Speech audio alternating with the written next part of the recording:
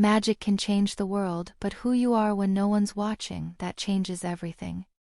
Welcome back, Grimoire Guardians, to the Accidental Animagus by White Squirrel. This is part 6, covering chapters 51 to 60, and the stakes have never been higher. In this stretch, Harry's growing mastery of his animagus form brings him closer to unraveling long-buried secrets. But the more power he gains, the more dangerous the truth becomes. Old alliances are tested, new threats emerge, and the line between friend and foe begins to blur. Disclaimer: this is a fan-created audiobook production. All credit and immense respect go to White Squirrel for crafting this extraordinary tale within the Harry Potter universe. A heartfelt thank you to our Wizard Army and Wizard Kings. Your support fuels every chapter. If you're enjoying the journey and want to help it continue, consider joining the ranks of our magical community. Now, let's return to a world where instincts are honed like spells and survival depends on more than just magic. The Accidental Animagus by White Squirrel.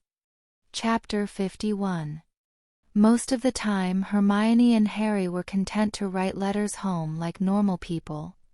However, the fastest way to get information from Hogwarts to Crawley was to mirror call Sirius and Remus and have them apparate there, and that is what they did to inform their parents of their conversation with Dumbledore and his plan, which Hermione expanded to thwart the board's callous actions. Actually, the fastest way was Dumbledore's private Floo connection, but the less he was directly involved the better. It would certainly be nice if they had another pair of mirrors to call their parents directly, but they had to make do for now. After discussing a few options, Dan and Emma decided to take the night bus to Colchester right after their last dental appointment for the day so that they would be able to catch the Crevies before dinner time. On a weekday at this time of day, the trip was mercifully short, only about half an hour. They stepped off the purple monstrosity dizzily and took a moment to straighten their clothing before walking up to the door. Mrs. Creevey answered and immediately took note of the solemn looks on their faces. "Mr. and Mrs. Granger, hello," she said. "Is something wrong?" "I'm afraid so, Mrs. Creevey," Emma replied. "Are your husband and Dennis home?" "Oh, of course. Please come in. Joe, Dennis," she called. "The Grangers are here, they need to talk to us." Joe and Margaret Creevey were an unobtrusive, unassuming-looking couple, both on the short side, conservatively dressed, and with similar mousy brown hair to their children. Joe was a milkman, a real early-to-bed, early-to-rise type, humble and quiet, but with a strength that Dan and Emma Granger were beginning to see in their conversations with the family. Margaret worked as a receptionist and had much the same personality as her husband. Their children, on the other hand, were their complete opposites, excitable and hyperactive, with a constant thirst to learn about anything and everything magical. They had already started an album with all of the pictures Colin had sent them, and then there was Dennis, 9 years old, although he could pass for 8, maybe even 7, with a young child's passion for dinosaurs now carried over to dragons, chimeras, and anything else that could eat him. When told this, Harry wrote back that he would get on great with Hagrid. "Good afternoon, Mr. and Mrs. Granger," Mr. Creevey said once they were all seated in the living room with Dennis fidgeting a lot, as always. "What's the matter?" Emma took a deep breath and said, "Mr. and Mrs. Creevey, we're sorry we had to be the ones to tell you this. There were unfortunate circumstances that demanded it, but your son was attacked at school the night before last." "Attacked?" Mrs. Creevey breathed. Is he all right?" "Well, he will be," Emma replied. "I'm sorry, that's the only quick answer I can give you that would make any sense." I think you'd better give us the long version then," Mr. Creevey said as he struggled to maintain his composure. So Dan and Emma told them a brief history of the founding of Hogwarts, the legend of the Chamber of Secrets and the heir of Slytherin, the Halloween attack on Mrs. Norris, and finally, how Colin was found in the corridors in the equivalent of a coma with his finger still pressing down the shutter of his destroyed camera. And you say they can't help him until spring? Mrs. Creevy said in horror. No, they won't help him until spring, Dan clarified angrily. Apparently the potion he needs is only in season twice a year, May in the Northern Hemisphere and November in the Southern Hemisphere, but the Board of Governors refuses to pay to import it when the school has a crop of its own, even though it won't be ready for 6 months. That's stupid, Dennis yelled. Yes, I'd have to say it is, Mr. Creevy said angrily. Doesn't that conflict with their mandate to take care of their students or some such? Dan shook his head. Stupidity has nothing to do with it, he said. The board is controlled by a faction that is prejudiced against Muggles and Muggleborns, the chairman in particular. The chairman is the headmaster's #1 political opponent, and he's been pushing to sack him for years. If he gets his way, children like ours won't be able to attend Hogwarts at all. Dennis looked at least as horrified by that as what happened to his brother. What? They can't do that. They can't make us not go, can they? Not at present, Dennis, but we have information that these attacks are part of an elaborate scheme to do just that. But that's awful, Mrs. Creevy said. She had been near tears for most of the conversation. Attacking children for some political scheme. Emma just shook her head. Trust us, it can get worse. When we have more time, we'll have to tell you more about the magical civil war. But right now, the real reason we came is that we thought you deserved a chance to see Colin. You can take us to him? I thought the school didn't normally do visit days. It doesn't. Although maybe it should, Dan thought. But we know our way around the magical world better than most Muggles. We can have you there in an hour. An hour? Dennis said in surprise. The Grangers nodded. Well, then. Mr. Creevy stood up. What are we waiting for? There is one small complication, Dan said.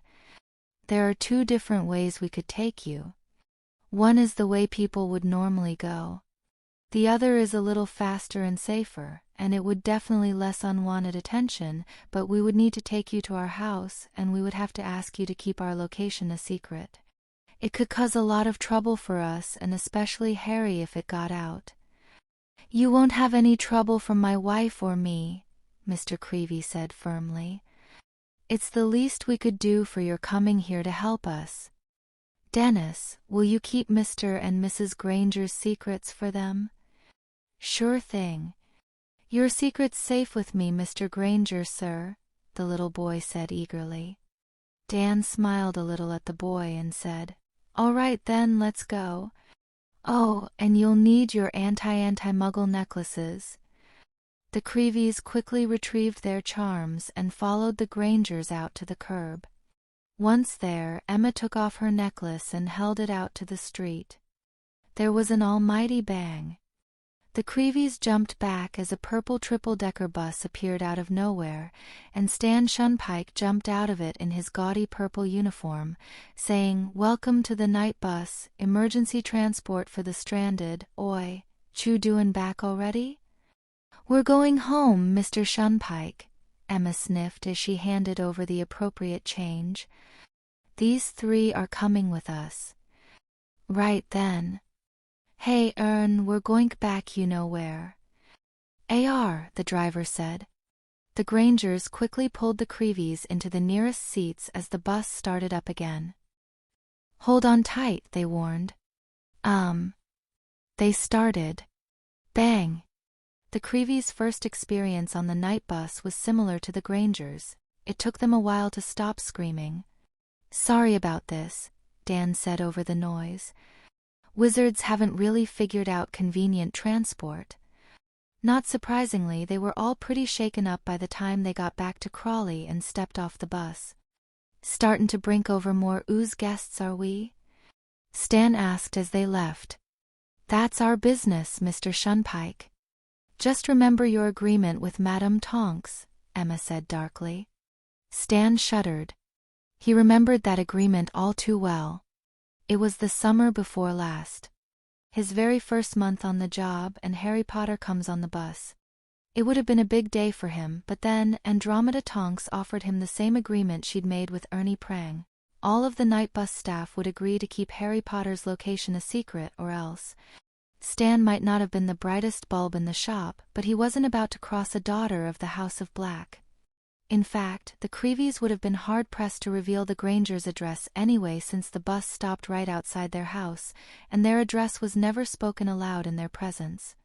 They did know, however, that it looked like a nice neighborhood, which was to be expected for a couple of dentists. "Welcome to our home," Emma said as they led them inside. "We'll only be here a minute. We just came here because we have a private connection. We're not really supposed to have it, but Professor Dumbledore set it up for us in case of emergency." The Crevies were surprised at that, and also confused, since they didn't really know what Emma was talking about, but they didn't have time to ask before the woman grabbed a handful of powder from an urn, threw it into the fireplace, and called, "Hogwarts!" Albus Dumbledore was seated at his desk trying to sort out the paperwork he had accrued in the wake of the disastrous board meeting, when a rather loud and distressing alarm sounded, an alarm he had keyed to one very important incoming flu address. "Mr. and Mrs. Granger, what's wrong?" he said urgently, rushing over to the fireplace. "Nothing on our end, Professor," he heard Emma Granger say, although there was a bit of an edge in her voice. "We have the Crevies here with us. They'd like to come through the flu so they can see their son." Albus gaped in surprise for a minute. He'd meant for the Crevies to be informed, not brought straight to Hogwarts the very same day. Trust that family to take things a step or three further, he thought. "Caw." Fawkes croaked from his perch and shot him a look that seemed to say, "You asked for it." It was true. He should have seen it coming from them. Even so, it could be a good thing. Unless the Grangers had taken out their frustrations on his name, it would just serve to vex Lucius Malfoy further without giving him any real leverage. "Why, Mr. and Mrs. Creevy," he said, "I am terribly sorry about your son, but I am pleasantly surprised that the board was so prompt in contacting you." His tone made it clear how fake that story was. "This is quite irregular, but I would certainly not forbid a family visit to see young Colin. You may step through the fireplace when you are ready." "Through the fireplace?" A young boy's voice squeaked. Thank you, Professor," the calmer voice of Mr. Creevy sounded, "but you did just say step through the fireplace?" "It's not as bad as it looks," Emma said. "Just try to land on your feet." Dumbledore took a moment to send off a quick Patronus message to his deputy, and just afterwards, Daniel Granger staggered out of the fireplace into the headmaster's office, narrowly missing one of the spindly-legged tables for the many twittering devices. He and Dumbledore helped Mr. and Mrs. Creevy stay upright when they tumbled out. Little Dennis fell flat on his face, but he immediately sprang back up, exclaiming, "That was awesome!" While Emma brought up the rear. "Allow me to welcome you to Hogwarts," Dumbledore told them. "I wish it had been under better circumstances. I will escort you to the hospital wing. Mr. and Mrs. Granger, if you wish to see your children, I believe you will find them in the disused corridor at the other end of this floor at this time of day. Professor McGonagall will be here shortly to escort you." Thank you, Professor, that would be nice," Emma said, checking her watch and realizing this was when the kids were usually exercising. Of course he knows their daily routine, she thought. So Lord Malfoy is working with the heir and interfering with Dumbledore's response to make him look bad? Neville said as he, Harry, and Hermione were doing their stretches. Neville was surprised to find he was starting to enjoy these sessions.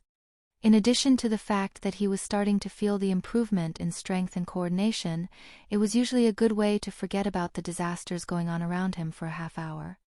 "Yeah," Harry grunted as he bent to touch his toes. Even at his age, he wished he could keep the flexibility of his feline body in human form. Near as we can tell, the heir of Slytherin is going to try to get rid of all the Muggleborns in the school. He usually petrifies them, but he killed one once. And the Malfoys' elf basically told us they're in on the scheme, Hermione added.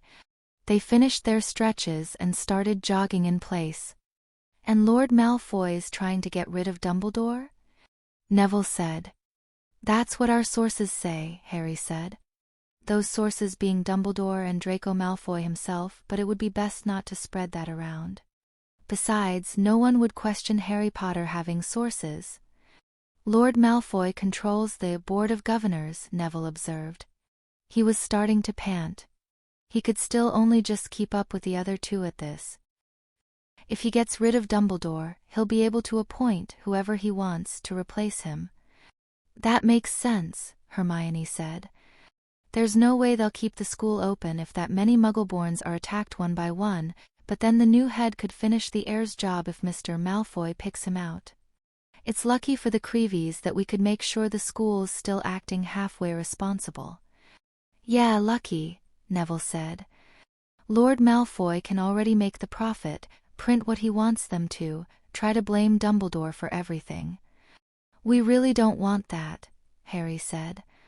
We've had issues with Dumbledore before, but we definitely want him here in the castle. Me too. Are you too scared? You've got to be pretty big targets. A little, Harry said with as much confidence as he could muster, but we've got a lot of people backing us up. Neville nodded and kept jogging in place. After another minute, they slowed down and transitioned into the kata they had taught him. Hermione and Harry had continued to tell Neville that he should probably focus on dueling, but they taught him enough karate that they were confident he could throw a punch or a kick without hurting himself. It's really creepy that people are being attacked and no one can figure out how, he said after a while. You'd think they'd have some way to protect us. Maybe I should get one of those amulets like Lockhart was talking about. I heard Finn McLagan was selling them. If it was Lockhart saying it, I highly doubt they actually work, said Hermione dryly. Yeah, and if Finn's anything like Cormac, I don't know if I'd trust him either, Harry said. Smells kinda fishy to me. And not in a good way, he added mentally. It was getting too close to dinner. Anyway, you shouldn't need one, being a pureblood and all. I don't know, Neville said fearfully. The heir went for Filch's cat first, and everyone knows I'm almost a squib. You are not, Neville, Hermione said. Being a late bloomer doesn't make you a squib, and all your marks are decent except potions. People still call me that, though, Neville said. Nobody who matters, Harry insisted. Besides, you're the sole heir of a most ancient house and listed on the pureblood directory no less. The heir wouldn't dare attack you, even if he doesn't like you. Neville considered this. His parents had been attacked by Death Eaters and tortured until they couldn't remember their own names. The whole time he'd been hidden right there in the house, and the Death Eaters knew it, but they never looked for him, threatened to, certainly, but they never did it, never went after the heir of the family line. And that was Bellatrix Lestrange at her most vicious and insane. It was true. A most ancient house and still on the pureblood directory?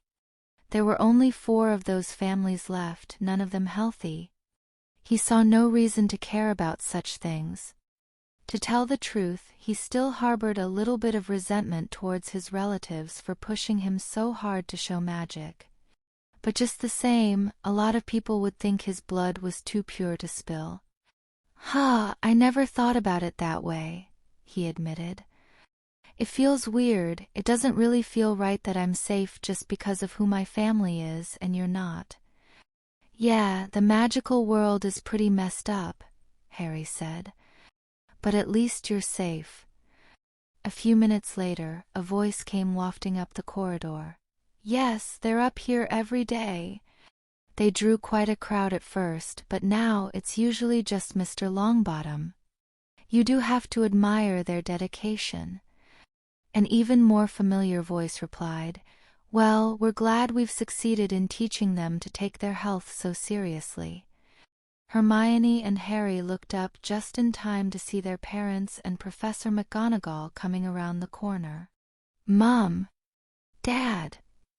they yelled, running over to hug them. "Wow, you got here fast," Harry commented. "The Crevies wanted to come right away," Dan told them. "Professor Dumbledore took them to the infirmary." "We've missed you so much," Emma said. "It's so hard, it's terrible that you can't just have a normal school year here." "Well, hopefully Dumbledore will solve it soon," Hermione said, to general agreement. Good evening, Mr. and Mrs. Granger," Neville muttered shyly as he approached. "Good evening, Neville." "You're looking well," Emma said. "Thanks. I see you're keeping up at the exercising with Harry and Hermione," Dan said. "Yes, sir," Neville replied. "And going to the dueling club, too. I'm not that good, but it is pretty interesting." "You're not that bad either," Hermione said. "I'd say you're a fast learner." Dan smiled a little. "Well, it's good to see there's some kind of self-defense training going on here," he said. "I don't know if it'll be any good with this heir of Slytherin character, but it's better than nothing." "Well," Neville said hesitantly, "at least we know the heir's probably not gonna attack me. So I guess if you two want to stick close or something." "Thanks, Nev," Harry said. "You're a good friend." "Yeah," Hermione added, "plus that'll be one less thing to worry about." A couple days later, a first-year girl wandered into the disused bathroom on the second floor. She looked around curiously, checking all the stalls. Finding no one in sight, she called out, "Myrtle? You can come out, Myrtle. It's only me." There was a sound of a splash, and then the transparent form of a third-year Ravenclaw poked her head out of one of the stalls. "Hello, Myrtle," the visitor squeaked dreamily. "Oh, hello, Luna," moaning Myrtle replied mournfully. "How have you been?" "The same," the ghost sniffed. "No one wants to talk to poor Myrtle." Luna Lovegood nodded sadly. "The attacks have caused a castle-wide infestation of aquavirius maggots," she said. "People are becoming distrustful and talking to each other less. Also, the rack spurts around the Board of Governors must be getting very bad. Harry Potter told me that they refused to help Colin, so he won't be awake until spring." She sighed and sat up on the edge of a sink. Myrtle stared at her and shook her head in confusion, but Luna didn't particularly care. She didn't want to show it, but she found things were growing difficult for her again at Hogwarts. With Colin petrified, Ginny feeling sick all week, and Harry Potter and Hermione Granger withdrawing to their closer friends, the number of people who would actually talk to her had dropped dramatically. Penelope Clearwater would still listen to her concerns, but only reluctantly. Being a Muggle-born, she was becoming understandably concerned with looking after herself. That only left Mandy Brocklehurst, who did make an effort but could only handle Luna in small doses. "I'm sorry about your friend," Myrtle said, snapping Luna out of her musings. "Friend?" She thought. That sounded very nice, but she wasn't sure it was correct. Not that she and Colin had anything against each other, but she didn't know him all that well. "I remember when I was alive, people were being attacked like that," the ghost continued. "No one could figure out who did it or do anything to help them, and everyone was getting really scared. Except the Slytherins. They were even more unbearable that year. They kept teasing me that I would be next because I was A.M. Mudblood." Her voice rose to a high-pitched whine. "You should not call yourself that, Myrtle," Luna said firmly. "Oh, what does it matter? I don't have any blood left anyway." Then she gave a loud moan and dove back into her toilet. Luna sighed sadly. Myrtle wasn't much for conversation either, but she couldn't help but feel some kinship with the ghost. They were both Ravenclaws, and they were both bullied for their oddness. Myrtle did seem a little jealous that Luna had more friends than she'd had, especially Harry Potter, whom she kept asking Luna to introduce to her. But she was actually quite pleasant most of the time and didn't call her names, so Luna couldn't say she was all bad. The Dueling Club exploded in popularity in the aftermath of the attack on Colin, particularly amongst the younger years and the Muggleborns. Practically all the Muggleborns in the school below OWL year began attending weekly. The older students came less either because they were too busy or they were more confident in their dueling abilities, and most of purebloods treated it like any other club, only coming if it interested them or if they were members of noble houses who were expected to be good at it. The pureblood group of course included Malfoy, Crabbe, Goyle, and Nott, all children of suspected Death Eaters, who would have a different reason to be interested in the subject. By mid-December, the younger students who came regularly had all made significant gains in their practical skills with basic jinxes, and even many of the older students were improving in their aim and reliability of casting. One person who was doing better than most people expected was Luna Lovegood. Luna decided that the Dueling Club was a good opportunity to try all of those spells that had been used against her earlier in the year, not that she held a grudge, just that it was an excellent learning experience. "Scontapto," she said after dodging a slipping jinx in the first-year exhibition duel that Lockhart and Vector had put her in front of the crowd. With her voice, it sounded almost half-hearted, but the spell flew true. Unfortunately, her opponent slipped out of the way.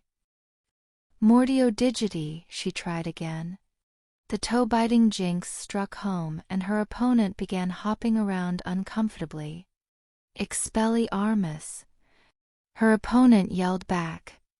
Luna dodged and fired back 3 spells in quick succession: Locomotor Wibbly, Spongenua, Ventus, Contigo, Contigo, Contigo, whoa. Thud.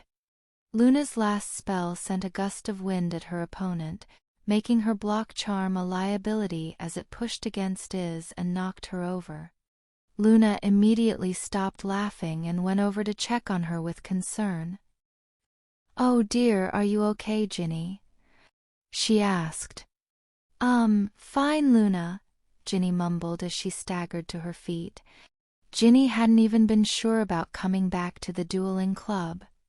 She couldn't quite place it, but something about it made her feel uncomfortable, something that all of Tom's coaching could not dispel.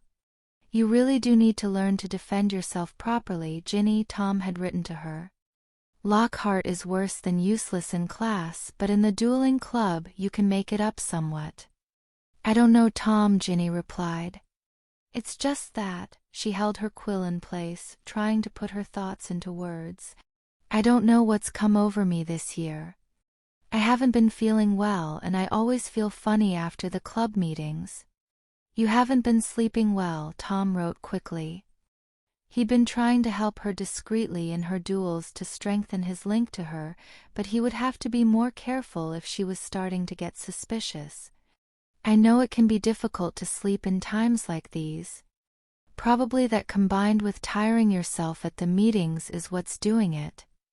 But you have to remember the only way to get over that is practice. If you pace yourself, you'll be able to handle it better over time."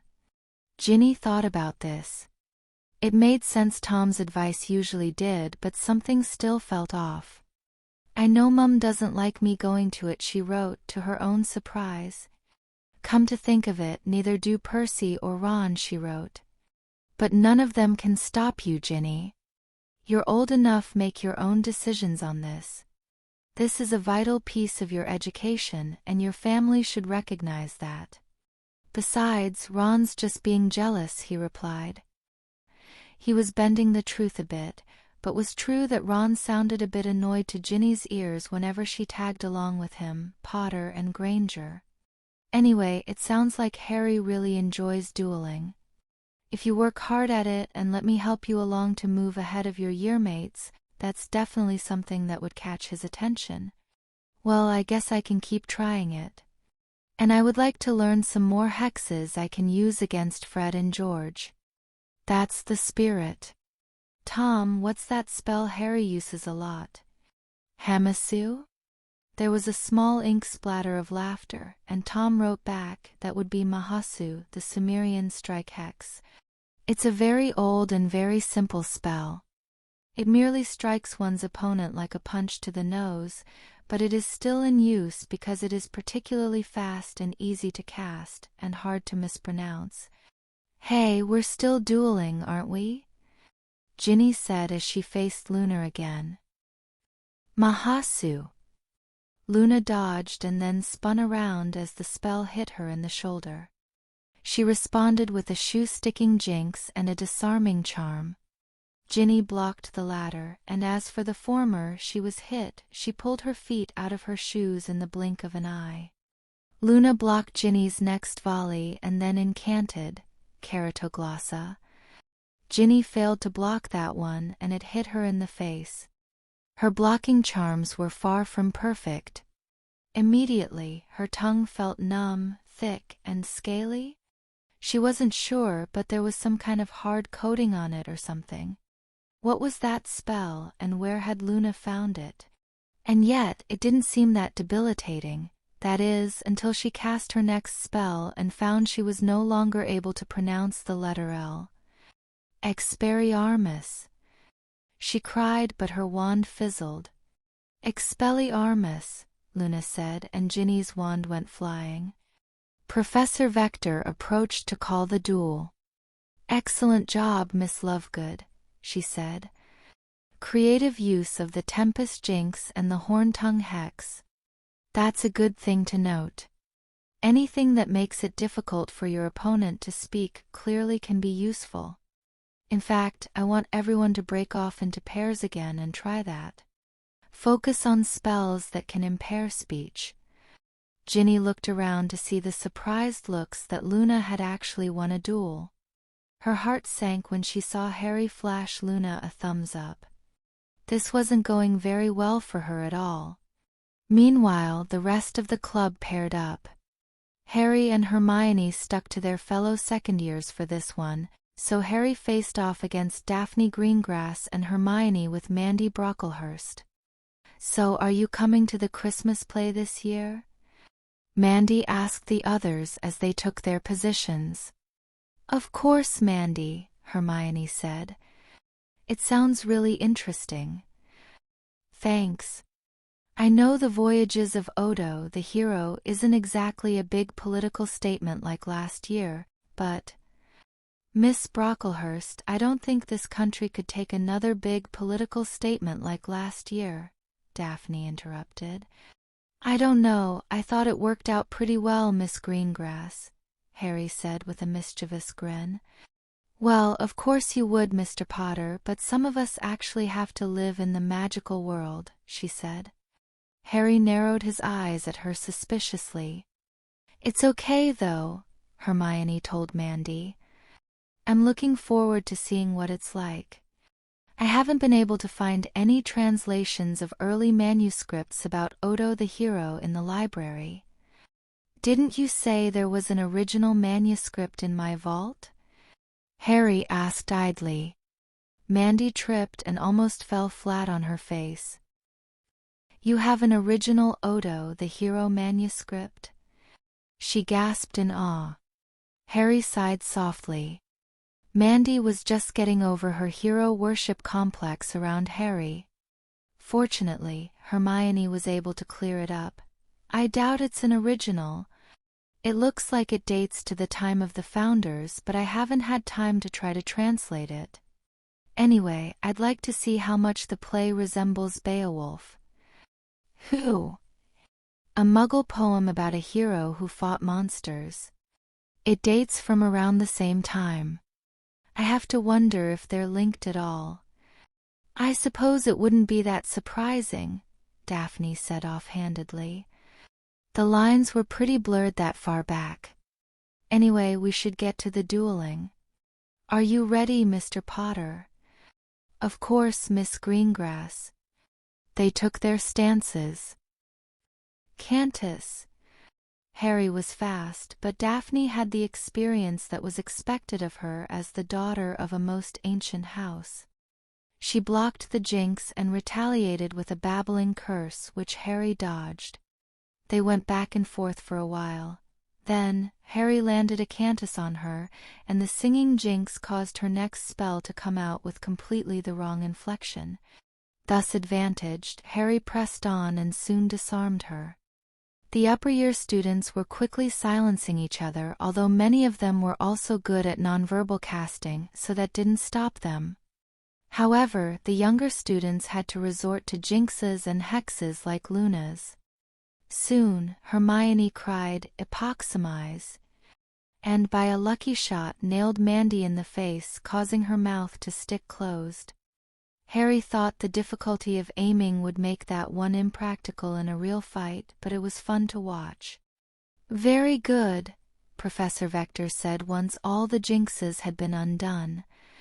Silencing charm are, of course, a good choice, but you'll want to pay particular attention to those who use something else to equal effect. The creative use of spells is very important in advanced dueling. Excellent, Professor Lockhart added. Let's have a second-year exhibition duel now, shall we? Standard student rules again. Let's see, Mr. Potter, why don't you come up here? And... He looked around the room. Not many second-years wanted to take on Harry. Mr. Finch-Fletchley, step lively now. Justin shrugged his shoulders and climbed up on the platform. Hey, Harry, he said politely. Hey, Justin, Harry replied, though he had a bit more of a predatory tone left over from dueling Daphne. Still, it was all in good fun, and there was no trouble between them. He and Hermione hadn't had a lot of chances to talk to the Muggleborns in the other houses lately, but his understanding with Justin had calmed them down after the attack on Colin, and he could see that Justin himself was looking more relaxed too. Wands at the ready, Lockhart said. 1, 2, 3. The spells began flying. Justin was new to the sport, so he was not as fast as Harry and considerably sloppier, but as a Muggle born with a background in football, he did understand dodging, and he made up for his shortcomings with raw enthusiasm. His spells may not have been as controlled, but he put a lot of power into them. It was a risky strategy since he would tire faster, but it certainly kept Harry on his toes. It was a very active duel with a lot of movement, rarely matched in the club except for the case of Harry versus Hermione, and the Gryffindors and Hufflepuffs each began cheering their duelist. Gradually, though, Harry began to win out, pushing Justin back. Growing a little annoyed and quite a bit more desperate, Justin's control started to slip, with wild sparks starting to emerge from his wand. One thing Justin Finch-Fletchley was known for was his proficiency with fire-based spells. They came naturally to him and sometimes by accident. Few people could surpass him in that category besides Seamus Finnegan and the Weasley twins. However, he wasn't always as in control as they were, and in this case, his mental focus on power at the expense of control got the better of him. Without warning, Justin yelled out, "Incendio!" People screamed as a huge fireball flew down the dueling platform and slammed into Harry. With a reflexive but half-formed wandless block charm, he was spared being singed, but he was still thrown flat on his back with a painful blast of heat to his face. Everyone looked on in shock, Harry and Justin most of all, but Harry hesitated a second too long, and Justin snapped his wand up again and shouted, "Expelliarmus!" He must have put a lot of reckless power into that one too, because Harry's wand came clean off his wrist strap. Then everyone realized what had just happened. a second-year Muggle-born, someone with practically no formal instruction in dueling, disarmed the boy who lived in a duel after threw a massive fireball at him. An angry look came across Harry's face. He was mostly angry at himself for not catching that disarming charm, but that was a bad example to show to the crowd. "Whoa, sorry about that, Harry," Justin said, moving to help him up. "You okay?" "I'm fine," Harry said quickly, climbing to his feet on his own. Nice job, Justin," he barely thought to say. "Thanks," Justin said. "Hey, Harry," he tried again. "It's okay," Harry said sharply. Hermione noticed her brother starting to make a scene and intervened. "It's all right, Harry," she guessed his problem. "Everyone gets distracted sometimes." Harry turned, about to make a cutting remark at her too, but he stopped and took a deep breath.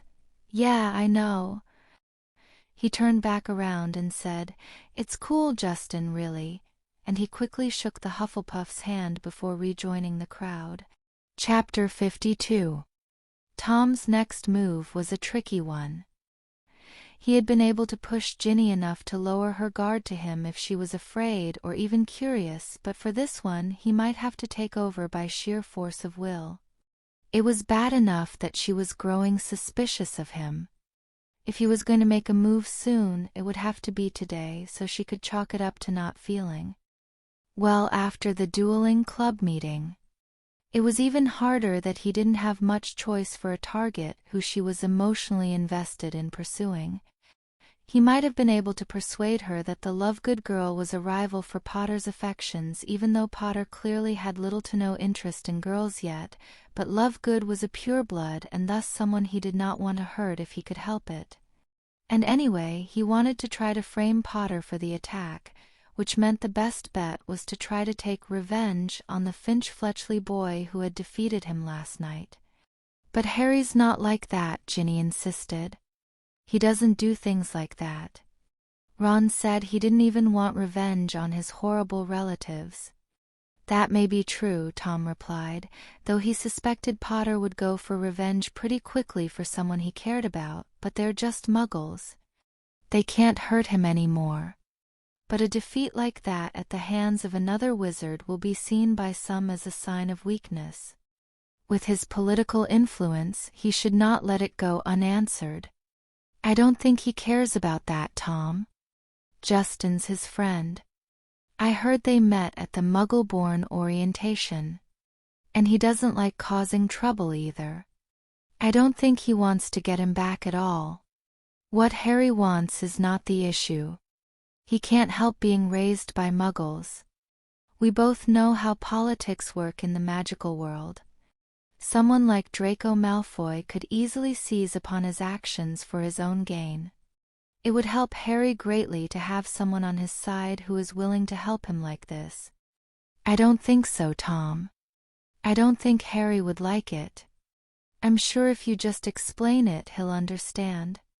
"I really don't think so," Ginny replied nervously. "Ron told me all about Harry, and I'm pretty sure he doesn't think that way. Muggles are really, I guess, liberal, compared with the rest of the Wisengamot.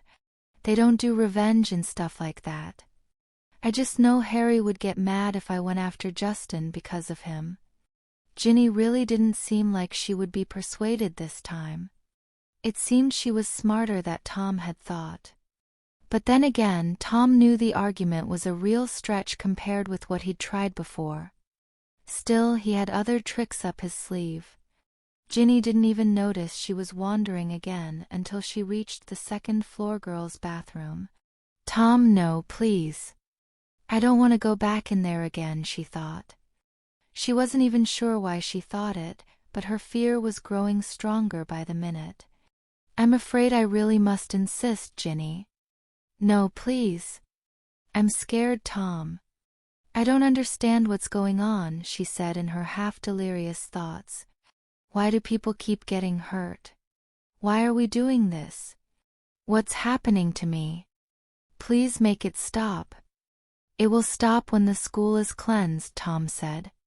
Including Potter, he thought to himself. But for now we must continue. No.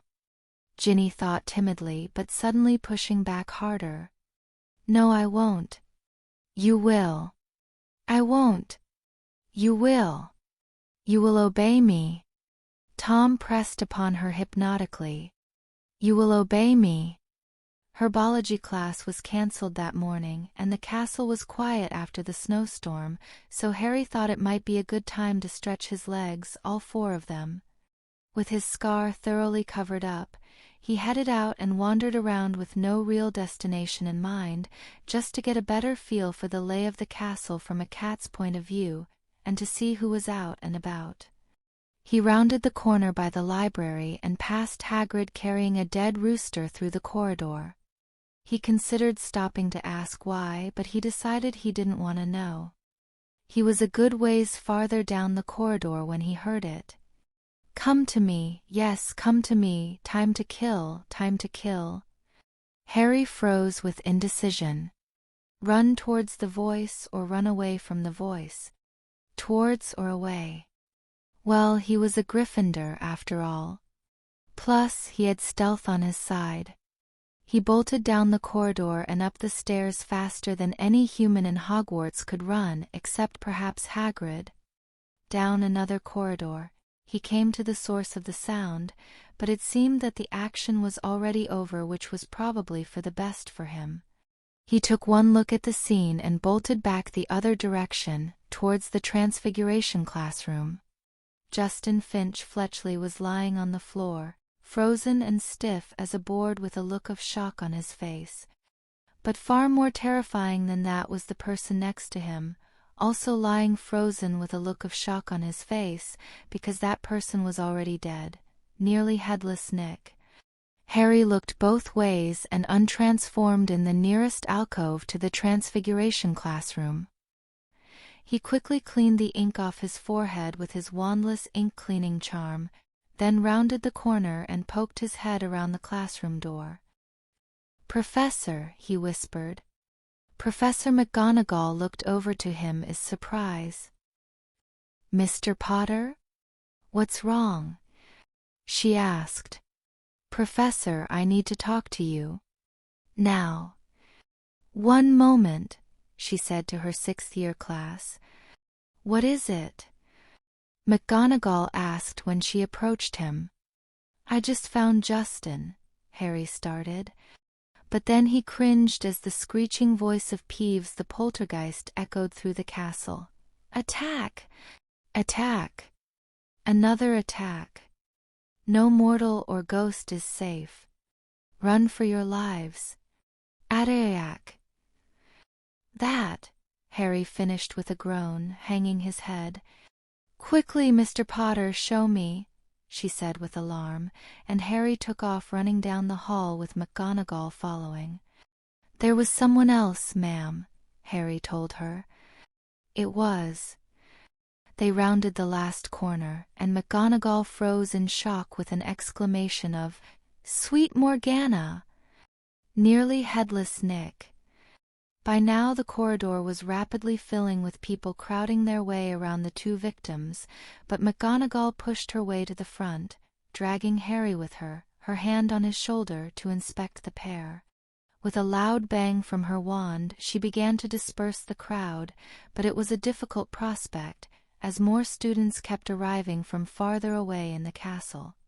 Even when most of them began to clear out, Justin's friends, Ernie, Hannah, and Sophie arrived at a run, clearly alarmed by the absence of their fourth member.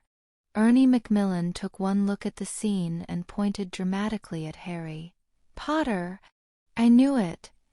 You see, Hannah? Caught in the act." "What?" Harry said in confusion. "Surely not, Mr. Macmillan," McGonagall snapped. "Mr. Potter was the first to inform me about the attack."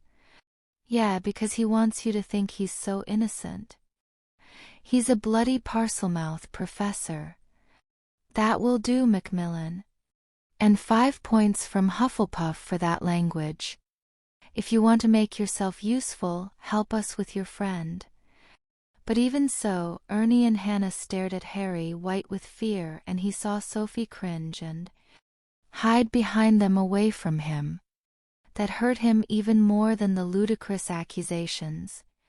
Hadn't he and Hermione been the first ones to befriend her and Justin and the other Muggleborns when they were thrust into the magical world?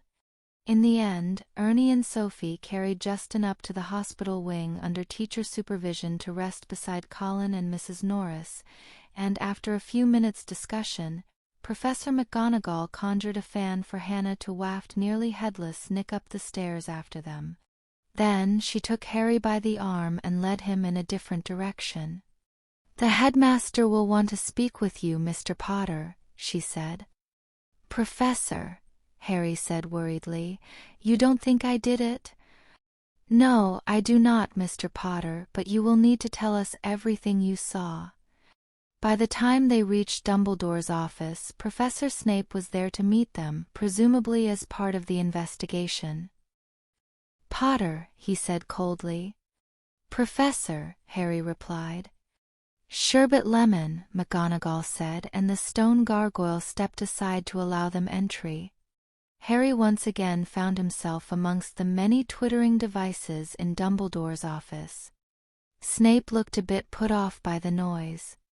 Of course, he'd rather have Hermione there for company than Snape, but he didn't let it bother him more than he already was. To distract himself, he turned to greet Dumbledore's familiar, and was alarmed to find that the phoenix now looked like a half-plucked turkey, and was making a sickly gagging noise that made Harry's own throat scratch and his muscles ache. "Hey, Fawkes," he said nervously. "Still feeling out of sorts, then?" Fawkes made that gagging sound again and then suddenly burst into flames. Harry jumped back into a defensive stance and hissed as the phoenix gave a loud shriek that seemed to dig into Harry's skin with a burning pain. Apparently, all types of phoenix calls physically affected people. Harry nearly cried out in pain, but then Fawkes vanished into a pile of ash and the scream stopped. There was silence for a moment, and then a tiny peeping sound that filled the air with the calm and innocence of a baby. In spite of the worrying circumstances, Harry laughed out loud under the bird's influence. "Merlin's beard, Fawkes, worn a bloke next time." "Don't mind Fawkes, Harry." Harry spun around to see Dumbledore descending the stairs with a fleeting smile that died away as the phoenix's peeping quieted. "It's about time he got on with it. He seems to be growing sentimental and stubborn in his old age." "Sounds like you two are a perfect match, then," Harry thought. The headmaster sat behind his desk and fixed Harry with his piercing blue stare. Harry didn't think he was using legilimency, but just the sight was enough to make him instinctively start practicing his occlumency techniques. Dumbledore motioned for him to sit, which he did, though Snape and McGonagall still loomed over his shoulders. "Professor," he said, "I swear I didn't attack Justin and Nick." "I believe you, Harry," the old wizard interrupted. You do. Of course. I should think that by now, your opposition to both the heir of Slytherin's beliefs and methods would be unimpeachable." "Not everyone thinks that, sir," Harry mumbled. "Then they are being willfully blind for the sake of prejudice, or they are lying." Harry turned in surprise to see Snape defending him. "Surely even you cannot be so dull as to believe that any thinking person would entertain the notion that you would attack your own friends." "Gee, thanks," I think Harry thought. "Although," Snape continued, "I would be interested to know why you were wandering the corridors in the middle of the morning." Harry tensed up for a moment. He couldn't mention his animagus ability to Snape, but he quickly realized that he didn't need to since it wasn't relevant to the story. "Class was cancelled this morning, and I felt like going for a walk, Professor." McGonagall nodded in confirmation. Pomona did not want to be disturbed while she tended the mandrakes today. Snape crossed his arms but grunted in acknowledgement. Be that as it may, Dumbledore said with a warning look at Snape, I must ask you if there is anything you can tell me about this attack, anything at all. Harry shook his head slightly. I didn't see it. I just found them, but I heard a voice. All three professors leaned in intently. A voice? Dumbledore asked. Yeah, it was like a whispering, like someone talking to himself. Himself? Snape observed. Are you certain of that, Mr. Potter? Yeah, pretty sure. I didn't recognize it, but it definitely sounded like a boy. What did the voice say, Mr. Potter? Asked McGonagall. It said. He closed his eyes and thought back to make sure he was remembering right. It said, time to kill. McGonagall hissed in worry. Time to kill. She breathed. That's what I heard. Time to kill. I assumed it was the heir. I think I must have just missed him. A scoffing sound came from Snape. Typical Potter, charging off into danger. You should count yourself lucky you did miss him. Harry jolted at the thought, but he took a calming breath. He still thought he would have had a good chance with his feline stealth despite what happened to Mrs. Norris, but he couldn't tell Snape that. That will do, Severus, Dumbledore said. But Professor Snape is correct, Harry. Under the circumstances, it would be very dangerous, especially for you to approach the heir, particularly if he is now interested in killing, despite his apparent failure to do so this morning. It is of the utmost importance that if you hear this voice again, you will inform the staff at once and not investigate for yourself. Harry could live with that. Yes, Professor, he said. Time to kill. Hermione said with concern in the common room. That's what I heard, Harry told her. But he didn't actually kill Justin, did he? Harry shook his head. No, he's just petrified like the others. So's Nick, as far as anyone can tell. But what could hurt a ghost like that? He's already dead. I think that's what everybody wants to know. Anyway, I want to go back there. What? To try to sniff out the trail. I didn't get a chance the first 2 times. Harry James Potter, have you gone mental? What if you actually do run into the air? And besides, don't you think Professor McGonagall's already thought of that? Yeah, but everybody knows what her cat form looks like. Me they don't. The heir won't know I'm doing anything. Hermione opened her mouth to argue, but she stopped. She knew that look on her brother's face. I'm not going to convince you otherwise, am I? She asked. Probably not, Harry said with a slight smile. She grumbled for a moment, but said, Fine, just make it quick. Harry didn't waste any time. He ran up to his dorm where he changed to Ratsbane, had Hermione cover up his scar with black ink. A few minutes later they were back on the 4th floor where he had found Justin, and he got to work. Picking up the trail quickly, we followed it down the hall. Hermione followed at a distance as if she were idly wandering the halls. That would be suspicious in itself at a time and place like this, but it was the best she could do. The scent trail ended not far away at a girl's lavatory. Ratsbane stopped by the door, looked back at Hermione, and meowed once. She came over to him, drawing her wand just in case, and peeked inside. This is probably a bad idea, she said, but a quick look around revealed there was no one there. Ratsbane slipped between her legs and did a quick once-over of the room, but immediately came back out. He meowed again and jerked his head towards the stairs. Hermione was all too happy to get back to the relative safety of Gryffindor Tower. All right, Furball, so what did you find? She asked once Harry was back to normal. I'm honestly not sure. I've never smelled anything like it. Animal? Mineral? Vegetable? Harry rolled his eyes at her. Animal, but there was too much magic to tell much else. All I could figure out is that it has a really magically tough hide, and I think it's poisonous. I know I smelled something really nasty in there. And do you know where it went? Did you get the air's scent? He shook his head. No, I lost the monster's trail in the bathroom, and too many girls had been through there. The funny thing is I didn't smell any boys. It's a girl's bathroom, Harry. What's so funny about that? Because, Hermione, you remember how I said the air's voice sounded like a boy? Hermione frowned in thought. So you think the air is a girl then? I don't know. I guess. Maybe she disguised her voice. He speculated. But why? A fearful look crossed her face.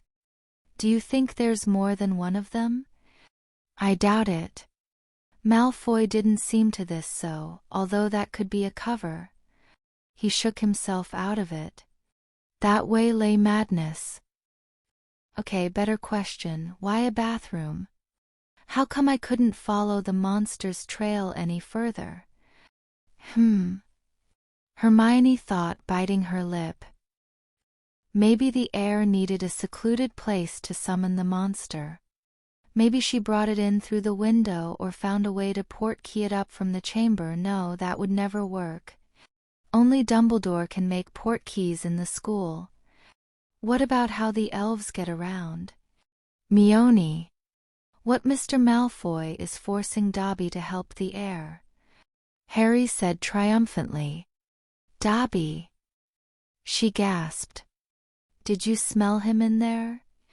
Harry's face fell. No, I didn't. I did smell some school elves, though. She could be using another elf, maybe Imperiust or something.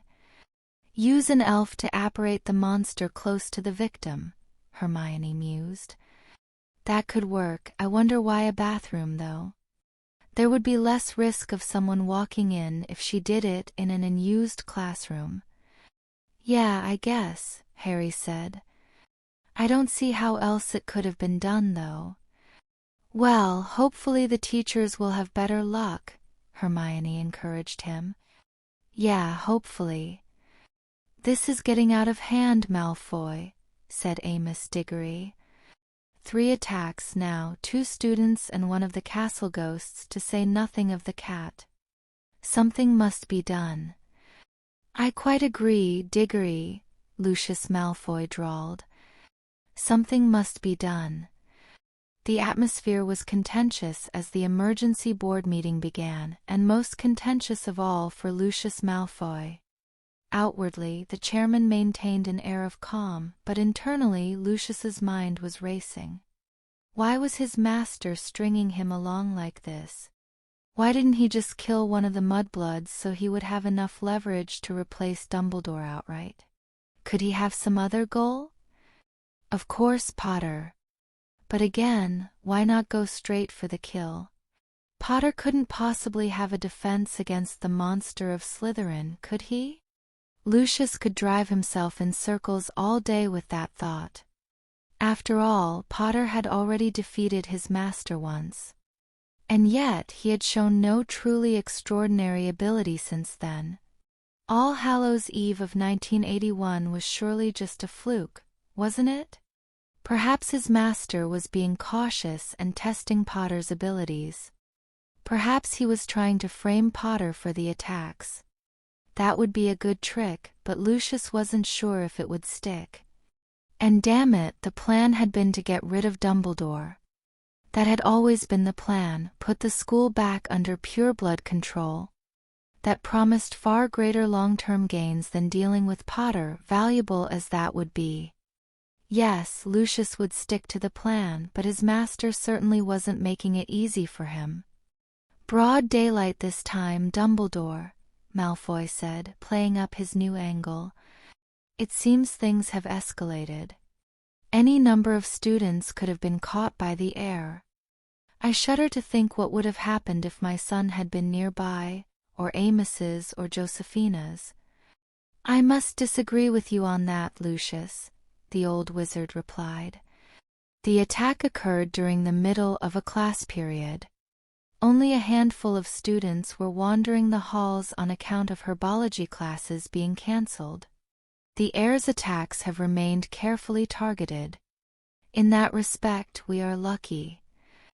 But if only a handful of students were wandering the halls, have you then been able to narrow down your suspect list? Elphias Doge asked hopefully. Dumbledore shook his head. Alas, in the excitement caused by our resident poltergeist, several teachers lost track of their attendance. We cannot be certain which students were out of class at the time of the attacks. And what of Mr. Potter? Malfoy ventured. By your report, he was the first person to see the victims, and without witnesses, I might add. It was a step too far, he realized. Even Diggory thought it was laughable. Surely you don't think Harry Potter would attack Muggle-born students after the speech he made last spring, Malfoy?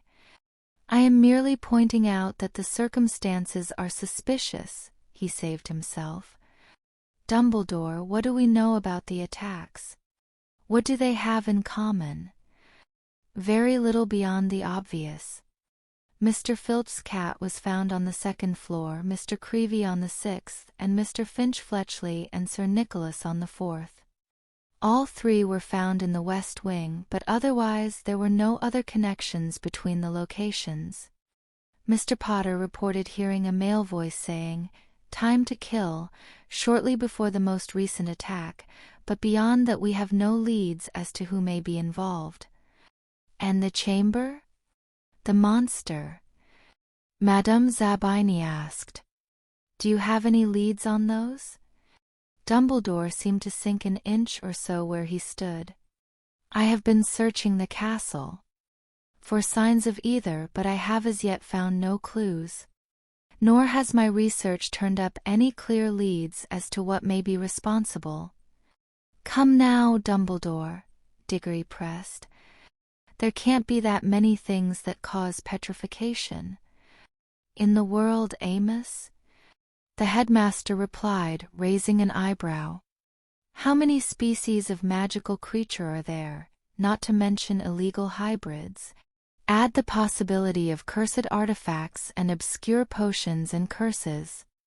Remember that we have no proof the horror of the chamber is, in fact, a creature, or even, strictly speaking, that the chamber is involved at all.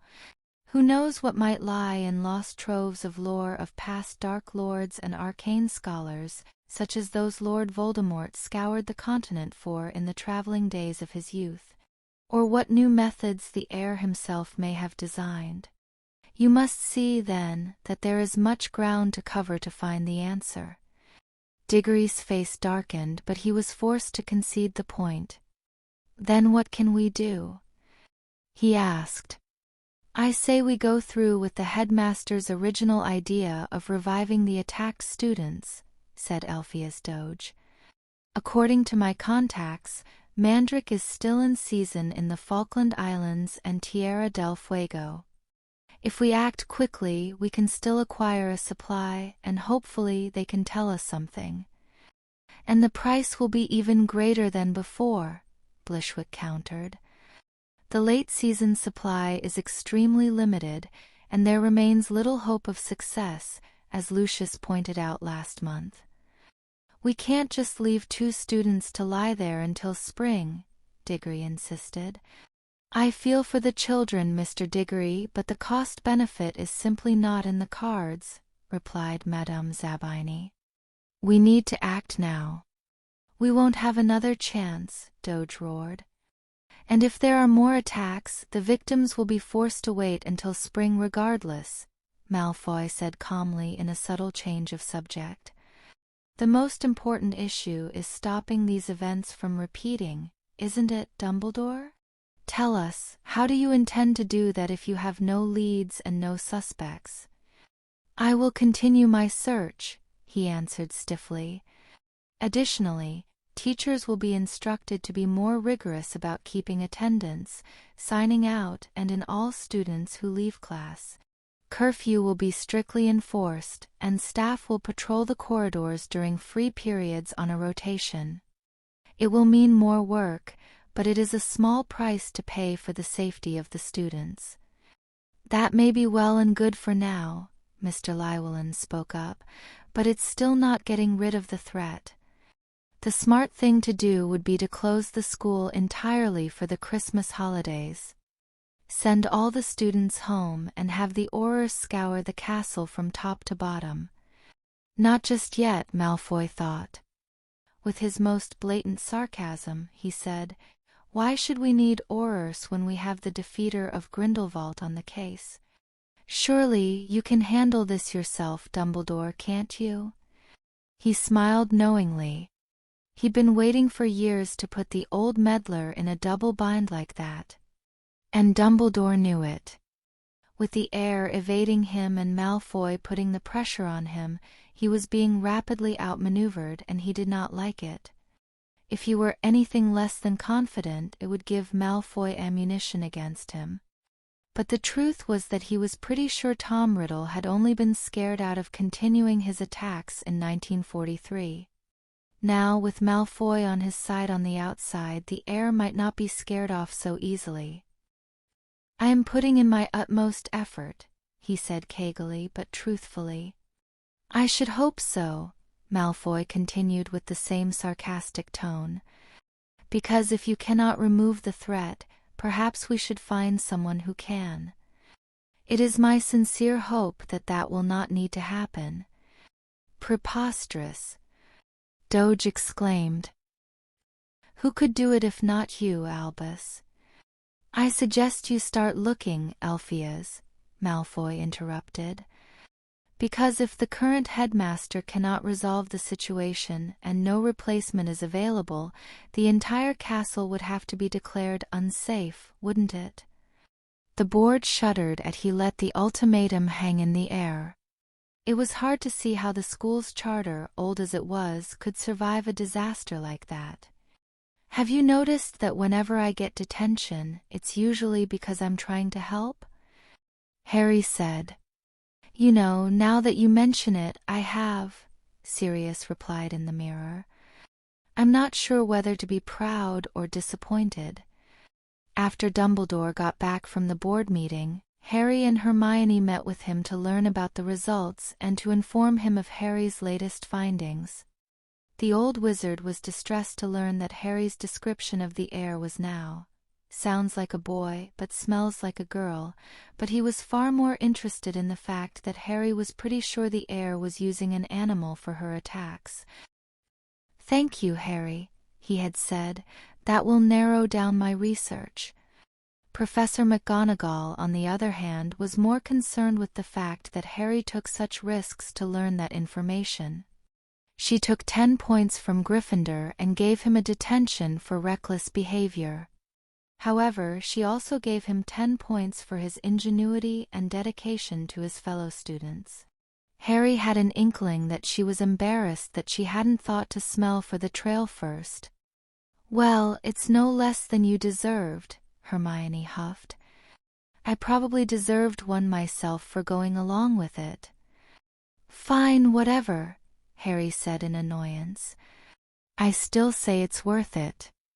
I just wish half of Hufflepuff didn't think I was the heir of Slytherin now." "Well, like I said, Cub, it was bound to happen," Sirius told him gently. "I'm afraid that's just how gossip works." "What's the situation with the victims?" "The board still won't buy any mandrake potion to help them," Harry grumbled. "It figures. Although, I have to think they have a point to some extent," Hermione said, to the others' surprise. "Look, I don't like leaving them like that either, but it's true that if anything else happens later, the potion won't be available at all." "I just wish I could do something for the ones who are there now," Harry said. "Say, I've got a lot of money. Do you think I could buy the potion myself?" "This late in the season?" Remus said from the mirror. The werewolf still looked bedraggled from the full moon 2 nights before. You can probably afford it, but it's going to be a lot of money and no discount. Your name won't carry as far overseas. And like Hermione said, there's nothing to stop the heir from trying again. It would still help them now. Harry, I don't think it's a good idea, Hermione said reluctantly. What if the heir comes after you in retaliation? What if she starts killing people instead of petrifying them in retaliation? If the heir were stopped, I'd say go for it, as long as Mum and Dad were okay with it, but I don't think you should try it until we're sure you're safe. Harry sighed. Yeah, he admitted. And you, Mione? So, then, you think the heir is a girl now? Sirius asked. I don't know what to think, Harry said. Nothing really makes sense. Any leads on your end? Sadly, no, Remus responded. Just be careful, both of you. That's the important thing. Yeah, Muggle or not, your mum would neuter us if we let anything happen to you, Sirius added. The children smiled weakly. We know, Harry said. We will. Hermione nodded and added, Oh, and speaking of that, we'd like you to tell our parents to bring Justin's parents here as soon as possible. The board's trying to stop anyone contacting them again. Sure thing. We'll do that tonight, Sirius said. I think they might be keeping it out of the papers too, Remus added. Maybe we should write a letter to the editor? Suggested Harry. I doubt they'd print it. From what you've said, it sounds like Lucius Malfoy is trying to keep it quiet so he can control the process until he can sack Dumbledore. And of course, he has a lot of influence with the Prophet. Why would he do that, though? Asked Hermione. Why would he need to? Maybe he doesn't think he has the public opinion to pull it off in the open, Sirius suggested. He'd have a better shot if he only has to strong-arm the board. Well, we can't have that, Harry said firmly. What about the Quibbler, then? It got our campaign against Snape started pretty well, even though not a lot of people read it. Remus thought about this. That could work. Of course, I can't see how this could stay secret through Christmas holidays anyway with everyone going home. All right, we might as well try it. We'll have to think about what to say, but it could be useful. Great. Looks like we've got work to do. The next day saw a very dazed-looking yet well-dressed Muggle couple being escorted through the castle to see their son, while Dan and Emma Granger made a brief visit to their own children. In the following days, things did not calm down at the school. After the attack on Justin and nearly headless Nick, the student body was in a near panic. If they were using the buddy system before, they were practically traveling in packs now, especially the Hufflepuffs, who were making a point of avoiding Harry as much as possible. And despite the creeping cold, many students were spending their free time outdoors in the quad, possibly thinking that it would be easier to see a threat coming. However, with so many students in that space, it was a volatile mixture, and when Harry, Hermione, and Neville decided to walk out there to get some air on Sunday, even in human form, Harry could almost smell the trouble brewing. The first person they ran into was Finn McLaggen.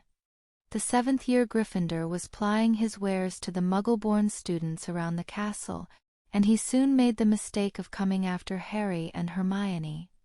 Say, Granger, he said smoothly, you're a Muggle-born.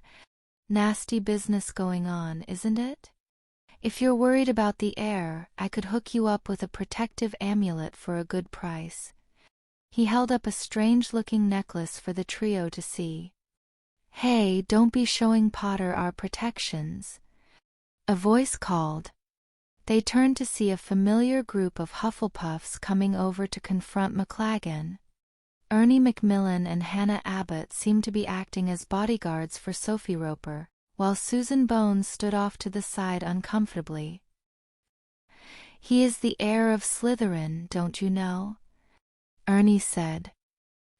"If you show him the amulets, he can figure out how to beat them."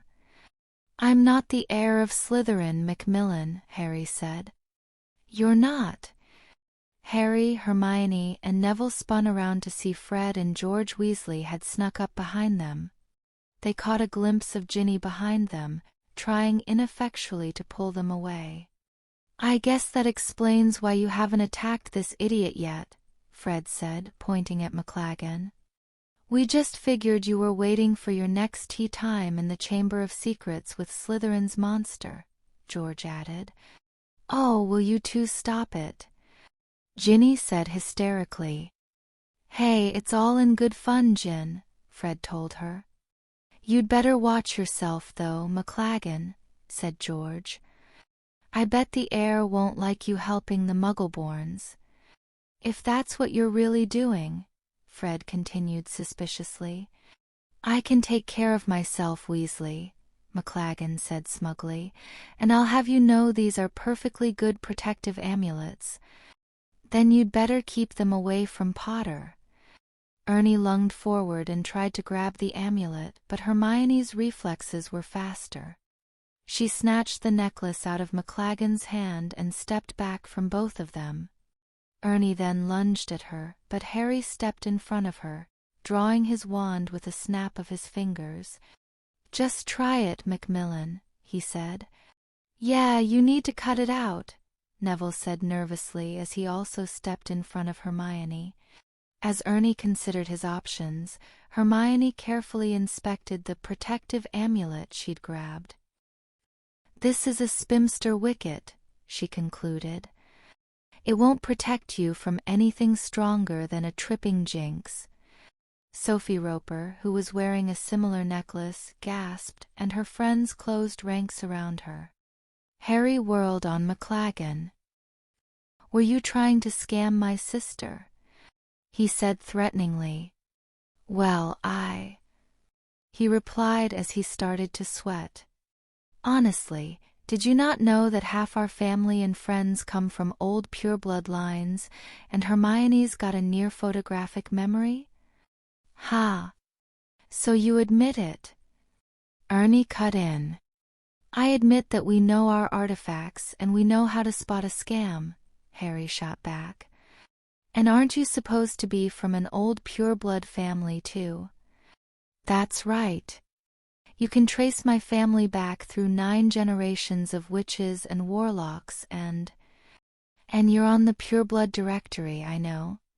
And I don't care. I'm just a little concerned that you didn't recognize that Sophie was wearing a fake amulet or didn't tell her." "You leave Sophie out of this," Ernie shouted, drawing his wand on him. "Sophie's my friend, I hope," Harry told him. The tip of his wand started glowing of its own accord. "I'm trying to look out for her, too." Ernie started to respond, but at that moment Susan Bones stepped in and lowered his wand hand. "Ernie, you need to cut it out," she told him softly. "In case you haven't noticed, Harry's been trying to help the Muggleborns ever since he started here." "Sue, don't you get it?" he replied, lowering his voice. "He's a Parselmouth.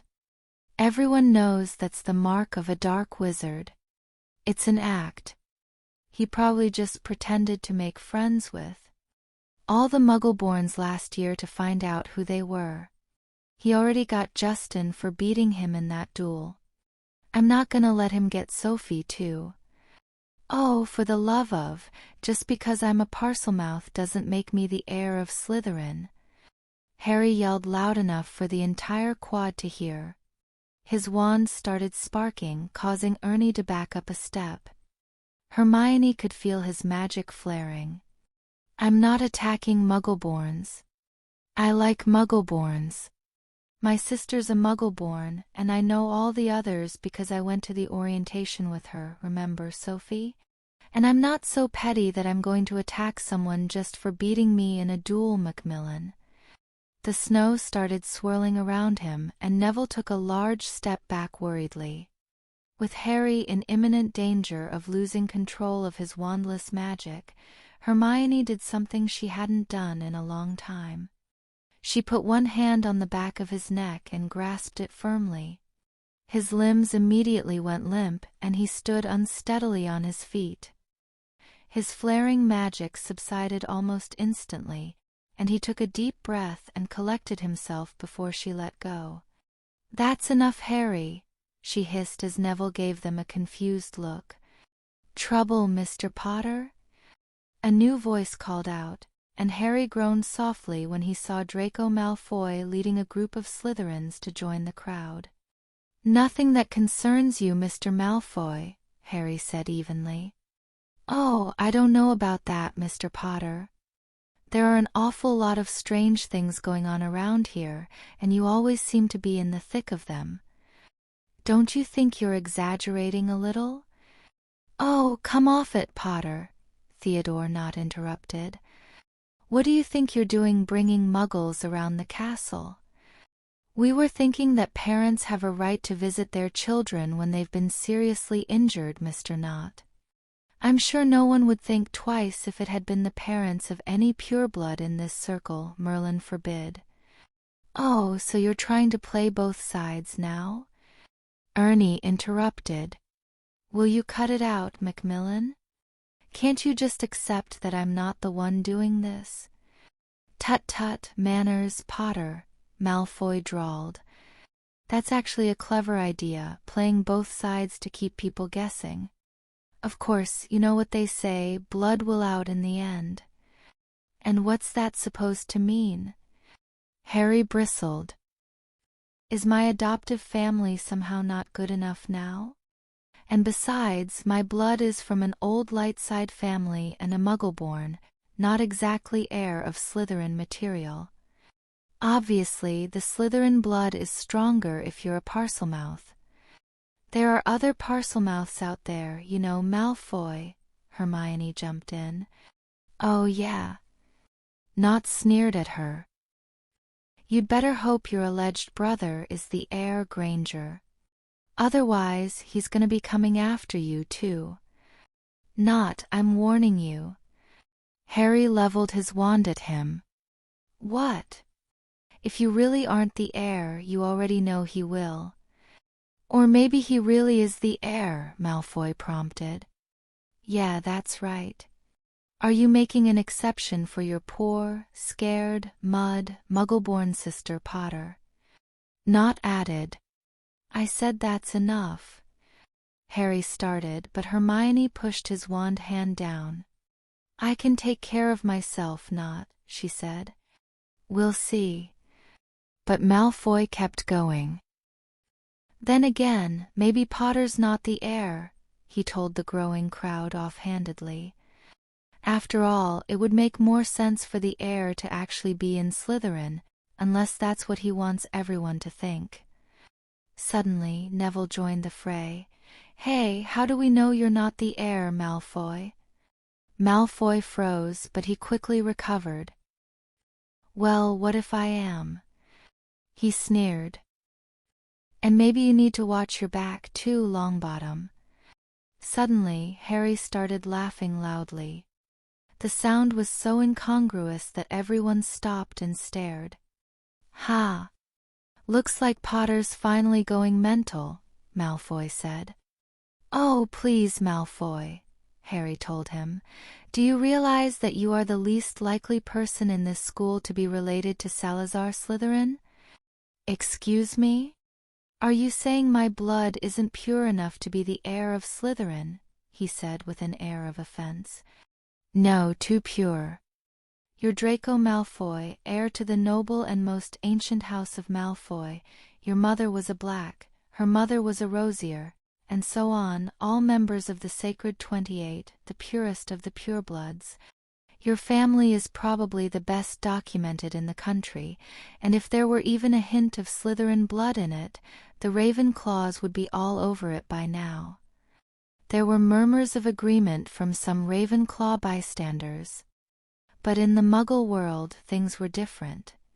Wizarding families have usually had 2 kids for practically forever, but Muggles were having 4, 5, and 6 kids to a family for century after century, and most of them were never documented, not well anyway.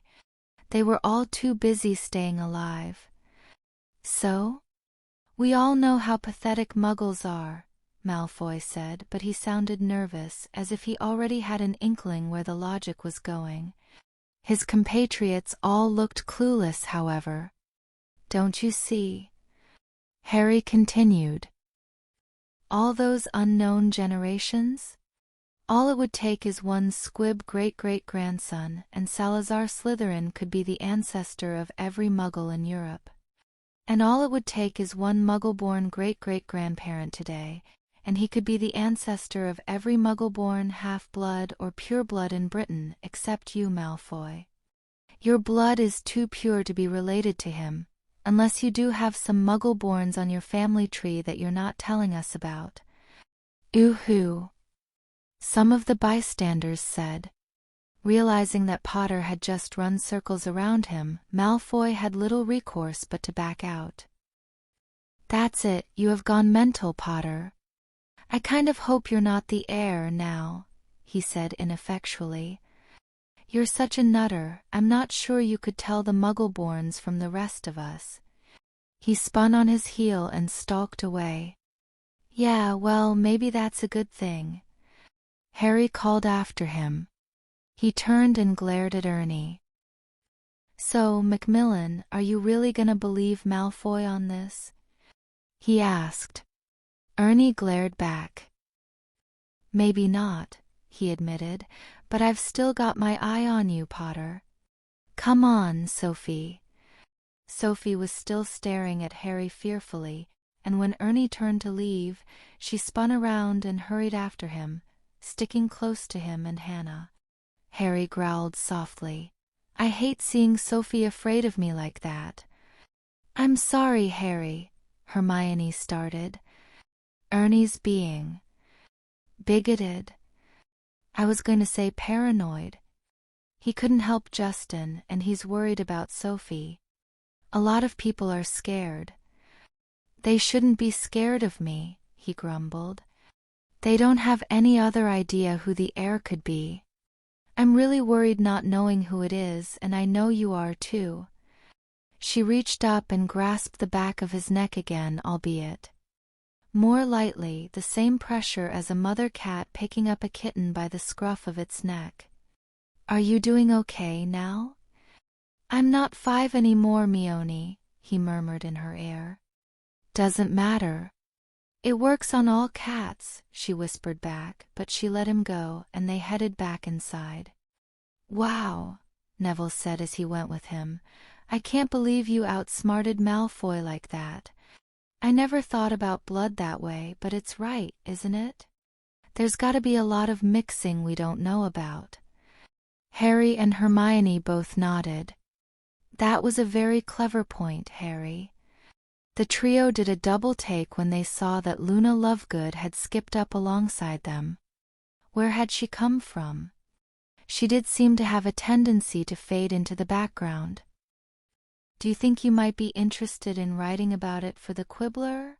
I think our readers would like to hear an alternative perspective on the topic of blood purity. Right next to the Nargles? Hermione muttered. Unfortunately, Luna heard her. She turned to face Hermione with inscrutable silver eyes and said, You may not believe in Nargles, Hermione, but how do you explain where all the missing socks go in the laundry? Most likely, she replied. A pair of socks accidentally gets split between 2 loads, and people interpret it as 2 missing socks. Luna looked unhappy, but Harry stepped in to defuse the fight. You can argue about Nargles later. Luna, I might be interested in writing that. Mione, you could help me. But I think I'd like to see what the public reaction to the attacks is first. We should focus on one thing at a time. I understand. I appreciate you being willing to work with us, Harry, Luna said. She leaned in closer and whispered conspiratorially. Most people seem to think I'm a bit odd. They say that about Daddy too. Hey, what are friends for, Luna? Harry said. Besides, being normal's overrated. Luna gave him a small smile as she skipped along beside them. Harry thought it meant a lot from her, since her outward expression rarely went beyond the level of dreamy contentment. He couldn't deny she was an odd one, but in his book she was at least fun to be around. Chapter 53. It'll be good to get away from the castle for a while, Tom, Ginny wrote on the train ride home. It was getting scary there. I couldn't concentrate on my work either. I think you'll feel better after a break, Ginny, Tom replied. If you take it easy for a couple weeks, you should be more rested to learn more spells. I just hope they can find the Chamber of Secrets while we're gone so they can stop the attacks. I'm sure Professor Dumbledore is doing the best he can. Do you really think it's true what Harry said? How almost everyone in school could be the heir? I suppose it could be. The thought unsettled Tom as much as he didn't want to admit it. He'd never done the maths himself, but Potter's words rang far too true. It was too much to expect Salazar Slytherin's bloodline to stay confined to a single family, or even to only wizards for 1,000 years. Still, it's hard to be sure of how the families lined up that far back. Even with good records, bloodlines can be buried for a long time. But even if Slytherin's blood spread far and wide, I suspect his true magical heirs, those with the gift of Parseltongue, would be confined to a select few. You don't think, Ginny held her quill to the page indecisively, my family could be part of them, do you? Of course not. Your family has all been in Gryffindor for generations, and you're one of the surest Gryffindors among them. Ginny breathed a sigh of relief. Despite her growing uneasiness about the diary, those words were a real comfort to her. Of course, the heir would really be a Slytherin. And even though a lot of people suspected Harry, probably more than half the school recognized how silly that was. Thanks for being so understanding, Tom. I know you were a Slytherin, but you've still been really nice to me. As I told you, your house is only a label. It tells some of your qualities, but not all of them. The true test is one of character. Are you okay, Ginny? Ginny flinched and looked up to see who had entered her compartment, hastily covering up the diary. Oh, hi, Luna. Yeah, I'm fine, she said breathily. Your rackspurts have got worse, Luna said matter-of-factly. And you may have a secondary infestation of something else. Perhaps I should ask Daddy to help you with them. No thank you, Luna. I think I'll be okay. Is it just me, or is she getting loonier? She thought. Quite possible, Tom replied. In comparison with last year when the Iron Curtain fell, it was a somber Christmas in magical Britain. In fact, there was a bit of a pall over the entire magical world, for with only about 1 million witches and wizards in the world, any serious threat in a magical school garnered international headlines. As soon as the story broke in the Quibbler, a few people both inside and outside of Britain called up the Daily Prophet for confirmation, and at that point they couldn't outright deny it. By Christmas Day, magical newspapers as far away as Australia were running stories like "Terror in Britain," "Multiple students petrified at famous magical school." They didn't always make the front page, but most of the dozens of widely circulating newspapers in the magical world ran articles. France offered investigative assistance, as did a magical private investigator in America. Questions mounted as to whether and why the story had been covered up, but the Board of Governors skillfully maneuvered out of them by saying they were trying to run their investigation under a media blackout. Harder to justify was the choice not to revive the petrified students when they had the chance, and the resultant war of words left egg on both Dumbledore's and the board's faces. Meanwhile, after several discussions back and forth between the Grangers, Sirius and Remus and the Tonkses, it was decided that the situation outside the school was more or less normal, and they should keep their Christmas routine the same as last year. So Grandpa Robert and Grandma Vera were joined by Sirius and Remus visiting the Grangers on Christmas morning. It was more awkward than last year.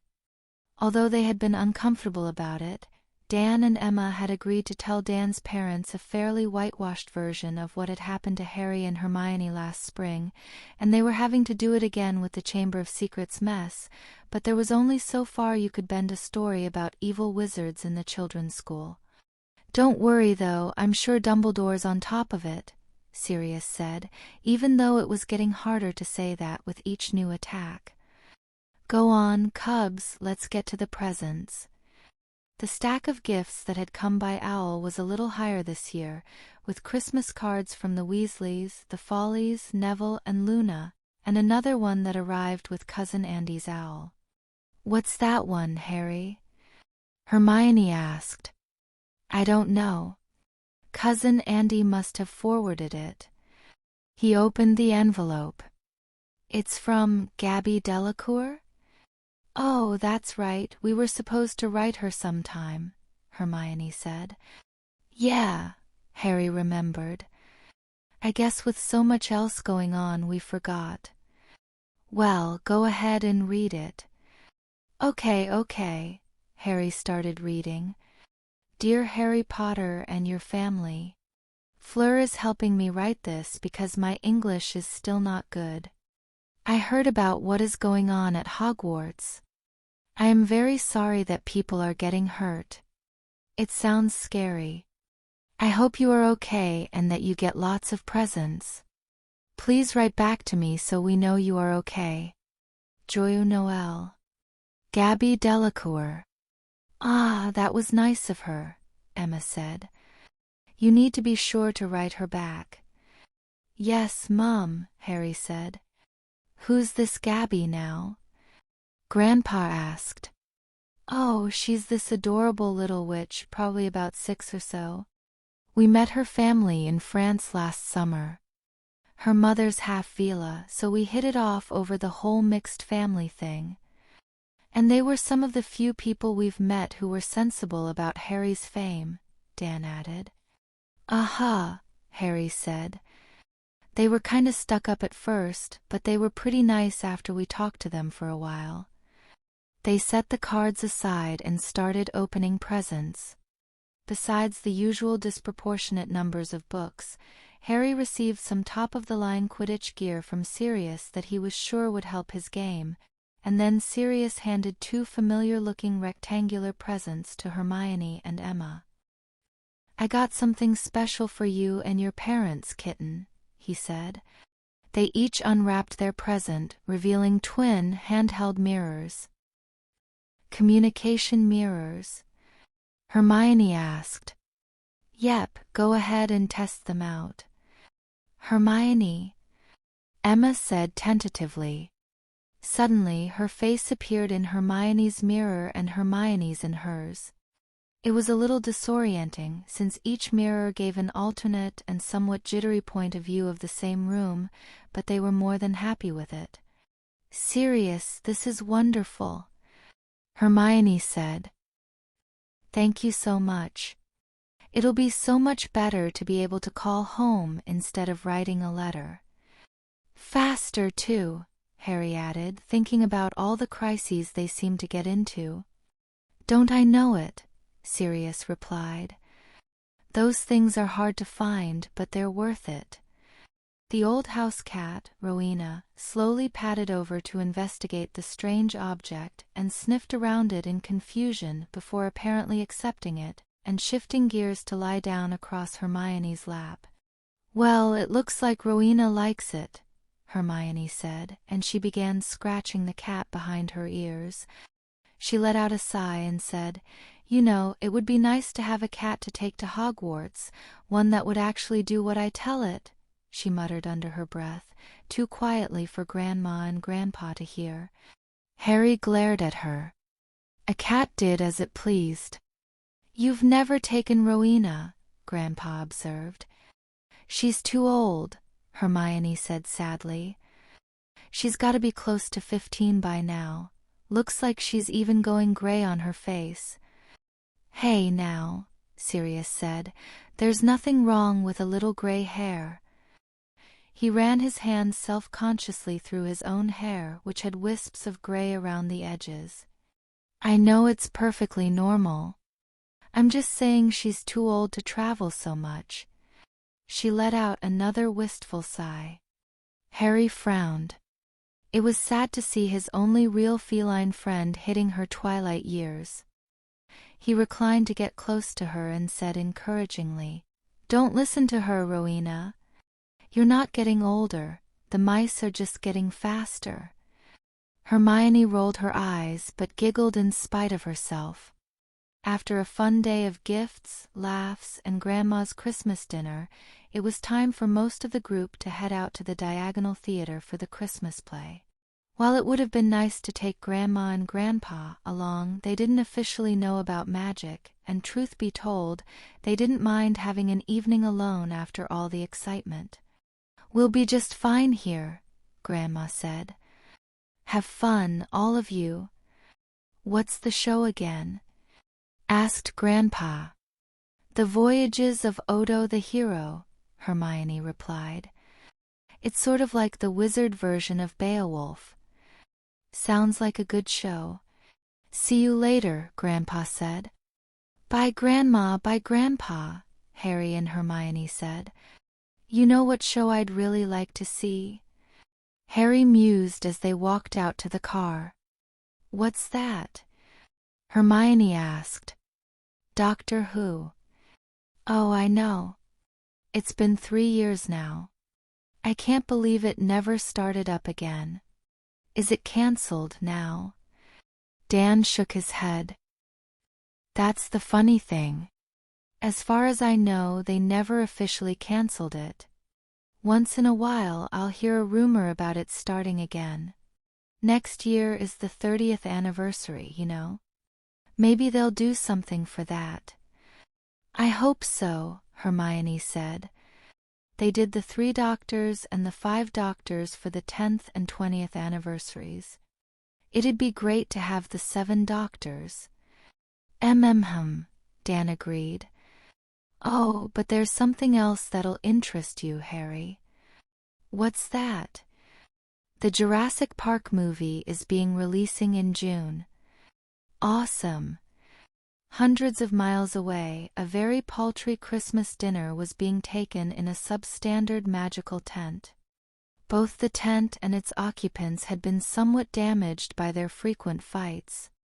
However, one of the 2 occupants was looking oddly cheerful tonight.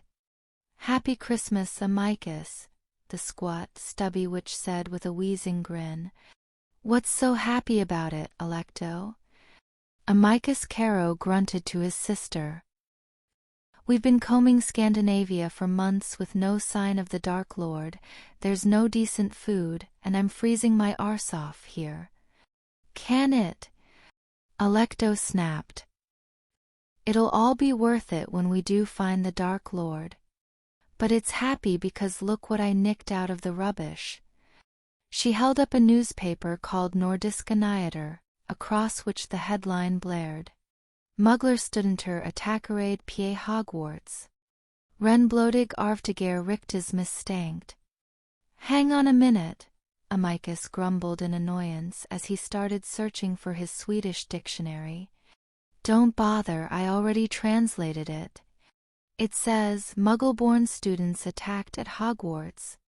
Rumored pure-blood heir suspected. That'll be the heir of Slytherin in case you forgot." "The heir of Slytherin? But I thought the Dark Lord."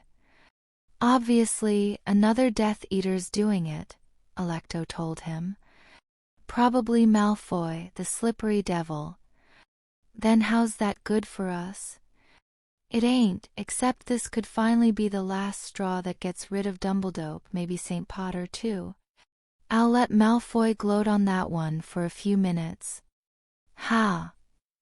Peachy. But we still gotta find the Dark Lord before we can do any gloating of our own, Amicus said. I'm sick of Scandinavia. I say we try Poland next. Fine, but if this is another wild fooper chase, it's on your own head. Legilimens. Harry thought he had built a pretty good mental scene, but it was a lot harder when Maxwell Barnett was trying to break through it and call up his other memories. The truly powerful thing about legilimency was that when it was done with appropriate subtlety, it didn't feel like an attack per se. It felt like one's own mind was wandering. It was like a weaker form of being confunded, which Mr. Barnett had also tried on Harry and his family, a feeling of losing control of one's train of thought and being unable to stop one's mind from straying. It took a lot of willpower to stay on task against the opposing will of the legilimens. The point of the technique was to amplify that willpower with the familiarity of the image, but even so, Mr. Barnett got through the cracks pretty quickly. Harry could see why prolonged study and a lot of practice were needed to become a good occlumens. "Not bad, Lord Potter," said the royal court magician after the test concluded. In fact, that was pretty good for only having had a few months of practice with no one to test you. The Grangers were all getting a crash course in occlumency over the Christmas holidays, in preparation for their main series of lessons next summer. It was difficult with the children not being able to train properly at school since they didn't want to let Professor Snape into their minds or their secrets, but Barnett soon found that all four of them were good students, even if it didn't seem like they had made much progress.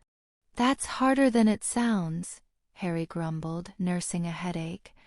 Mr. Barnett chuckled a little. "Nonetheless, Lord Potter, you are off to a good start. The detail you have put into your mental image is very good. However, you need to work on improving your focus. Know the image well enough to be able to call it up wholesale at a moment's notice. If you work on that throughout the spring, I think you will be able to make fast progress this summer and even work on the basics of other techniques." Harry nodded in agreement. That did sound good, considering the difficulty of the subject. "Now, Miss Granger, if you would like to go next?" Hermione took a deep breath and nodded, albeit uneasily. "Legilimens," Mr. Barnett said. Hermione's private memories rose up before her, but she pushed them away, focusing on the maze of thoughts she had constructed in her mind.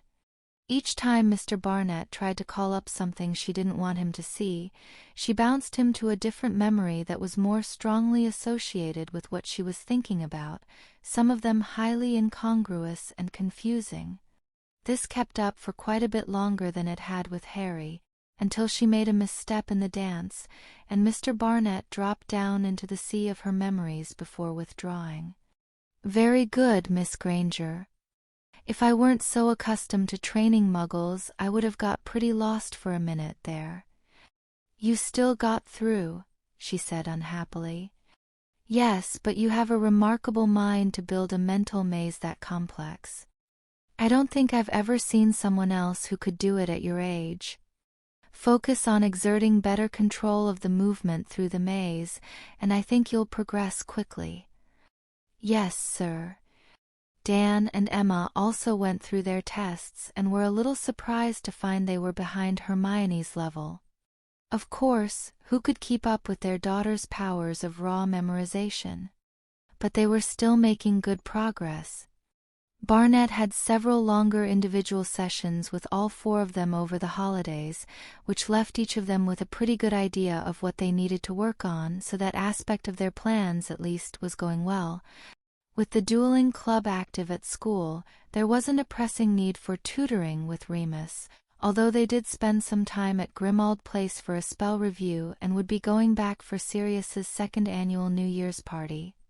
However, they spent a bigger part of the holidays visiting at the Tonks's house, a choice that was business as much as pleasure, since they had several important issues from school to discuss. The family meeting took place in the drawing room, where all four of the Potter family portraits from Harry's vault were hanging. The Tonkses, the Grangers, Sirius, and Remus sat in a semicircle to include them. "All right, the first thing is these attacks that are going on at the school," Emma said. Harry nodded in agreement and turned to the first portrait in the line, an aged but elegant, silver-haired witch with an angular face. "Yes, it's pretty bad," he said. "Grandma Doria, you were a Slytherin. Do you know anything about the Chamber of Secrets?" The portrait of Doria Potter shook her head. "No more than Andromeda does, I'm sure," she said kindly. The chamber was known as nothing but rumor for centuries, and there was no great revelation of the secret within Slytherin House. Salazar Slytherin would have needed to keep it well hidden even from his own house if he wished it to remain undisturbed. Also, the last time these attacks happened was a few years after we were in school. They'd expected as much, but Hermione looked to two of the other portraits, an elaborately dressed Shakespearean-era pair of Potter ancestors better known as the Fair Youth and the Dark Lady. "Wulfric, Melania," she asked, "what about you? Did you know anything different in your time?" "Nay, lass, I am grieved to tell thee we know not," Wulfric Henderson Potter replied. "We were not of Slytherin, and the chamber was far from the minds of the children of the time. And besides all this," Melania Potter added, "if what thou hast told us be true, then Hogwarts Castle hath been through many changes and remodelings in the passage of time. If the chamber were not found by the builders nor sealed in the course of the work, it seems that hope palleth to find it now." "Well, thank you, anyway," Dan said disappointedly.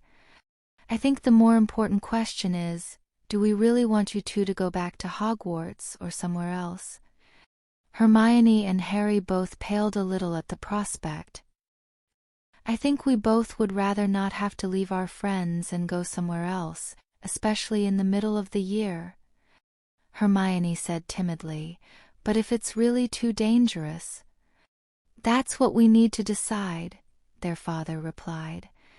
"We know Voldemort isn't going to leave you alone, Harry, but whatever this heir of Slytherin person is doing, even if it's him, it seems to be tied to the castle, so we really would prefer that you go elsewhere." "You said one of your classmates already left?" "Yes, Sally Ann's gone," Harry said glumly. "Her parents took her to Canada. It's not fair." "No, but you have to admit she'll be safer there." "On the other hand," Cousin Andy cut in, "I think you should know that the Ministry has been leaning on me very hard to make sure you do go back to Hogwarts, or rather you specifically, Harry. The blow to public morale if you were to leave Britain would be pretty bad. I've heard rumor that the Board of Governors is worried about the same thing." "Some of them, you mean," Hermione said shrewdly. "Maybe all of them," Andy replied. "Remember, it was Malfoy's elf that warned Harry he was in danger. I imagine Harry leaving wouldn't be his first choice." "All the more reason to consider it," Emma suggested. "There's still the new security procedures Professor Dumbledore told us about," Harry reminded them. "They'll make it a lot harder for the heir to do anything." "We know, son," Dan answered. "You told us. More patrols, keeping track of everyone better, but we're concerned that might not be enough to stop the heir if he, or she, is really determined." Sirius spoke up cautiously. "I think I should remind you of Harry's and Hermione's friend Neville's offer to stay close to them, since he's probably a non-target." "We don't want to impose on him," Emma said. "He offered it," Harry cut in. "And it's really not much trouble to stay close to him most of the time anyway, since we have all our classes together." "Professor McGonagall said your house is like your family," Hermione added. "And we don't want to abandon our classmates," Harry finished. "Especially our fellow Muggleborns." "Well, to that point I'm not so sure you would," Cousin Andy said. From the sounds of things, a lot of the other Muggle-born families listen to your parents in particular, just because you're better connected. If you leave, Harry, I wouldn't be surprised if a lot of them follow, and I wouldn't be surprised if some half-bloods go, too, especially ones with an actual Muggle parent. But that's just the thing, isn't it?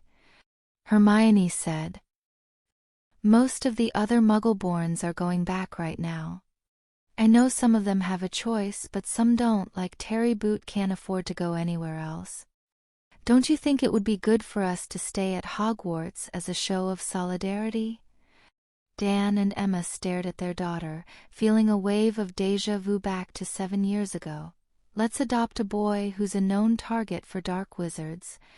They'd been living with this kind of risk calculation for years, living on a side of it that most people would consider mad, especially after what happened last spring. They could deal with this if they had to. But they had demanded a lot from Dumbledore back then, demands that hadn't been fully honored. What do you think, Dan? Emma asked slowly. What else would you want Dumbledore to do if we sent them back there?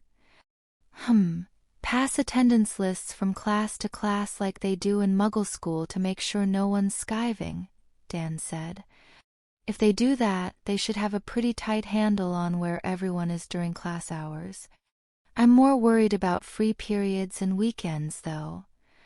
There's not much they can do then without confining all the students to certain areas, Emma replied.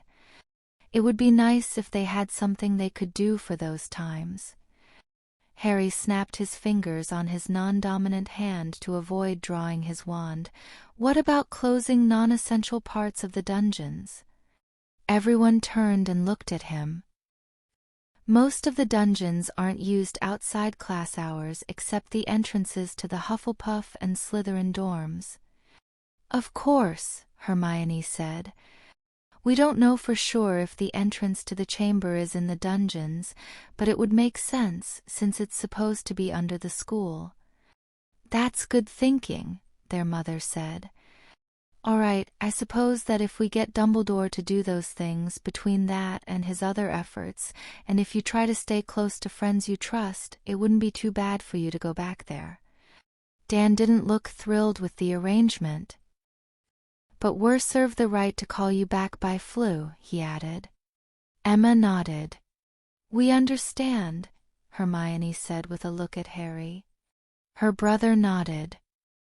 Yeah. Thanks, Mum. Thanks, Dad. Good.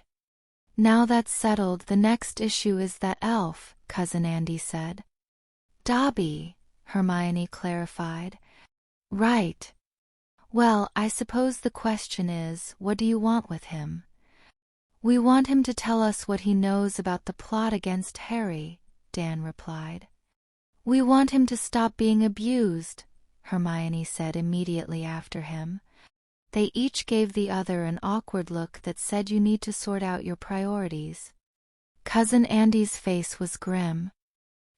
For the first one, I'm afraid there's basically no chance of that, she said. And that ties into the second one. You see, an elf can only reveal its master's secrets if it is freed, formally released from all obligations to its master. Now, you mentioned looking for a law against house elf abuse. I looked into it, and it turns out there is a law on the books that bans abuse of house elves and other creatures, and what Lucius Malfoy has done to Dobby would probably be enough to have Dobby taken away from him in a fair court. But?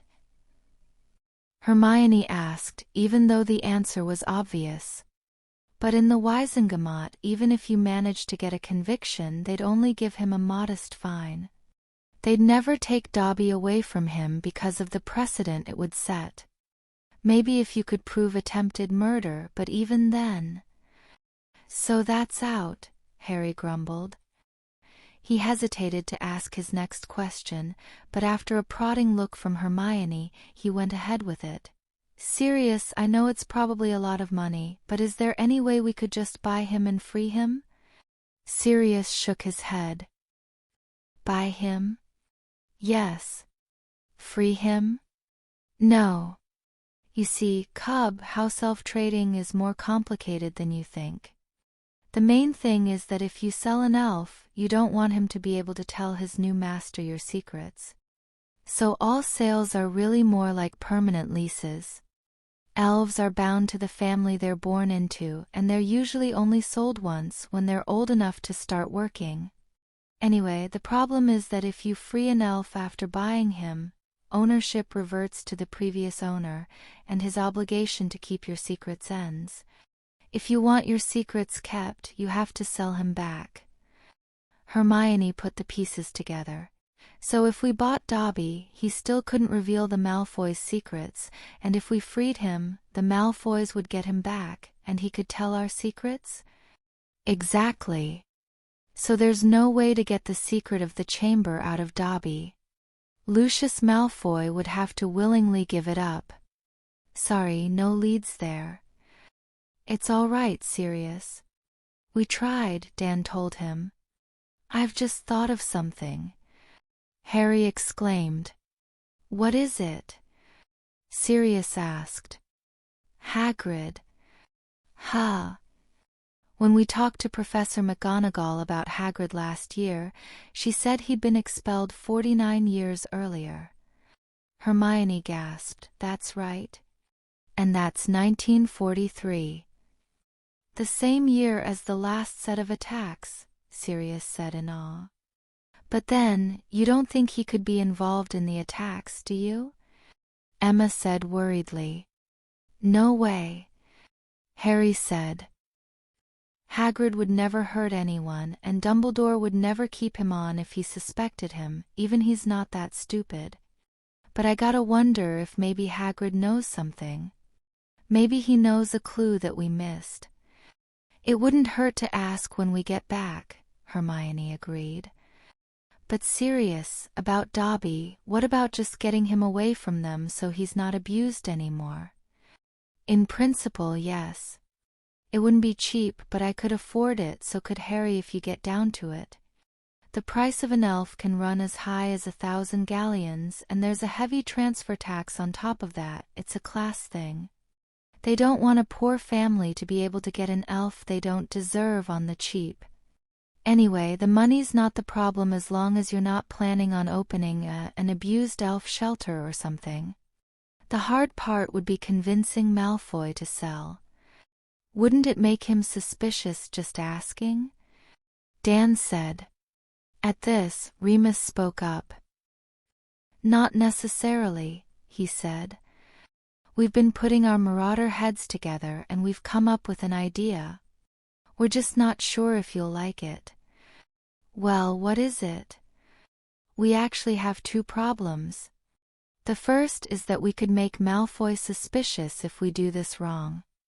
But before we even worry about that, there's the problem that if we get him to sell Dobby, he'll just buy another elf. The Grangers' faces fell. He would, wouldn't he? Hermione said. I don't see how we could get around that. Actually, we were thinking we could turn it to our advantage, Remus said. How? Sirius grinned mischievously. We offer them creature. Sirius! Hermione exclaimed. You can't be Arg. You know Malfoy will just abuse him instead. Not if I demand he doesn't as part of the deal. The Grangers gaped at him. You can do that? Harry said. With Lucius? Probably not. But with dear cousin Sissy? Oh yes, I can. Remus continued the thought. We think we have an idea of how to make a deal that will make both Dobby and Creature happier. We just have to do it in a way that won't raise their suspicions. And that's the part you probably won't like. What is it? Dan asked. Sirius looked resigned. He said, we have to invite the Malfoys to the New Year's party. Good evening, Lord Malfoy, Lady Malfoy, Draco, Sirius said stiffly as he greeted his guests on New Year's Eve. Good evening, Lord Black, Lucius Malfoy replied smoothly, looking as at ease as ever, even in his opponent's house. Harry's and Draco's introduction was even stiffer. "Good evening, Mr. Malfoy," Harry greeted him. "Good evening, Mr. Potter, Miss Granger." They quickly avoided each other as they went to mingle with the other guests. Shortly afterwards, Harry and Hermione passed Professor Dumbledore speaking with a much fatter old man. "Good evening, Professor," Hermione said. "Ah, good evening, Hermione, Harry," Dumbledore replied happily. "Have you perhaps met Professor Horace Slughorn?" he introduced his companion. "Why, yes, I believe we exchanged a few words last year," Slughorn said with a gleam in his eye as he shook their hands. "Of course your exploits have only grown since then, haven't they, Mr. Potter? A Parselmouth too, I hear. It sounds like you'd have made a fine Slytherin." Harry made a face like he'd bitten into a lemon. "Professor Slughorn was an exemplary head of Slytherin House for a great many years," Dumbledore explained. "You were?" Hermione said interestedly. She wondered if those years stretched back to 1943. I was. I saw a great many well-known witches and wizards as students in my time. But of course one does as a teacher. I hear that it hasn't grown any less exciting since I left, though." "Unfortunately," Harry said. Yes. Nasty business with the chamber. Terrible. I remember the first time it happened, that poor girl. I do wish I could help, of course, but I'm afraid I never learnt any more about the Chamber of Secrets than my students did, as I was just telling Albus here." "Of course," Dumbledore replied. "Nonetheless, there are some other issues I should like to discuss with you, Horace, if you don't mind."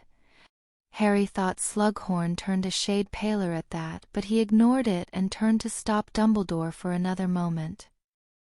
"Oh, Professor," he said, "we know you're busy, especially with the chamber thing, but we were wondering if there's anything you can do about Professor Lockhart. I mean, he's a really poor teacher, his books are full of holes, and frankly, sir, he kind of gives me the creeps." "I am sorry, Harry, but I am afraid I have no one else to fill the position," Dumbledore said. "Good defense teachers, or any defense teachers, have become very hard to find." "We know," Hermione said. "Actually, we've been thinking about that, Professor. Do you think it would help if you asked the Ministry to send an Auror to teach the class each year?" Dumbledore stroked his beard. "It's an intriguing thought. I would very much prefer not to involve the Ministry in the running of the school, even through the Auror office. However, in the absence of other options, it may be the best we have. I shall consider it for next year when I have the time." "Thank you, sir." In another part of the house, Sirius reluctantly extricated himself from his conversation to pull Lucius and Narcissa into a more private room.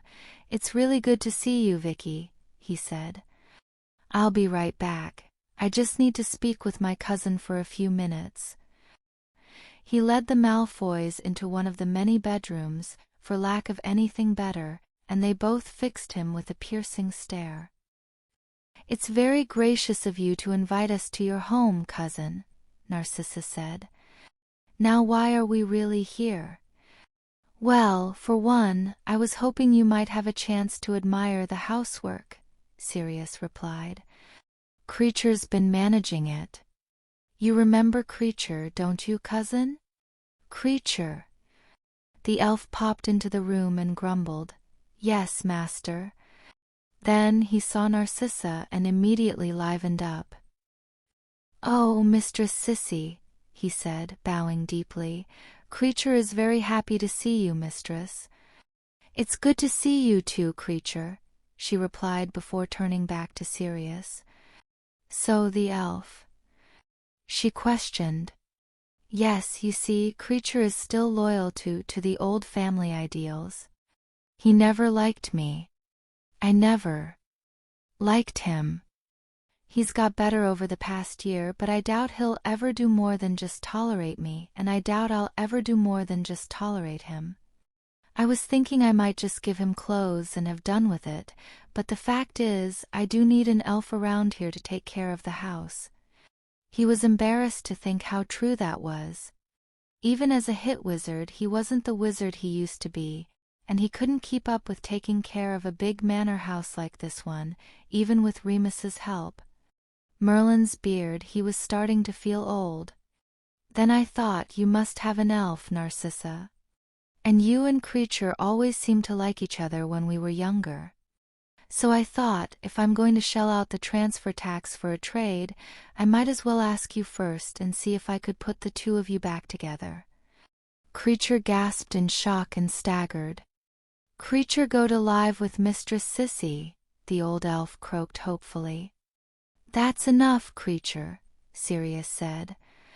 Of course, I would need to see Lord Malfoy's elf first. And what makes you think our elf would be any more tolerable than yours? Lucius asked. I don't. But it's worth a look. I wanted to give Narcissa first refusal, so I'd like to see him or her. You are serious? Lucius said suspiciously. I'm always. Siri. Narcissa cut him off. Sorry, but yes. I would like to see if we can come to an agreement. Lucius turned to his wife and raised an eyebrow. I do think I would like having Creature around better than Dobby, she told him hesitantly. It might be worth seeing what he has to offer. Lucius nodded slowly. Very well, he said. Dobby. Another elf popped into the room, this one younger but more timid, wringing his hands and almost cowering in fear. Yes, master. Lord Black would like to inspect you, Dobby. The green-eyed elf turned around to face Sirius as Creature eyed him suspiciously. Dobby is honored to meet the Lord Black, he said with a bow. Good evening, Dobby. Sirius walked around him, making a show of looking him over. Decent physique. Looks healthy enough. He zeroed in on the scars that he already knew were there from the Grangers' photographs. Looks like you've really put him through the ringer, though. It's not our fault if his behavior and skills are lacking, Lucius drawled. I am not certain he can deliver the sort of quality you are accustomed to. Seems to work for you pretty well, Sirius shot back. Dobby, Lord Malfoy, and I are considering a trade. How would you feel about working for me? Dobby gasped, but he didn't dare say anything about his current masters. Instead, he just lowered his eyes and said, Dobby would be most honored to work for the Lord Black, sir. Well, he doesn't seem too bad, Sirius concluded.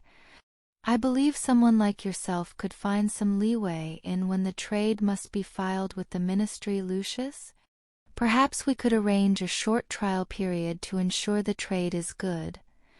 Lucius seemed a little calmer at that, but he still looked both unhappy and scheming. I believe I could find some provisions in the regulations to allow that, he said, but there is still the matter of price. Creature is twice Dobby's age, hardly a fair trade. Sirius made a show of frowning at that. Personally, I've always thought one elf's as good as another, he lied. However, I suppose I could pay the difference in valuation for Narcissa's sake. The difference in valuation? Lucius said. 500 galleons then, I think. 500. Sirius replied incredulously. He motioned to Dobby. With the condition this one's in? Keep him in better shape if you want that. And Creature may be old, but he's still capable of a lot. I'll be nice and give you 300. 300? Is that an offer or a joke? Now, I admit we've had to be harsh with Dobby over the years, so I'll bring the price down to $4.50 because of that. Are you kidding? You're the one who said his skills were lacking. Doesn't sound like he's much good to you in the first place. How about $3.50? $400, but only because you're family. Sirius crossed his arms and glared at Lucius, but he said, "Fine, $400, but only because you're family. However, as part of the deal, I expect Creature to come out a good sight better than this one did." Dobby gaped as Sirius at an angle the Malfoys couldn't see. "We will discipline our elf as we see fit," Lucius snarled. But Sirius ignored him and turned to Narcissa. "Sissy, since you two actually seem to like each other, I don't think that's an unreasonable demand. Creature is bound to the House of Black, and as a matter of Black family honor, I expect him to be treated fairly." Narcissa nodded cautiously. She knew she couldn't very well back down from that. "I accept those terms, Siri." "But," Lucius cut in, "since this was your idea, you can pay both of the transfer taxes." Sirius bristled. That wiped out the amount he'd negotiated down, and Lucius knew it. He could pay it, but it would be harder to make it believable. But Narcissa cut him off, saying, "Come now, Lucius, he can pay half of ours and we'll still come out ahead. I think that's a fair deal, don't you, Siri?" He grumbled just a bit, then offered his hand to Lucius. "It's a deal." Lucius shook his hand and then conspicuously wiped it on his robes. "Trial period starting now, and I'll get you the paperwork from the ministry shortly," Sirius added. "Creature, you will work for the House of Malfoy pending a formal trade." "Yes, master." "Agreed," Lucius said. "Dobby, you will work for the House of Black pending a formal trade." "Yes, master," Dobby said, clearly trying to hide the tears of joy in his eyes. "Creature, you may go to our manor." "Yes, Master Lucius," Creature said far more pleasantly than he ever spoke to Sirius. "A pleasure doing business with you, Lucius," Sirius concluded. "This is for you cubs," he thought. "An otter. My inner animal is an otter." Through all the trouble, the attacks, the mess with Dobby, Harry being a parselmouth, and the various plans they had in the works, Hermione had been quietly continuing her Animagus training at Sirius's direction. Now, just before returning to school, she was at the halfway point, the point where she figured out her form. And she was most disappointed. "What's wrong with otters?" Harry asked. "They're intelligent, playful, great swimmers, they have the best fur in the world, and they're meat-eaters." "And completely useless as spies," Hermione complained. "You can lurk around the castle all you want, but an otter's going to be a lot more conspicuous." "Sorry, kitten, or maybe it's pup now," Sirius said with a snigger. "You have to deal with the form you wind up with." "Humph. And Harry, you're a cat. You're not even supposed to like the water." "Hey, I tolerate the water," Harry told her. "And anyway, at least you're a fellow carnivore. I'd hate to have to deal with us being on different levels of the food chain." Hermione shuddered.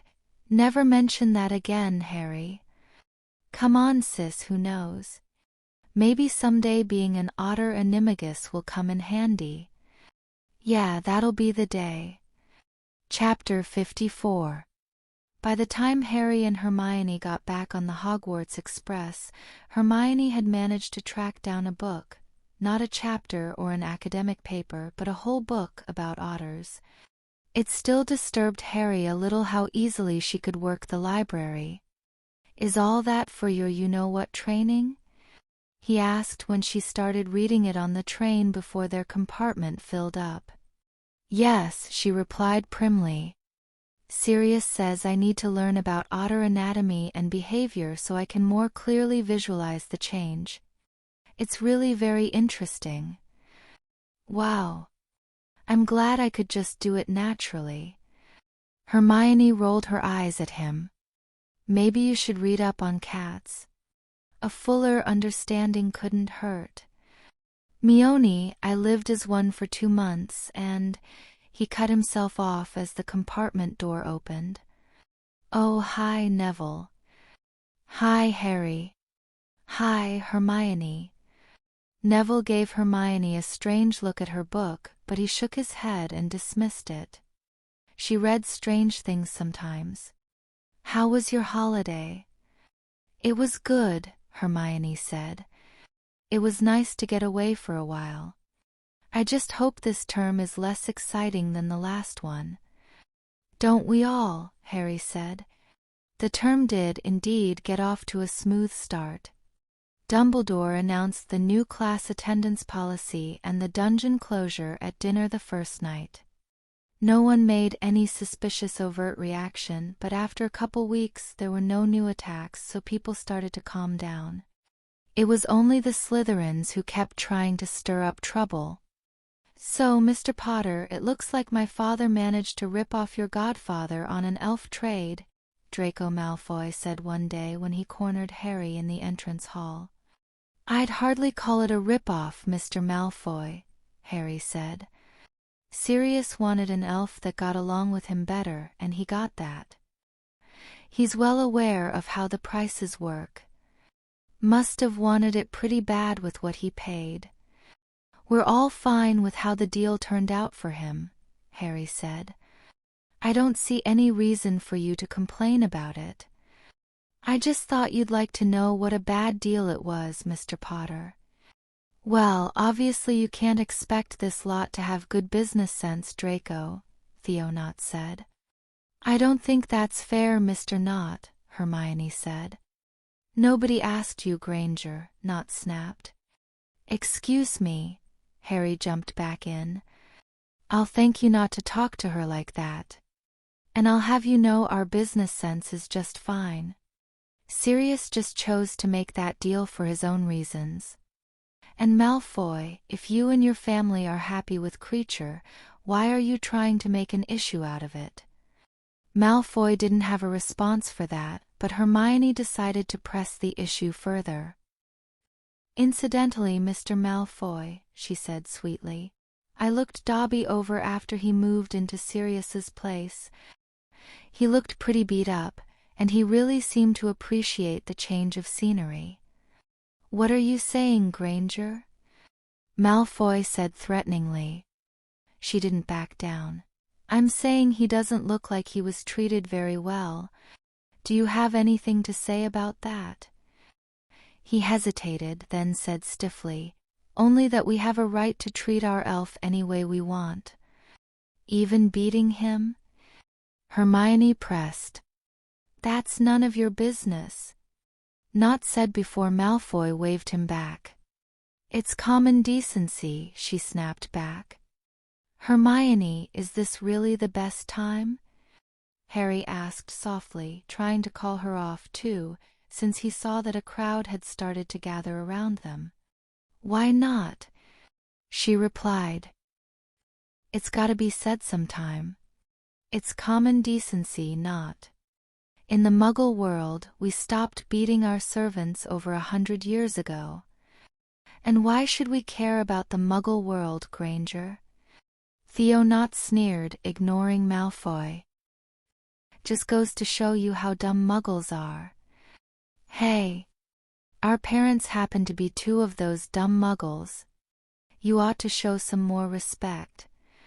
I'll show respect when it's deserved. You're the one who'd better watch what you say, Granger.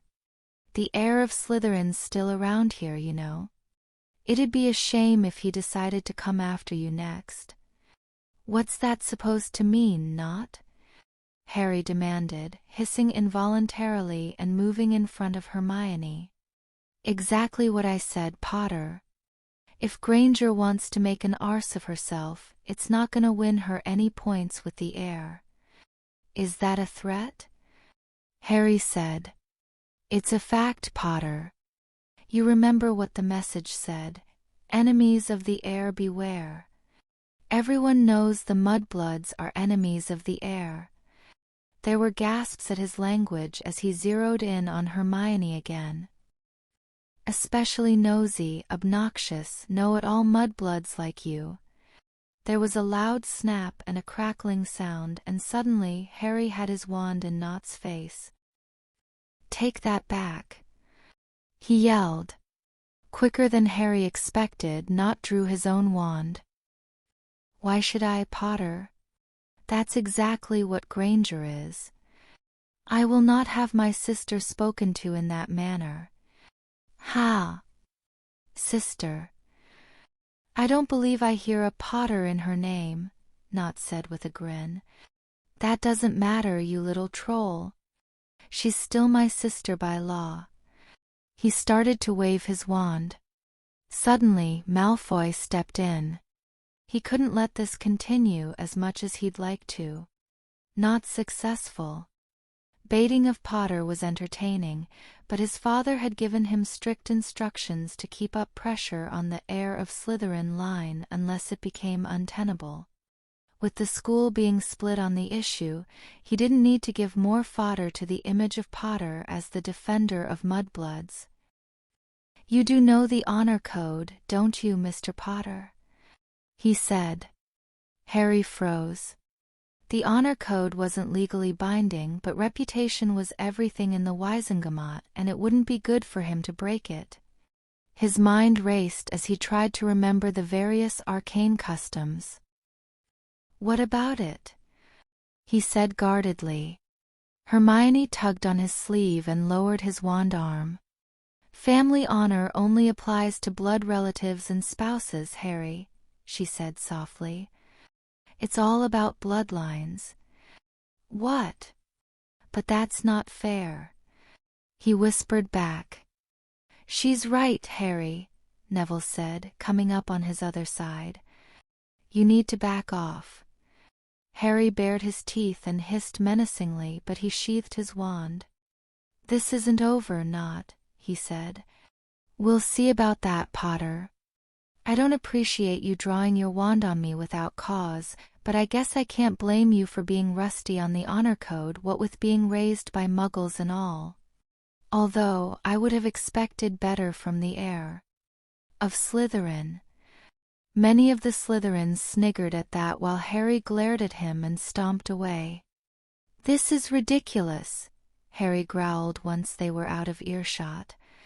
"I ought to be able to defend my own family." "I'm sorry, Harry, that's just the way it is," Neville replied nervously. "Are you okay? You were acting kind of funny back there." "Yeah, I'm fine. Just really annoyed." "Say, Neville, shouldn't there be some way to put Hermione under my family's protection or something like that?" Neville froze like a deer in headlamps for a moment, then smacked himself in the forehead. "Of course I should have thought of that. Harry, you're the head of your house. You are the law in your family. You can just declare it if you want." "I can," Harry said in surprise. "Sure you can. I mean, people will call you out if you overuse it or something, but no one will question it for an adopted sister." "Well, that's great. I'll just go back there and tell them." "Harry, wait." Hermione grabbed him by the arm and stopped him. "It's probably fine, but I think we should talk to Sirius first to make sure there are no unwanted political implications. Neville, what are the actual effects of this house protection thing?" "Well, not much, really. It's like the alliances and all that other stuff. It's just a public notice that he'll defend you under the honor code. I don't think it'll make much difference, but you probably should ask an adult first." "Fine, we'll ask him tonight," Harry said. The next night at dinner, Harry made his announcement. Just before the dessert course, he stood up and looked over the hall, staring particularly at the Slytherin table. Everyone stopped talking and looked at him pretty quickly. He was Harry Potter after all. "Excuse me," he said. I just wanted to formally announce that my sister, Hermione Granger, is under the protection of the noble House of Potter. Anyone has a problem with her, they have a problem with me." He sat back down without another word amid a flurry of whispers, wondering how this would change the balance of power at Hogwarts. Tom was stuck in a bind. The attacks so far had driven the remaining Muggleborns closer together and closer to Potter rather than away. Malfoy Jr. was still pushing the Potter is the heir of Slytherin line, but Tom could see that tactic was a lost cause. Worse yet, it hadn't driven Potter himself to do more investigating and so wasn't getting him any closer to his clutches. Perhaps something that hit a little closer to home would work better. However, that was also a problem. Ginny was getting harder to convince to go along with him. That surprised him. He was surprised to see an 11-year-old with this much fight in her, especially after he had been influencing her for months. Going after a specific target in advance was going to be even harder now. He'd probably be better off looking for a target of opportunity. Well, nothing else for it. "Ginny, I think it is time," he told her. "Time for what?" she replied nervously. "To continue our work." "Tom, please no. I don't want to do this anymore." She still couldn't remember what had happened during those attacks, but she had an almost instinctive feeling that it was very bad, and that she was somehow involved, a deep-seated fear that she had forgotten the reason for. "You will do as I say, Ginny." And no. "You will." I said no, Tom. I won't do it again." Just thinking the words made her feel that much stronger. "I don't understand what's happening, but I don't want to do it again. I just want it to end." "You have no choice, Ginny. You will obey me." "No." "You will obey me." "No." "Not again." "That's it. I'm done with you." In one wild motion, before she could change her mind, Ginny leapt from her seat in the empty common room and hurled the diary into the fireplace. A flurry of sparks kicked up around it, and she felt satisfied for one fleeting moment. But then she saw, to her horror, that the diary wouldn't burn. A cold, high laughter rang out in her mind, a laugh that tripped a memory in the back of her mind, one she remembered best from the chilling description in the opening of Harry Potter on the Orient Express.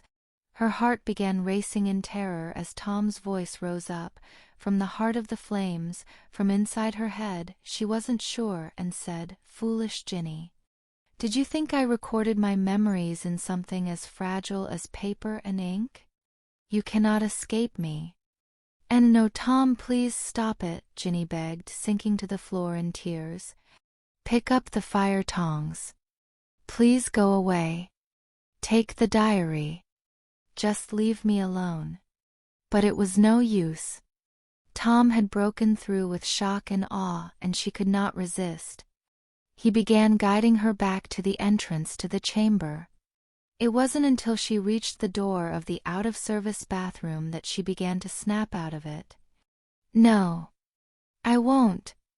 I won't do it again," she screamed, half hoping and half fearing someone would hear her. "I won't let you control me anymore. You can't make me. I can, and I will. Stop." She entered the bathroom. "Let me go." She stepped up to the sink, and it was then that she saw her reflection in the mirror. Her eyes were glowing a horrible red, but that was just the start. Her skin was ghostly pale. She was thinner than she had been back in September, even with the holidays, and the dark circles around her eyes looked almost painted on. The expression on her face looked frozen between cruel and fearful. She could see all too plainly what the diary was doing to her now, and she had never been more terrified in her life. "Open the chamber," Tom ordered. "No."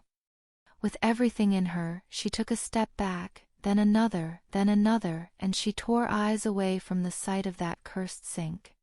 She ran to the stall at the end of the row. In a mad hysteria she thought, I'll just leave you here. No one ever uses this bathroom. No one will ever find you. She kicked open the stall door, hurled the diary into the toilet with all her might, and pulled the handle to flush it for good measure. Then she turned and ran. She heard a scream of rage and a loud gurgling sound behind her. She must have upset moaning Myrtle. But she didn't even slow down. She kept running, somehow not running into any patrols, until she was back safely in her dorm room, and finally a wave of relief washed over her, and she started laughing with joy. She could already feel the diary's influence slipping away. She was free. Hello, Hagrid. Hello, Yethri. What brings ye out here on a cold day like this? Harry, Hermione, and Neville had braved the snow to come see Hagrid once they had settled in for the new term. It would be a bit of a delicate task getting the information they needed out of him.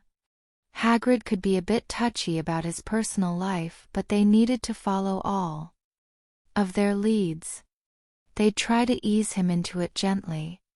We wanted to talk you, Hagrid, Hermione said.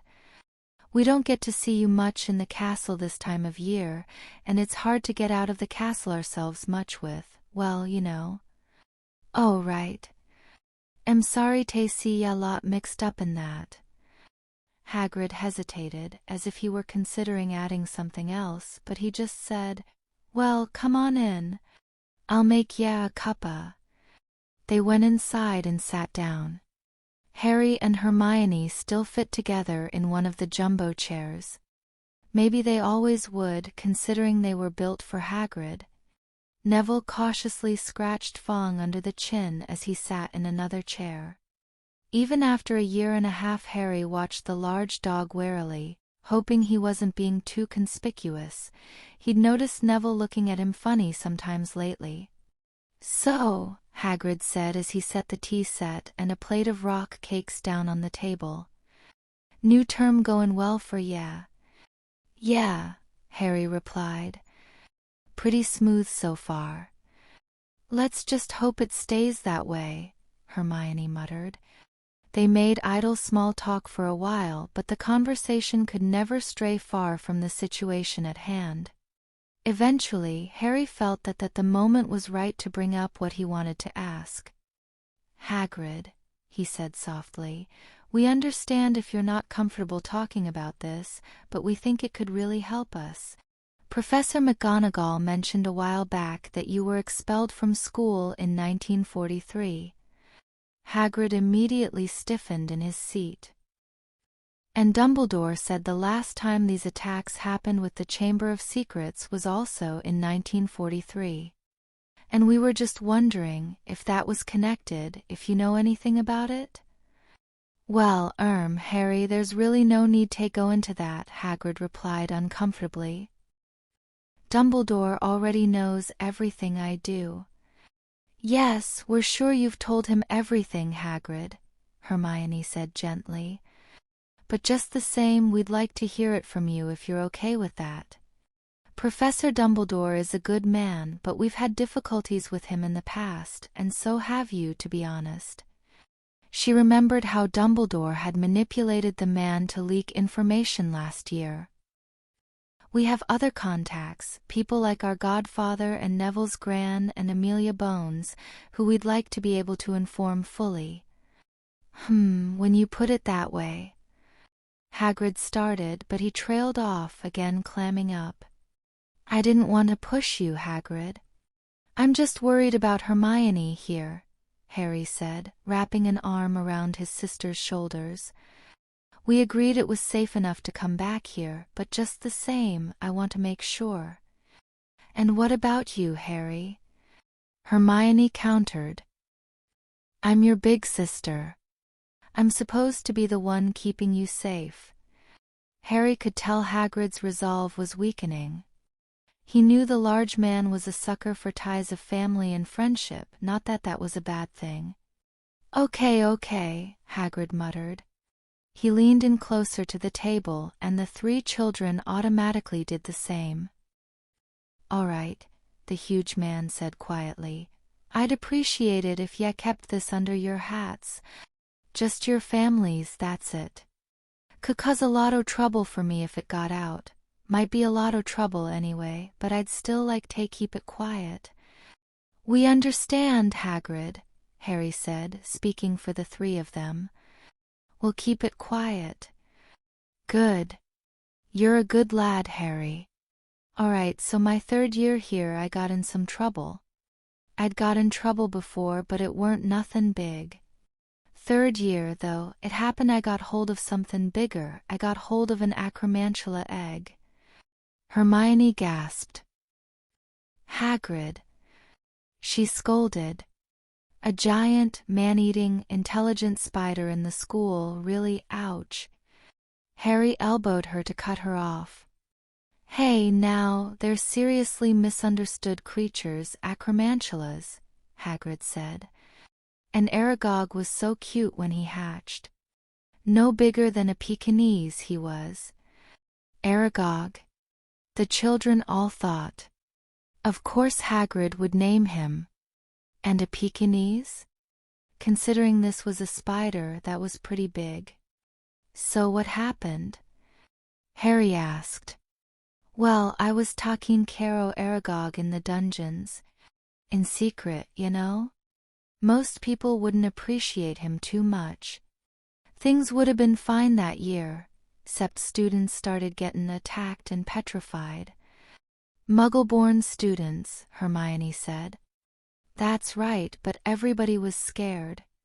Nobody could figure out who or what was doing it, 'cept they was pretty sure it was the Chamber of Secrets being opened, just like now. They tried more security, but it just kept happening. Then, towards the end o' the year, a girl was killed instead of just petrified. Poor girl, she was a Ravenclaw in my year.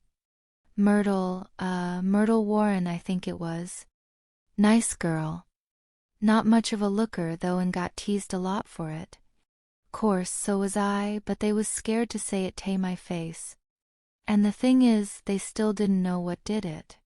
Funny thing, I think Aragog did know, but he wouldn't tell me. Must have been a spider thing or something. Anyway, the board was gonna close the school after that unless the professors could catch who did it. But there was this Slytherin prefect named Tom Riddle, and he got it into his head that Aragog was the monster that killed her. I told him Aragog never hurt anyone, and besides, acromantulas don't petrify people.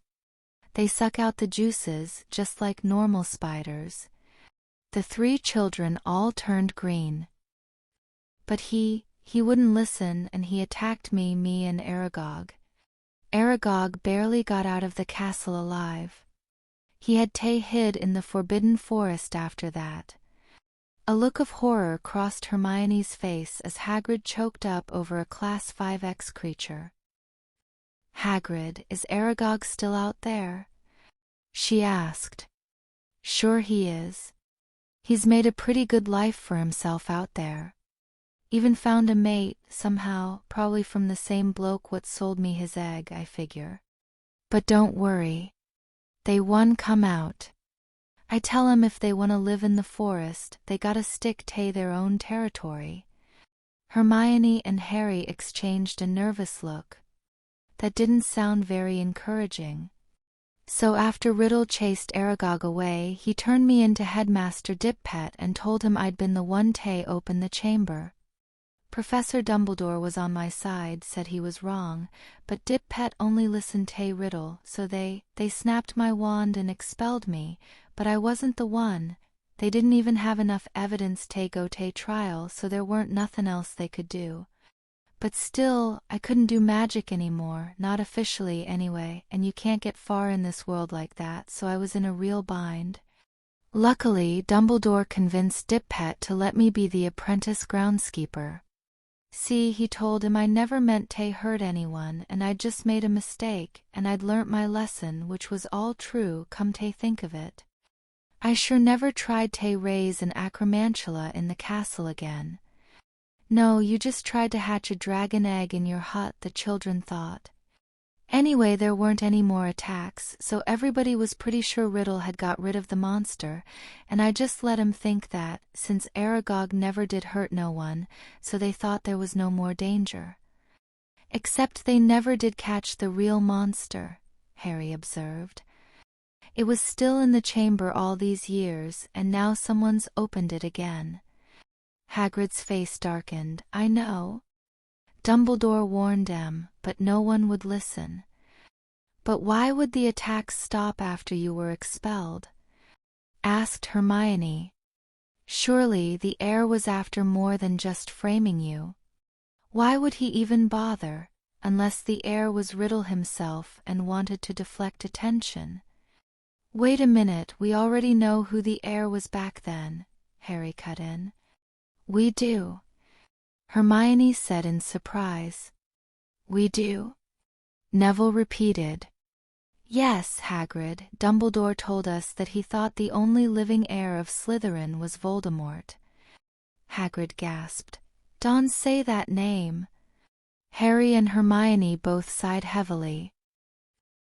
Sorry, but I still don't like saying it. Look, I guess it don't matter since ya figured it out, but Dumbledore hasn't made this public. Don't know why, but he must have a good reason. So just remember that. You're right, Harry. Dumbledore told us back in the war that you know who is Tom Riddle. Harry just nodded his head, but Neville gasped. Why you know who in school? He stammered in mingled awe and horror. Yeah. Didn't know him that well, mind ya. He was a brilliant student, though. All the teachers loved him 'cept Dumbledore, even made head boy. I thought he was kinda creepy myself, even before he turned me in. Led a gang of Slytherins around the school kinda like the Malfoy boy, but worse. Now, Harry shuddered. Just the thought of Voldemort as a student seemed creepy. He suddenly realized that a lot of people near Hagrid's age must have known him, with there being only one school in the country. Did Professor McGonagall know him? Or Professor Sprout? Or Flitwick? Or Kettleburn? But meanwhile, Hermione was taking the practical side. Hagrid, she said, you said you were worried about trouble. Are you having problems now? Hagrid shivered a little. Not yet, he said somberly, but if these attacks keep going on, people start to think I'm doing it again. I don't want to think 'bout what'll happen if that happens. But that's ridiculous, she protested. You've been here for 50 years and everybody but the Slytherins likes you. Why would you attack again now? I know it's rubbish, Hermione, but when people get scared, they'll do some nasty things, and if Dumbledore can't figure out who the real heir is, I'll be the only one they can point to. We'll just have to hope there are no more attacks, Harry concluded. I wish we could do more, but, Hagrid, Tom Riddle never hinted about where the chamber was. How he got in. Who else could get in? Or what was in there? Neville added. No, never heard nothin' 'bout any o' that, Hagrid said. Riddle was clever. Me and Dumbledore was the only ones even suspected him. So best do the smart thing, all three and keep yourselves safe. All three children agreed. A girl's crying echoed loudly through the second floor. The sound came from a bathroom that had been marked out of order for longer than anyone could remember, and the entire corridor around it was flooded, as it was from time to time, but that didn't stop one small, blonde girl from going in. The inside looked even worse, with water splashed all the way up the walls. Myrtle, Luna said worriedly. Myrtle, what's wrong? A ghostly, tear-streaked face popped out of the toilet at the end of the row. Who's that? The sobbing voice said. Have you come to throw something else at me? No, Myrtle, it's me, Luna. I'm not going to throw anything at you. What happened? "Oh, Luna, it's you," Myrtle sniffed, calming down a bit. "Oh, it was awful. I was just sitting in the U-bend, minding my own business and thinking about death, when someone threw a book through the top of my head." "A ghost thinking about death?" Luna thought. "And they call me odd." "Oh well, it takes all kinds." "Well, that wasn't very nice of them," she told the ghost. "Did you see who it was?" "No. I threw their book back at them, but they ran away. It's over there." Luna saw a small black book on the floor and approached it cautiously. "It looks like a diary," she said. She picked it up and inspected it. 1943 T.M. Riddle. "Do you know a T.M. Riddle, Myrtle?" "T.M. Riddle? Why, yes. He was a Slytherin prefect the year I died. If he's haunting the school now, then I don't like him. I'll have to see if Sir Nicholas will chase him out." "I don't think there are any new ghosts in the school," Luna said. "At least, I think Helena would have mentioned it to me. Perhaps the Nargles took this from someone and left it here. That's been known to happen to me before. I'll have to see if anyone's lost it." Chapter 55. Tom knew he had botched this one. To his amazement, Ginny had fought him off hard enough to throw the diary away. It was sheer dumb luck that another girl happened upon it and picked it up, but that still left him at a disadvantage. He could use legilimency a little bit from the pages, but it would take a lot of work to be able to possess another girl, or even read her as well as he could Ginny now that he was so closely connected with her. No, it was too late in the proverbial game to try to start working on another girl, and worse, this Luna person didn't seem inclined to write the diary. At least, that was the sense he thought he was getting. When he tried his legilimency on her, it gave him a headache. He couldn't figure what she was doing at Hogwarts when she was obviously stark raving mad. Better to cut his losses and get picked up by someone else than try to get back to Ginny. He turned his legilimency to the other girls around her. "Hey, look at this, Deirdre," whispered Melanie Maxwell as she inspected her roommate's bedside table. "Looney's got a diary." "Really?" Deirdre replied. "Probably just writes about her silly creatures.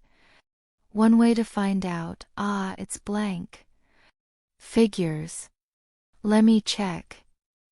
Deirdre waved her wave over the book, but no invisible writing appeared. "Only Looney would keep a blank diary lying around," Melanie concluded. "You know, it's a pretty nice one, though. I think I'll keep it for myself." Deirdre's eyes widened in fear. "I don't think that's a good idea, Melanie. Penelope would be mad if we took Looney's things again. And if Harry Potter found out. But look, it says T.M. Riddle. It's not even hers. She probably just found it. I'd be doing a favor taking it off her hands." Hermione caught the quaffle and swerved between the opposing players. With a hairpin turn, she dodged one of the beaters and then ascended and doubled back at a higher altitude. By then, she was too far ahead for anyone to catch her, and she had a clear run at the scoring area. Ron braced himself as Hermione flew at him at top speed, vowing that he wouldn't miss this shot.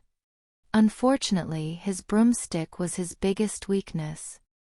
The old Nimbus 1000 school broom he was using was a step up from his own shooting star, but it was in bad shape and wasn't really up to competitive play. Meanwhile, Hermione was all but untouchable on her Clean Sweep 7, which had made her the star chaser of the Hogwarts Flying Club, few of whom had brooms of their own that could match it. She flew at him, her hair whipping behind her in a loose ponytail, and started to move to the left. Hermione wasn't great at faking, so Ron was pretty sure this was a real move. He started to slide left as she threw the quaffle. He lunged, but at that moment his broom bucked and the ball slipped past his hands and through the hoop. Dang it! Hermione frowned as she passed him. She knew Ron was better than that. She could tell he had a lot of potential, but it was hard for him to keep it up, and when he was off his game, he was really off his game. She snapped out of her thoughts when she heard a scream and saw him spiraling down to the ground. His broom must have malfunctioned much worse than usual. She dove and managed to catch him by the arm, slowing his descent just enough that he landed on the grass in a heap instead of plowing into it and breaking something he didn't want broken. Madame Hooch blew her whistling, signaling all of the flyers to descend, and raced over from where she was supervising the club. "Mr. Weasley, Miss Granger, are you all right?" she said. "I'm fine," Ron grunted as he pushed himself up. The ruddy broom wouldn't stay up anymore. Madame Hooch inspected the broomstick. "TSK, too many broken twigs, I'd wager. I keep telling the board every year we need new broomsticks, but do they listen? If this had happened in the first-year classes, it could have a disaster. I think we'd better call this off for the day. I want to inspect the rest of the brooms before anyone else gets on them." She led them back inside, grumbling to herself about insensitivity to student safety, and Hermione's estimation of the Board of Governors dropped still further. Not only were they playing politics with the Muggle-born students' lives, but they couldn't even be bothered to update failing and unsafe equipment. If Hogwarts was supposed to be the best magical school in the world, she didn't want to think what the rest of them were like. "Good morning, class," Professor Flitwick told his first years. "Today we will be continuing our study of the dancing spell, particularly focusing on charming an object to dance in a particular pattern. Now all of you form up into pairs. Yes, yes, very good. Oh, Miss Weasley, would you work with Miss Maxwell, please?" Ginny sighed and moved to sit by Melanie. She didn't much like Melanie or Deirdre. She preferred to work with Morgana Dempster if she had to work with one of the Ravenclaw girls, but Morgana was working with Luna, and Deirdre was out sick today, so it seemed Ginny was stuck with Melanie. "Hi, Ginny," Melanie said as she sat beside her. She sounded friendly enough, but she was clearly disappointed that her roommate wasn't there with her. "Hi, Melanie," Ginny replied, noticing that the other girl was still fidgeting with her bag looking for her textbook. "Just a moment," she said. "I know it's in here somewhere." She looked a little bit dazed as she finally emptied all of the books from her bag. She almost looked like she had been confounded or something. "Ah, here it is," she said happily. But Ginny didn't notice. She was frozen in horror the moment she saw the book on the top of the stack. It was the diary. How had it got out of the bathroom? She thought frantically. How had one of her classmates got hold of it so fast? And how much did she know? Ginny couldn't bear to think what would happen if someone found out about her involvement. She still couldn't remember, but she could guess in the attacks. She had to get it away from Melanie fast while there was still a chance she hadn't written in it and found out. Hello? Ginny, are you all right?" Ginny snapped out it and saw Melanie waving her hand in front of her face. Fine, Melanie," she lied. "Well, might as well try the direct approach." Where did you get that?" she asked nervously, pointing at the diary. "What?" "Oh, this," Melanie said dismissively.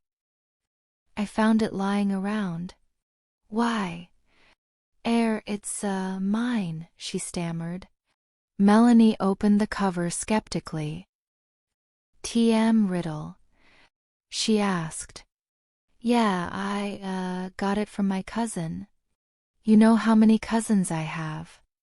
See, could I have it back, please?" "What, seriously?" "Why, yeah, it's mine.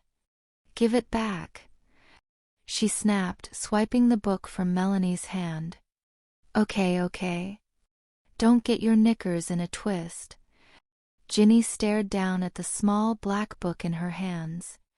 Hello again, Ginny. Ginny shivered and stuffed it in her bag, promising herself that she'd find a better way to get rid of it later. And she did try. She wandered around the castle after classes that evening, looking for a place to hide the cursed diary, berating herself all the while. Why had she even talked to Tom in the first place? What had her dad always told her? Never trust anything that can think for itself if you can't see where it keeps its brain. But she had been scared and lonely, and she just so wanted to believe that her mum or dad had been the one who put it in her bag. She should have dumped Tom the minute things started to go wrong, but she'd been a silly little girl and gone and talked to him. Well, she was going to get rid of him now, once and for all, just as soon as she found someplace to hide the diary, someplace where nobody ever went. She considered every empty classroom she passed, but they weren't safe enough. She needed to be sure. Unfortunately, she was so worked up that she didn't notice the other influence guiding where she went looking. Tom let Ginny wander on her own for the most part, but with subtle nudges, he guided her back towards the second-floor girls' bathroom. He needed to put his Slytherin cunning to good use this time. Gentle, subconscious promptings to go where he wanted, leaving the brute force till the end. As she walked, he felt Ginny pass Granger and another mudblood in the hall and took note of their position. Ginny barely even noticed, but this was his chance, and he knew it could be his last. If this didn't work, he'd probably have to go straight to Plan B and kill her to give himself a body before he was truly ready. It was time to move. He pushed her up to the bathroom door. "No!" she cried. Tom didn't even bother to argue. He just pushed on her mind hard and fast. He forced her into the bathroom and told her to speak the password. No. No. No. Not again. Not now. Say it. Heshahassa.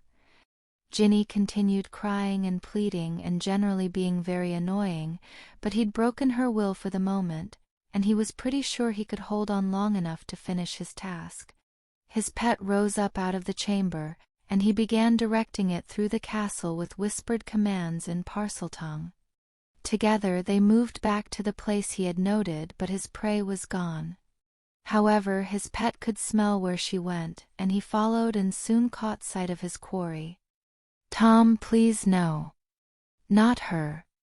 Anyone but her," Ginny cried. "No one else. It must be her. No. I won't do it. Not to her." Ginny tried to cry out and warn the older girl, the one Muggle-born she least wanted to go after, but her lips were sealed to anything but Parseltongue. She tried to stop herself, even tried to trip herself and fall down the stairs, but she couldn't. The best she could hope for was to slow Tom down. Yet even that wasn't fruitless. "Hi, I'd like to take another look at those protective amulets, Mr. McLaggen," a nervous, third-year, Muggle-born Hufflepuff girl said. "Of course, Miss Stewart," she replied.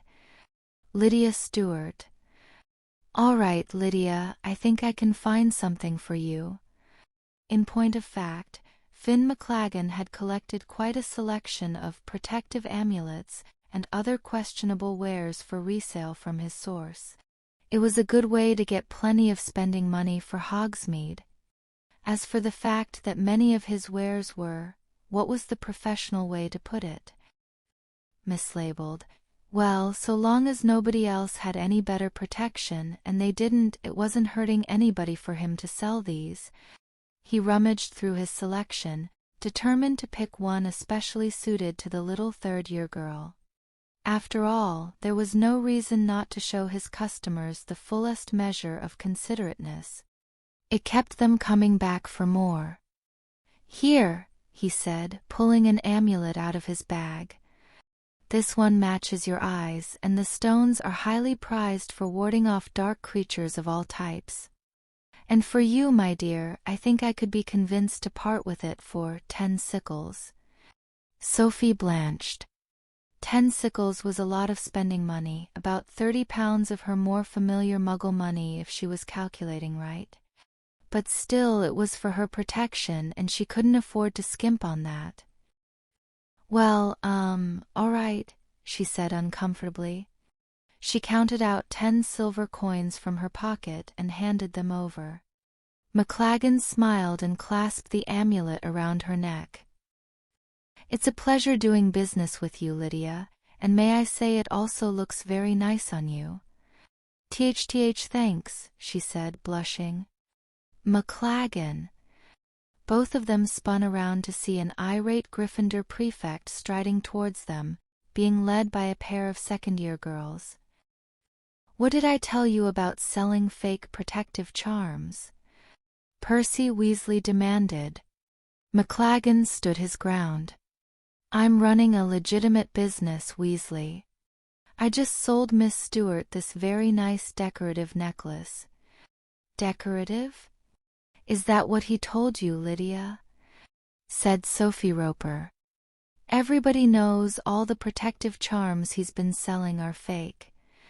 What? Lydia said in horror.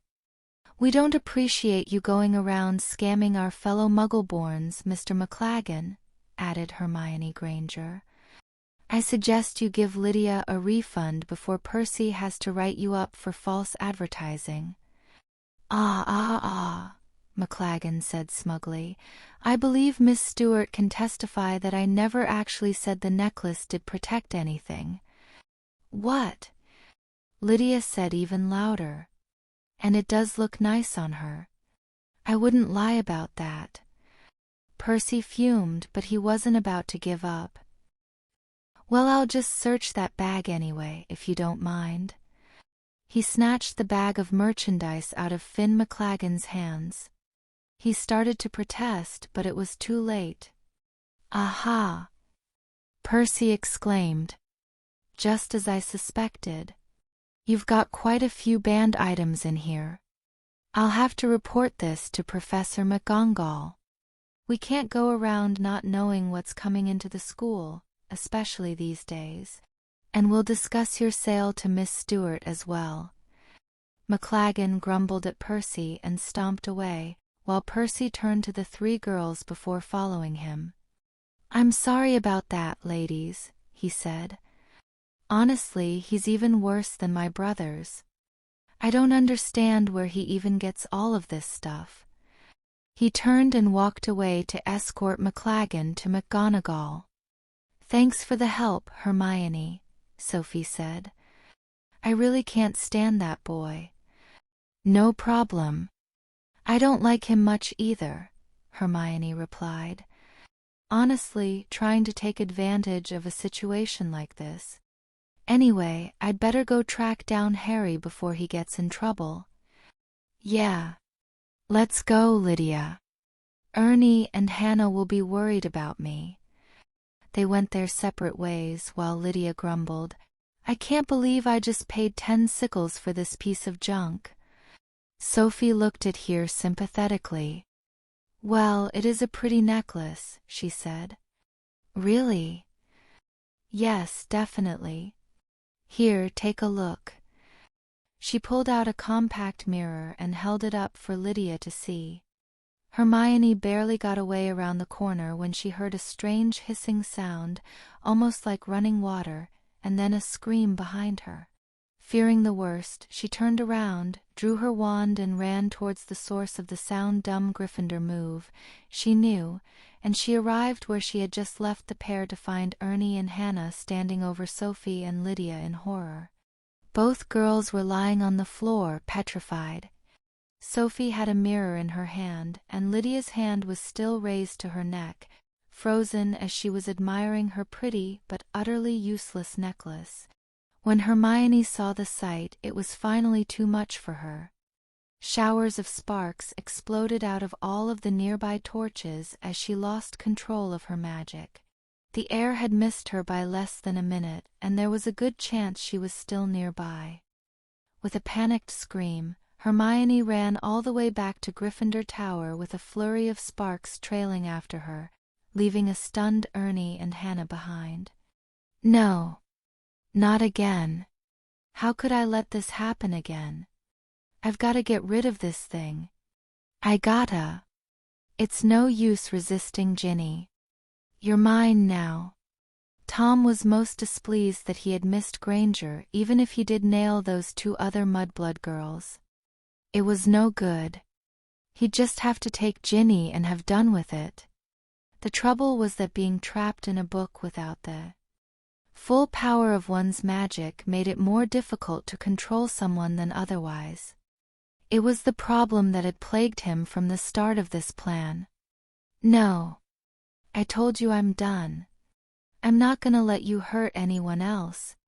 At the moment, Ginny was running up the stairs away from where Tom wanted her to go. She ran up and back and forth so fast that she felt like she might collapse, but she kept going, frantically searching for a place to hide the diary. This time made sure never to go down, never to go back near the 2nd floor. You are the one who hurt them, Ginny. I just told you what to do, Tom whispered to her. No. You cannot escape me. You will never hurt anyone again. When she got to the 7th floor, there was one sight that gave her pause, the entrance to the astronomy tower. You wouldn't dare.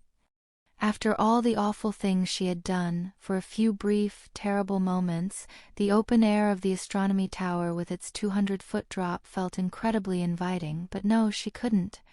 She'd never be able to do that. She had to find another way. There had to be another way. She kept running back and forth around the 7th floor, back and forth, not daring to go either up or down the stairs. I need a place to hide the diary, she thought. A good place to hide things. A place where it could get lost forever. Suddenly, a large ornate door across from an odd tapestry caught her eye. She was sure that it hadn't been there before. Curious, she went up to it and opened it, and inside she found the answer to her prayers. It was a high, vaulted room the size of a cathedral, at least as big as the Great Hall, and it was absolutely filled with lost and hidden things. Books and potions and artifacts and furniture, some of which looked centuries old. It was the perfect place to hide something she didn't ever want to be found. Sure, obviously, people came in here to hide things all the time, but just as obviously, they usually never found them again. It would be like looking for a needle in a haystack.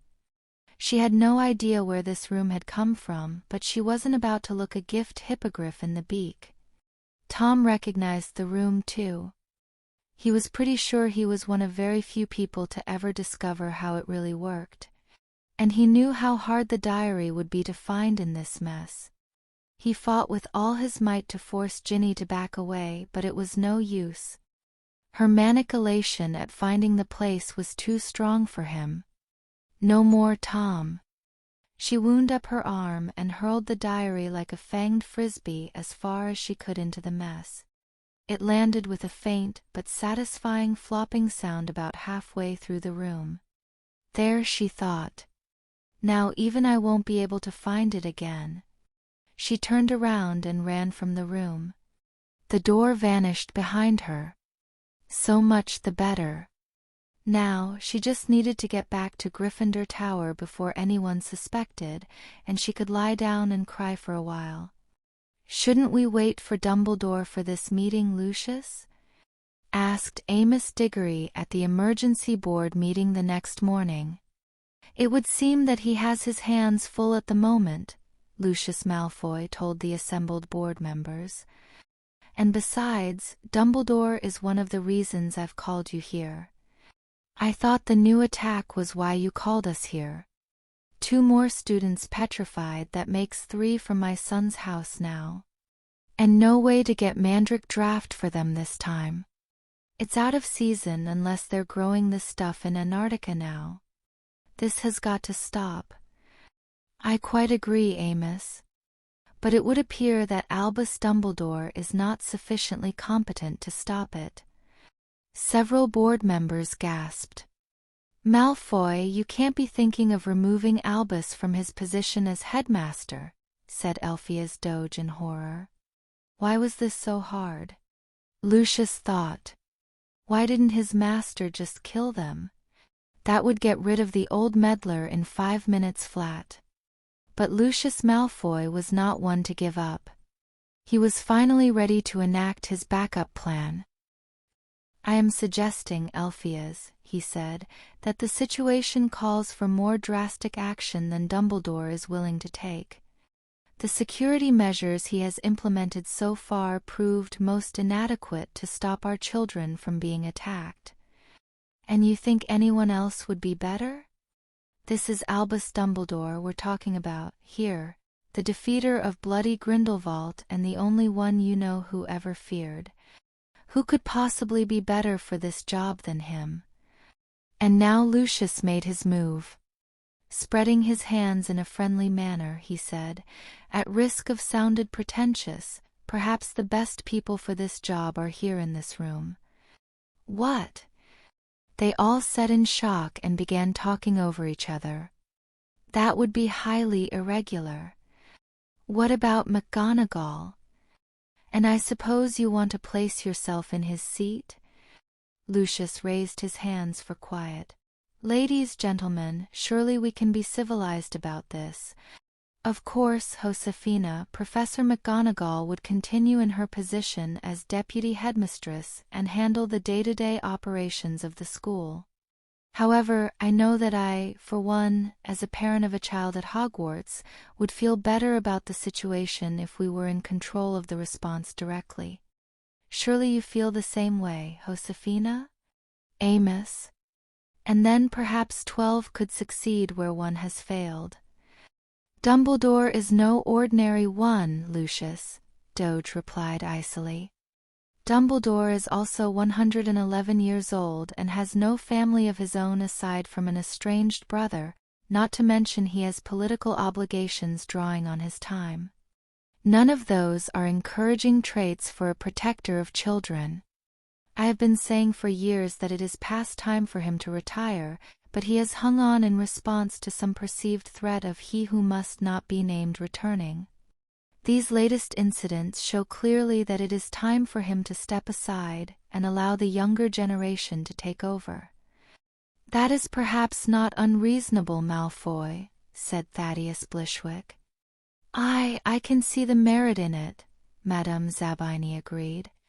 The more neutral members also started considering it, and it was soon clear that Lucius had swung a majority of the board to his side and backed his opponents into a corner. However, de Gort was not impressed. Enough of this, he snapped. I want to know what Dumbledore is doing about the attack now. I have it, said Doge. This is a transcript of the announcement he made to the students at breakfast. Last night, Sophie Roper and Lydia Stewart of Hufflepuff House were attacked by the individual styling himself or herself the heir of Slytherin.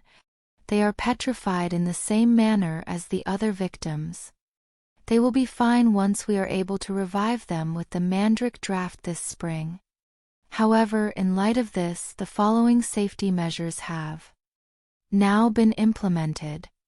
Visitors to the hospital wing shall be limited to patients and family members only.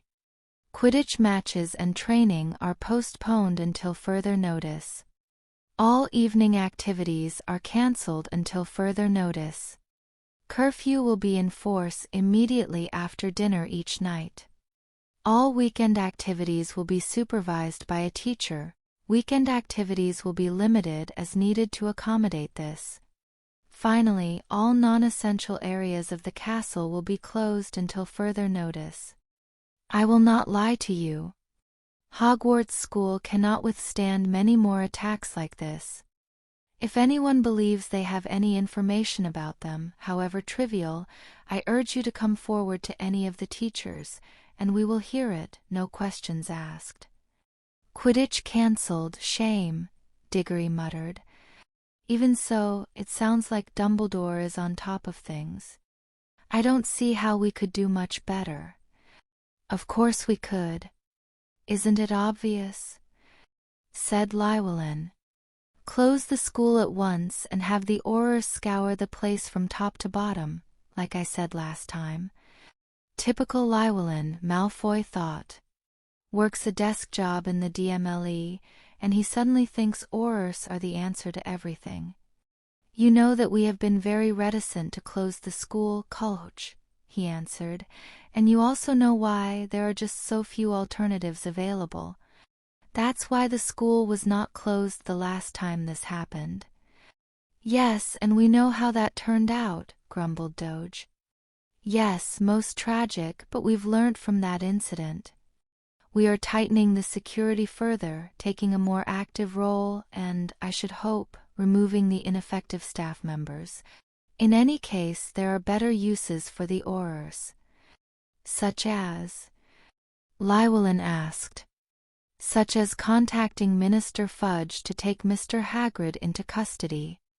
I understand he's very anxious to take some sort of action in light of the public outcry. Hagrid, Amos said in confusion. But we have no evidence that he's involved.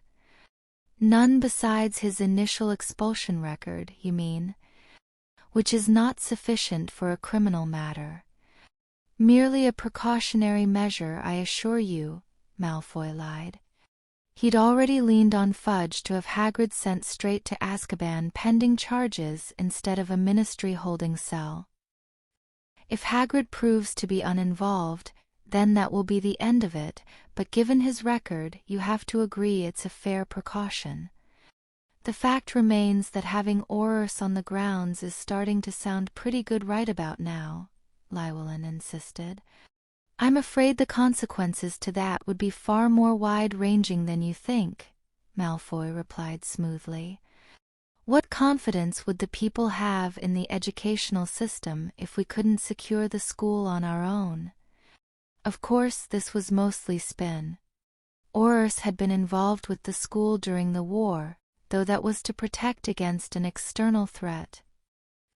As to how we could do better, Amos, all of the measures so far have focused on stopping the heir, not on catching him. I propose that we gradually loosen these new restrictions, carefully, point by point and section by section, and that we keep a particularly close eye on each new opportunity for the heir as it opens up. This got strange looks from most of the board, but Diggory started to catch on. It was risky and ruthless, but the payoff would be big if it succeeded. You mean to set a trap, he said shrewdly. A simplistic summary, but yes, you might say that. Of course, he had no worries about the trap succeeding. His master was cleverer than that, and anyway the diary would be almost impossible to find. It's hardly a physical trap, or a reliable one, Doge observed. It's a purely logistical trap to narrow down the suspect list, one in which we don't know where the enemy will go, and more importantly, using the children as bait. And what else would you have us do? Malfoy countered before any of the other parents could respond. We were agreed, were we not, that we would like the school to remain open? What other kind of bait, as you so crudely put it, do we have at our disposal? More to the point, given what's happened already, with appropriate monitoring, the risk need not be greater than it is now. You're suggesting a very dangerous ruse. Actually, I think the idea might be sound, Elphias, Diggory interrupted. Et tu, Amos? He said in disbelief. Certainly we would need to be very careful. It would take a lot of planning to hand the heir enough rope to hang himself without letting him get at anybody else, but in the absence of any other ideas to actually catch him, remember last time, he seemed to have just disappeared and lain in wait. Dumbledore would never agree to that plan, Doge said. Which is precisely why I suggested we take over his duties until the crisis is resolved, Malfoy said. If Dumbledore is not willing to do what is necessary, then he is not suited to the job. You and he are concerned about putting children at risk, but they are already at risk. If we are not to abandon our ability to educate them entirely, we must strike out on a different path from the one we are on. Well, I don't know that I'd go that far, Malfoy, Diggory positioned himself, But be honest, Alpheus, how much progress has Dumbledore had with finding the chamber or the heir, either in 1943 or today? Or has he made any progress on intimidating the heir into submission? Amos, your son is at Hogwarts. Do you honestly agree with Malfoy now? Not as such, Alpheus, but I am concerned that we have nothing left to go on. I have no quarrel with Dumbledore, but this idea, with some modifications, could work, whereas all of the usual methods have produced nary a single lead. And while I am greatly concerned for my son, as a board member I also have to be concerned with the safety of all the other students, present and future. This needs to end permanently. If that means pushing Dumbledore into the background for a while to carry out this plan, then maybe that's what we need to do. Diggory had played right into Malfoy's hands with that little speech. He was always the go-to man for passion and determination. And once he set his mind on a particular course, it was not easy to take it off again. Upon seeing his enthusiasm, most of the rest of the board murmured to each other in agreement and swung over to his side, all except Alpheus Doge. Need I remind you, Lucius, that an order of suspension must be signed unanimously? Doge said. I am, but I had hoped I could convince you that an alternative was available, that Dumbledore, while an excellent wizard, is not the only man for the job, or even the best man.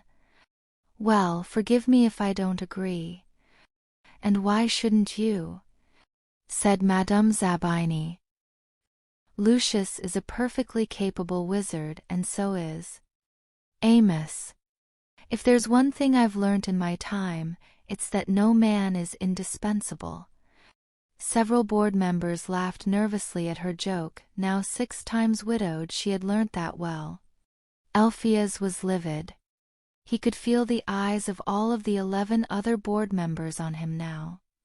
They were asking him to go against his oldest friend. Malfoy the Death Eater, as much as he denied it, had even sucked Amos into his scheme. And the worst part was that many of the points they were making made sense. He was left with a terrible choice to make. Sitting at 11-1 like this, they could kick him off the board and replace him with someone who would go along with them, and he had no doubt that would be Malfoy's next move. But if he stayed on, he could at least exert some control for the good of the students. Well, that was hardly a choice at all. I'm sorry, Albus, he thought. Then he growled out, Very well, I will sign your order, Malfoy, but for Amos's sake, not for yours. And I want him in charge of this plan of yours, not you. And I swear that if I get a hint of another attack, it'll be you I call for a vote of no confidence in next. Fair enough, Malfoy replied with a hint of a sneer in his voice. He could deal with that later. Thank you for seeing reason, Alpheus. And so, Albus Dumbledore was suspended as headmaster of Hogwarts School of Witchcraft and Wizardry. It was a dark day for the school, there was no doubt about that, but he had little recourse. True, he might be able to put enough pressure on to Fudge to persuade him to help reverse it, but with Amos Diggory taking Lucius Malfoy's side and claiming to have a workable plan, albeit one Albus strongly disapproved of, it would be a hard sell. And as much as he hated to admit it, Hogwarts could get by without him for a few months with the rest of its excellent staff, even with the heir of Slytherin on the loose. No, it would profit little to resist the suspension, not with the heir already slipping by under his nose. Instead, there was something else he could do for his school. He would begin looking into Tom Riddle's history and Salazar Slytherin's to try to find new clues about the heir and the chamber. And while he was at it, it would also give him more time to search for the Horcruxes. And in any case, help would always be given at Hogwarts to those who deserved it. Chapter 56. Dumbledore's gone? Are they mad? The Muggleborns won't stand a chance with him gone. Someone's gonna die at this rate, mark my words. How's anyone gonna find the chamber now? They arrested Hagrid? What does he have to do with anything? I heard that's why he was expelled. They should have got rid of Potter. They should have got rid of the Slytherins. The mood in the Great Hall was more anxious than ever when Dumbledore failed to show up at dinner, and Professor McGonagall reluctantly announced that he had been suspended by the Board of Governors.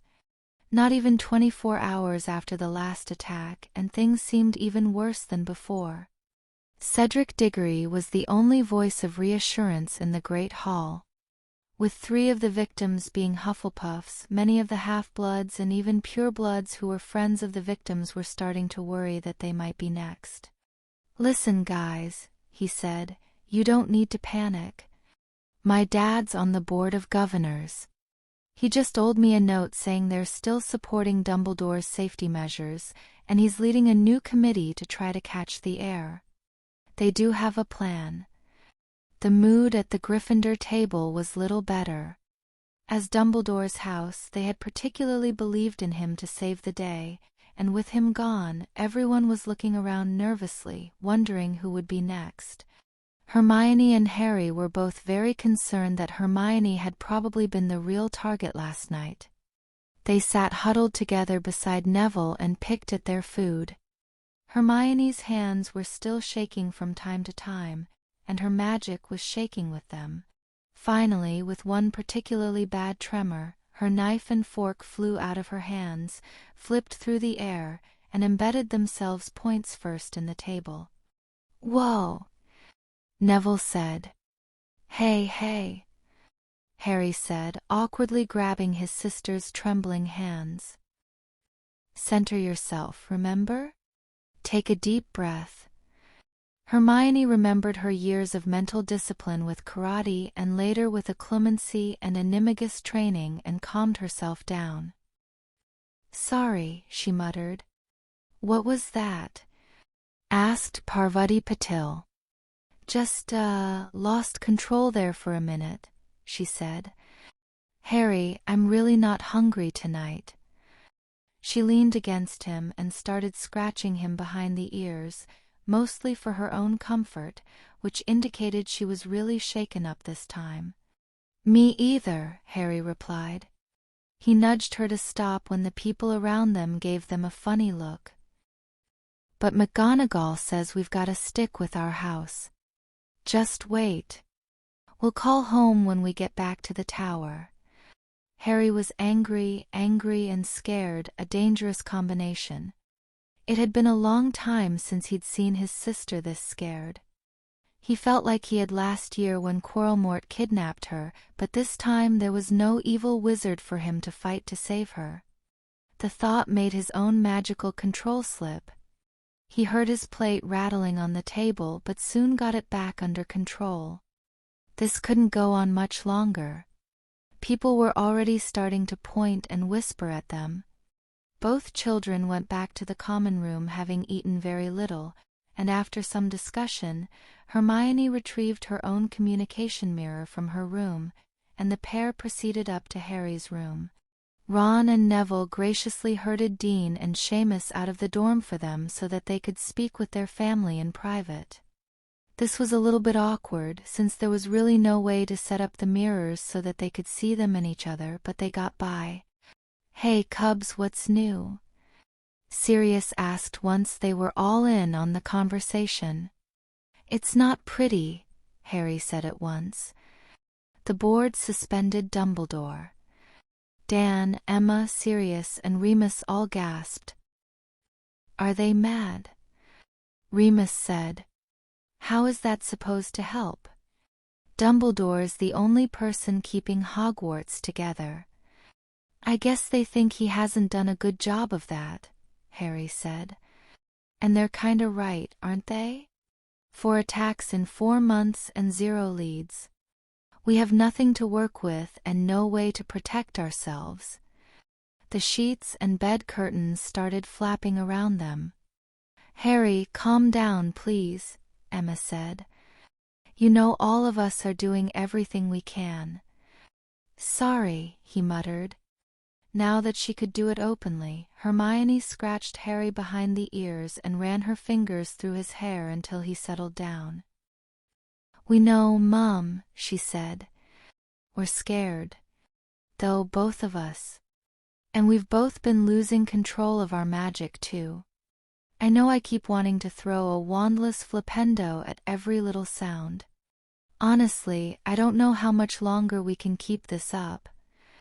"Just do your best," Emma assured her. "It's not the end of the world if that bit gets out, and it's more important to keep yourselves safe."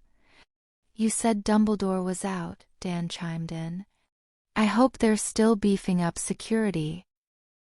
"Oh, yeah," Harry remembered unhappily. "Quidditch is cancelled, all the clubs are cut way back, and curfew is right after dinner now." "No Quidditch," Sirius said in horror.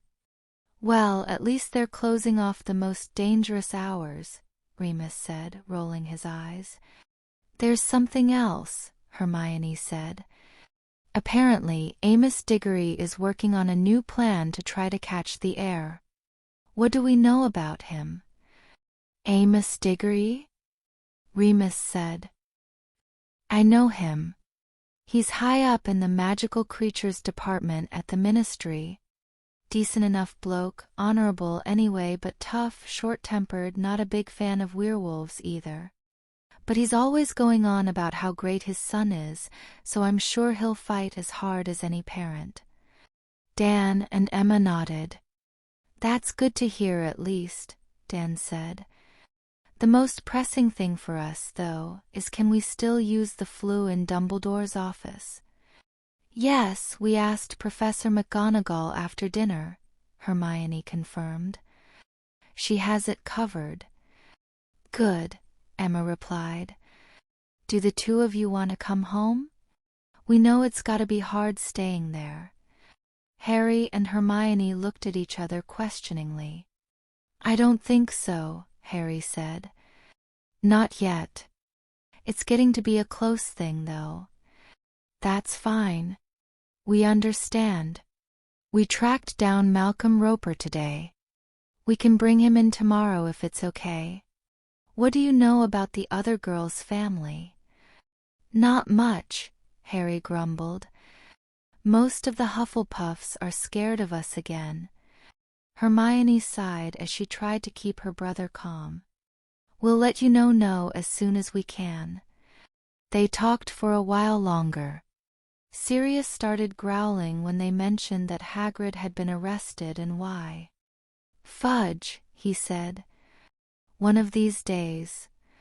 Finally, with promises from Hermione and Harry to stay safe and stick close to Neville if they could, they signed off. "I'm going to bed, Harry," Hermione said. "Are you going to be okay?" "Yes," he said, putting on a brave face. "Are you going to be okay, sis?" She nodded shakily. "I'll get by." Harry flopped down on his bed again after she left and wandlessly closed the curtains. They may have been getting by, but he felt like they were 7 and 8 years old again, hiding under the sofa and terrified the house would blow down on top of them. Hermione didn't want to admit it, but she felt the same way. She got ready for bed quickly and wandlessly closed her own curtains around her when her roommates weren't looking. She tossed and turned for a long time before falling asleep, and what sleep she did get was troubled by bad dreams. She was walking down an empty corridor. It was late at night, or maybe not late, but certainly past the new curfew. She shouldn't be out alone. She needed to find a teacher or even another student. Where was everybody? Probably safe in the dorms, she thought. She could hear footsteps behind her, the kind that always stop the moment you stop, so you're never quite sure if they're real or just an echo. When she looked, she always saw an empty corridor, except that it ended in a thick darkness that seemed to creep a bit closer each time she looked. She must have made a wrong turn somewhere because the layout of the castle didn't look right at all, not like anything she recognized. Her heart started racing. She was lost and she was being followed. "Help! I need somebody to help me." Hermione hit a dead end and then the worst happened. The darkness came creeping around the corner like a mist, threatening to envelop her. That fleeting hissing sound she had heard the night before returned, growing louder and louder until it was like the rushing torrent of a waterfall.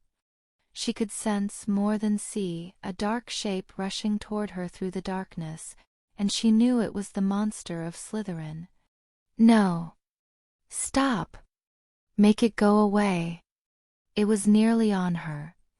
Stop! Stop! Hermione, wake up! Hermione, wake up! No! Ah! Two girlish screams accompanied by a loud crash woke Hermione up fully. She was in her dorm room, and amid moans of pain and confusion, Lavender and Parvati were picking themselves up from where she had thrown them against the wall with a wandless flipendo from each hand.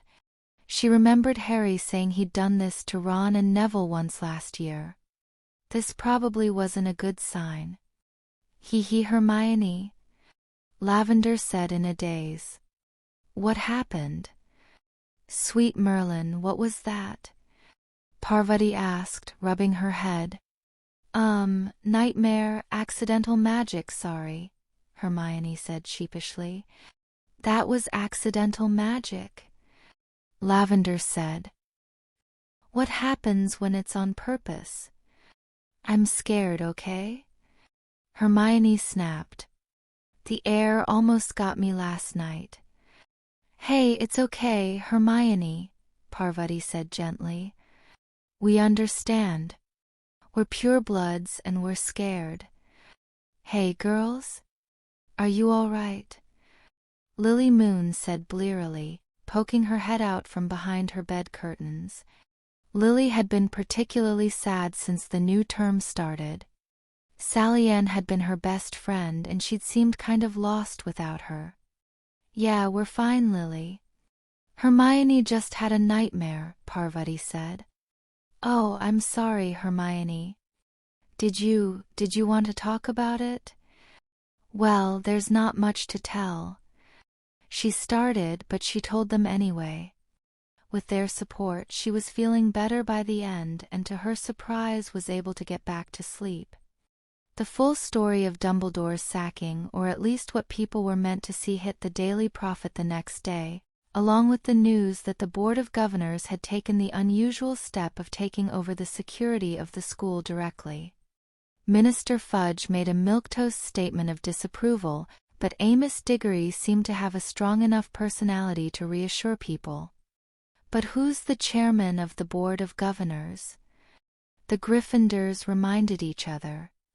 Most of them were firmly in the camp that Draco Malfoy was in contact with the heir of Slytherin, and they didn't trust anything the board did with Lucius Malfoy running it.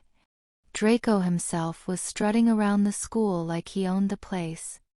Most of the rest of the school was afraid of him, since they knew full well that he could get them in much more trouble than usual, heir of Slytherin or not to mention that his father had just achieved his life's dream of sacking Dumbledore from Hogwarts. To be sure, he was careful not to say too much in front of the teachers or any of the Gryffindors, but word got around faster than ever with all the tension in the air. Father always said Dumbledore was the worst headmaster this school's ever had, he was reported as saying. Maybe now we'll get someone decent. Of course, Father's been saying for years that Hogwarts needs to be more selective in who it accepts. I mean, look at Durmstrang. They don't accept Muggleborns and they get on just fine. We'd be better off with a tougher admission policy here. Few people had the courage to point out to his face that Beauxbatons took most of the Muggleborns that Durmstrang rejected and also got on just fine. In all of this, the news that Hagrid had been taken into custody for questioning was a mere footnote. Professor McGonagall hired a woman named Wilhelmina Grubblyplank to serve as the interim groundskeeper. Harry and Hermione sincerely hoped that the rumor that he had been carted straight to Azkaban was false, but they both had a bad feeling it wasn't. When this was over, Fudge would really get it for that, especially since he was trying to use it as his main talking point. Hagrid admitted the creature he was raising was an acromantula, Hermione told anyone who would listen. It's public record by now that there's a colony of them in the Forbidden Forest. But acromantulas can't petrify people. Yeah, it's not fair, Neville answered as the three of them studied in the library with a reluctant Ron. I just wish we knew what was doing it. Harry agreed. Say, Mione, everyone knows Slytherin was the snake guy. Maybe he's got a Gorgon down there. A Gorgon? Hermione said with interest. I don't think so. The Muggle legend of the Gorgons is pretty far off. The Gorgons were really just powerful witches with a thing for human transfiguration. Although, if Slytherin came up with someone or something that could mimic their spells... Yeah, that would be bad, Harry agreed. Yeah, although I doubt he could have. I've read Our Magical Brethren cover to cover, and I haven't seen anything about any type of sentient creature that can live for 1,000 years and cast spells. Well, maybe not, Harry admitted. But still... No, I'm with Dumbledore on this, she said. I say dark artifact or maybe a really obscure creature. Yeah, but that's bad enough, he replied darkly. True, well, it could be worse. Worse? Neville and Ron said nervously. How? Harry asked. It could be Daleks, she said with a smile. Harry shuddered so hard that his magic slipped and all the parchment on the table fluttered. Ugh! Don't even joke about that. I'm gonna have nightmares now. What are Daleks? Ron asked fearfully, wondering what would be scary enough to give Harry Potter nightmares. Muggle horror story, he said curtly. You don't want to know. But jokes aside, the whole school was no closer to solving the mystery than they were to start with, and a certain core of the Slytherins were loving it. Theo Nott, predictably, wasn't as discreet at Draco Malfoy and spoke openly. What would be really nice is if the new headmaster didn't want the Chamber of Secrets closed, Draco? Then we could solve the problem all in one go. Come on, Theo, you know my father wouldn't tolerate that, Malfoy truthfully replied. It'd be nice if he could reach out to the heir and work together to change the attendance policy, but the chamber's not the kind of thing you want to just leave open. If this school got its act together, the heir wouldn't need to work in the shadows like this. Needless to say, the mood at Hogwarts was darker than ever. Most of the Muggle-born students, especially, didn't want to leave their dorms except for meals and class, and even the library was emptier than usual. That Lydia Stewart had been petrified whilst wearing her new amulet proved once and for all that the various protective charms floating around were useless, although Finn McLagan still seemed to be making money off other contraband, leading to paranoia as people had no discernible way to protect themselves. The tension nearly blew up into a major incident on the way to dinner that day.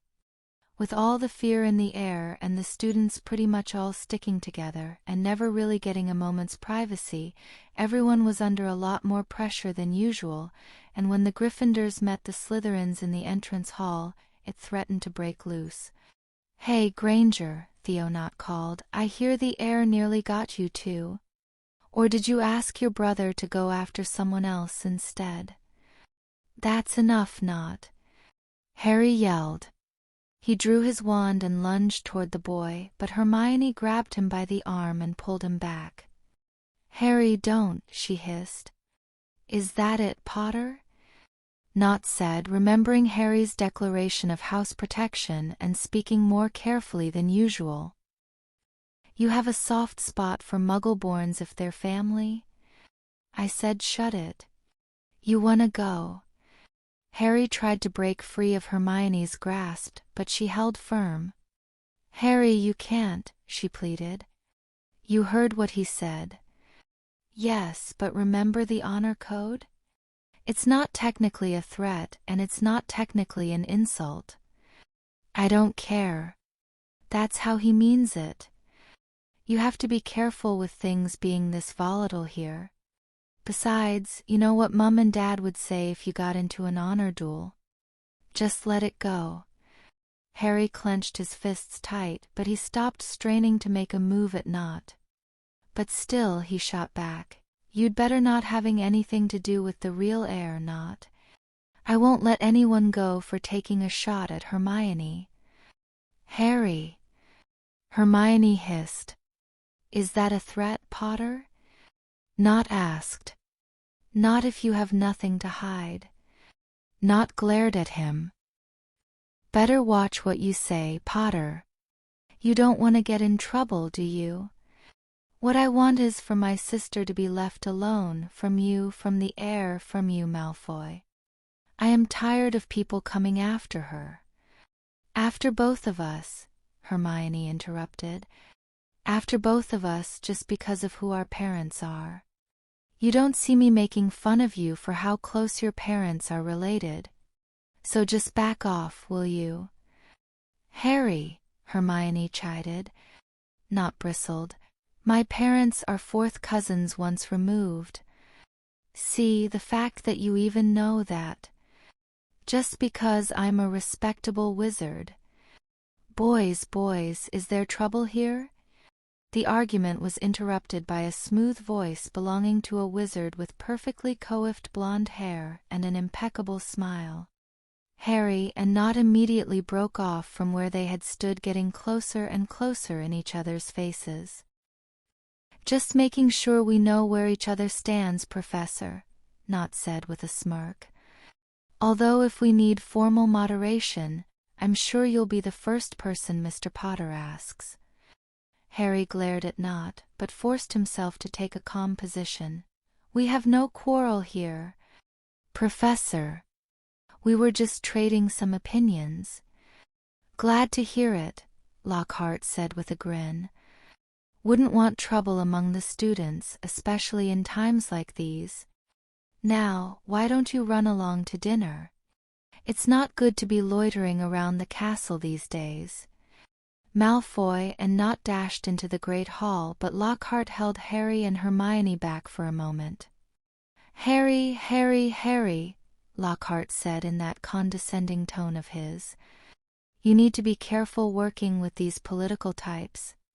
I'm sure it's hard. You have to play two roles, the hero and the legislator. That must be quite a burden. I can only imagine what it's like. But you need to be careful about your image. It's one thing to be a hero, but if you start pushing back too easily, you're going to come off as a hothead, and you don't want that. Now, if you'd like some advice. Professor, Harry interrupted through gritted teeth, I already have several people in my family to help me work in politics. I don't need your help. My concern here is keeping my sister safe from the heir of Slytherin, and probably me too, so unless you have some advice on that from your many years of experience, I think we're done here, sir.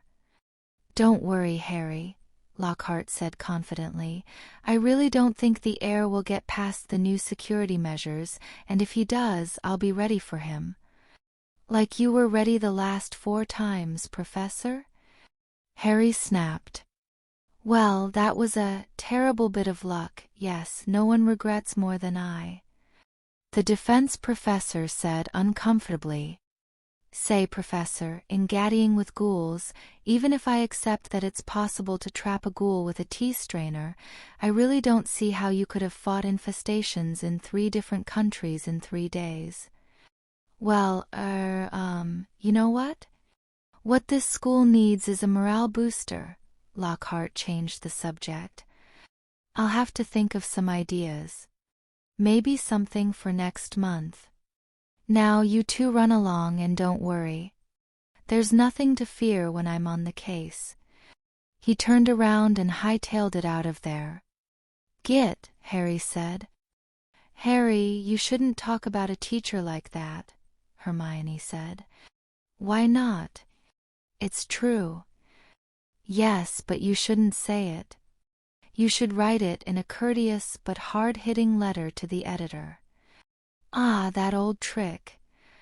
They went into the great hall, not noticing a little red-haired girl following shakily at a distance behind them. Dear Gabby, thank you for your newest letter. We are safe here right now, but you're right. It is getting very scary. We think the heir tried to attack Hermione a few nights ago, but she missed. 2 other Muggleborns were petrified instead. The teachers cancelled Quidditch and most of the clubs and won't let us go out much to try to keep us safe, and the Board of Governors kicked out Dumbledore because they say they can do it better, but a lot of people are worried they can't. We're doing everything we can to stay safe, but it's hard since we still don't know who is doing this or how. We really hope someone can figure it out soon, but none of the teachers have had any luck. We don't think Hagrid is the one who did it. We talked to him right before he was arrested and we think he was framed. We're not even sure where he is now. We have thought about coming to Beauxbatons before, and if they can't solve the problem with the heir by the end of the year, we probably will. We don't think we can take another year of this. That's if the school is even still open. No one knows what will happen if they have to close the castle. There aren't many other places in Britain that are as safe as a magic school is supposed to be. We hope you're having fun in France. We're sure it's better than here right now. Your friends, Harry and Hermione. Gabrielle Delacour whimpered as her mother translated the letter from her pen pals. The latest news out of Britain was very bad. The attacks on Muggle-born students continued, and the move to suspend Dumbledore from Hogwarts was seen by many as a form of desperation. The international reaction varied but was generally negative. The Americans in particular sent an official missive to the British ministry suggesting they close the school. However, other countries, particularly Russia, said that it was vital that education remain open. The very conservative Scandinavia, as the home of Durmstrang, made a statement that changing Hogwarts's admission policy was something they ought to do anyway, even if they officially disagreed with the heir's actions. Also, numerous experts and authorities had sent in theories about what was causing the petrifications, but they were as varied as the ones the British experts had come up with and no more helpful. But Gabby wasn't interested in all of that. She was just hoping her friends would make it till summer. With Hermione being Muggle-born and Harry being Harry Potter, it was clearly very dangerous for them, and she wanted to be able to see them again. The weeks came and went with no more attacks, but no one was letting their guard down just yet. No one knew whether they had not repeated again because of the new security measures, because of Hagrid's arrest, or just because it was normal for the heir to wait a month between attacks. By mid-February, some people were starting to relax, while others were becoming more paranoid, saying they were due for another one. Harry Potter leaned toward the second camp. "I don't know if it's gonna be now," he said. "The heir might decide to lay low again, but I know Hagrid didn't do it, and that means it's not over yet." The mood in the castle was positively depressed. Dumbledore being gone was just the start. With no Quidditch, few other clubs, and no one allowed out after dinner, the school was much more bleak and boring than usual. Even Peeves was getting depressed with fewer opportunities to prank students, and he consoled himself by spending more time heckling the ghosts, except the Bloody Baron, of course. Dueling Club was one of those clubs that was cancelled entirely. A lot of students wanted to keep it up to learn to defend themselves, but Professor McGonagall would have it. With all those spells flying around, it would be far too easy to slip in a dark curse without being noticed. At the same time, the OWL and NEWT students were getting restless. Their library time had been severely cut by the new restrictions. Eventually, McGonagall announced that the dinner-time curfew would be lifted, but with only limited access to the castle to get to and from the library, and the corridors would be closely monitored. The school would still functioning, if barely. Then came Valentine's Day. No one was sure how Professor Lockhart had got McGonagall to sign off on his morale booster with the security in its current state. The most popular theory was that he didn't, but later managed to convince her he had. As it was a Sunday and because it was Valentine's Day, he remembered the notes he got last year. Harry had been considering just having a lie-in, but Hermione dragged him down the stairs, telling him he couldn't go around moping all the time. When they got to the Great Hall, Harry took one look and said, "Nope, not doing it. I'm going back to bed." He turned around to leave, but Hermione pulled him into the hall by the wrist. "Come on, oh brave Gryffindor," she said, and then she actually giggled. Lockhart certainly didn't come across as a great dark creature hunter in person, but he did seem to have a flair for decorating. Pink climbing roses climbed up the walls of the Great Hall until they met the projected blue of the sky on the ceiling, from which heart-shaped confetti fluttered down, all over everyone's breakfast. A flair for decorating, not common sense about it. Lockhart himself was standing up in front of the high table in painfully pink robes, beaming as usual, and he looked like he was the only teacher who was happy about the whole mess. "Happy Valentine's Day," he addressed the hall. "And thank you to the 45 people who already sent me cards." Harry stared at Hermione questioningly, and she frantically shook her head no. "I hope you all like the first half of my little surprise, but the best is yet to come. Now, with the current security situation, I wasn't able to bring in outside help, like I'd originally planned, so I had to improvise a little." Lockhart clapped his hands twice, and the doors of the Great Hall opened, revealing 12 house elves from the kitchens, but they didn't look like ordinary house elves. Their tea towels had been charmed a very pale pink, and each was wearing a pair of golden wings and carrying a harp and a stack of letters. "My friendly card-carrying cupids, who will be delivering all of your valentines in person throughout the day," Lockhart grinned. It was a good thing it was Sunday, because the Cupid elves popping in and out of the classrooms all day would have been very disruptive. As it was, the elves were following people around all day, so no one could escape, even in their dorms. Hermione thought it was cute, but she wasn't the one with an admiring elf following her, saying, "Harry Potter, sir, Nellie has a message for you." Harry wanted to get away, but by bad luck, Nellie managed to corner him in the courtyard, where a lot of students were milling around and hemmed him in, including Draco Malfoy and his minions and also most of the Weasleys. He made a couple of weak attempts to escape, but it was no good. "All right, Nellie, give me my letter," he said. "Oh no, Harry Potter, sir. It is being a singing Valentine." Harry turned white. Half the crowd started sniggering at him. Nellie began to sing. "His eyes are as green as a fresh pickled toad. His hair is as dark as a blackboard. I wish he was mine, he's really divine. The hero who conquered the Dark Lord." The crowd laughed uproariously, and Harry turned pinker than Lockhart's robes. He just barely restrained himself from questioning the toad blackboard rhyme. However, at the sound of the laughter, he did notice one face in the crowd also turning red, Ginny Weasley. Their eyes met, and she vanished into the crowd in a flash. Great, Harry thought. She's being more fangirlish than last year. "Miss Hermione Granger, Nellie is having a Valentine for you too," the elf squeaked.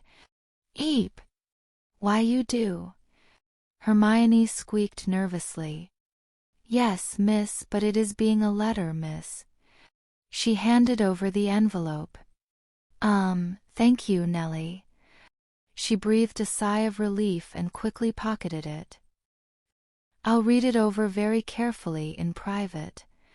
The crowd began to disperse, but then someone else came up to Hermione, a boy with curly brown hair. "Hello, cousin," said Sullivan Folly softly. She jumped briefly. "Oh, hello, Sullivan." Harry and Hermione didn't have much interaction with Hermione's second cousin on her mother's side, but they always made sure to exchange notes every holiday. "I wanted to give you this directly," Sullivan said, handing her a letter. "Since it's a family note, it didn't seem quite right to send it by Cupid." "Oh, right. I was thinking the same thing," Hermione said, even as her mind was racing. "If he didn't send the note with Nellie, who did? Here, I have one for you, too." She fished in her bag and handed another note to her cousin. "Say hello to your parents for us." "Sure thing." "Well, isn't this touching?" The three of them whirled around to see the wiry, dark-haired form of Theodore not grinning at them. "Trying to trade up from that half-blood brother of yours to a proper pureblood, are you, Granger?" Harry started to make a move on Nott, but by now, Hermione held out her hand to stop him without even thinking. "He happens to be family," she informed the Slytherin. "If I were him, I wouldn't be advertising that I was related to a Muggleborn," he stopped himself. "Especially considering the heirs made a point of going after his house." "Oh, wait, Potter's the heir, isn't he?" Harry broke free and actually drew his wand in the half-slur, but to his and Hermione's surprise, Sullivan stepped in front of him and said, "Nott, you really need to can it. You're just annoying everybody, and if you lot are really so sure Harry's the heir of Slytherin, then why do you keep trying to piss him off?" "Language," Hermione said automatically. A look of uncertainty flitted across Nott's face for a fraction of a second. Could he really not be sure himself? "I'm not scared of Harry, even if he is a Parselmouth," Sullivan continued, "but maybe you should be." Harry grinned at Nott and said, "Has he seeheth?" Nott's eyes grew saucer-sized and he started backing away. He didn't care what Draco had said. He didn't want to stick around to see what happened next.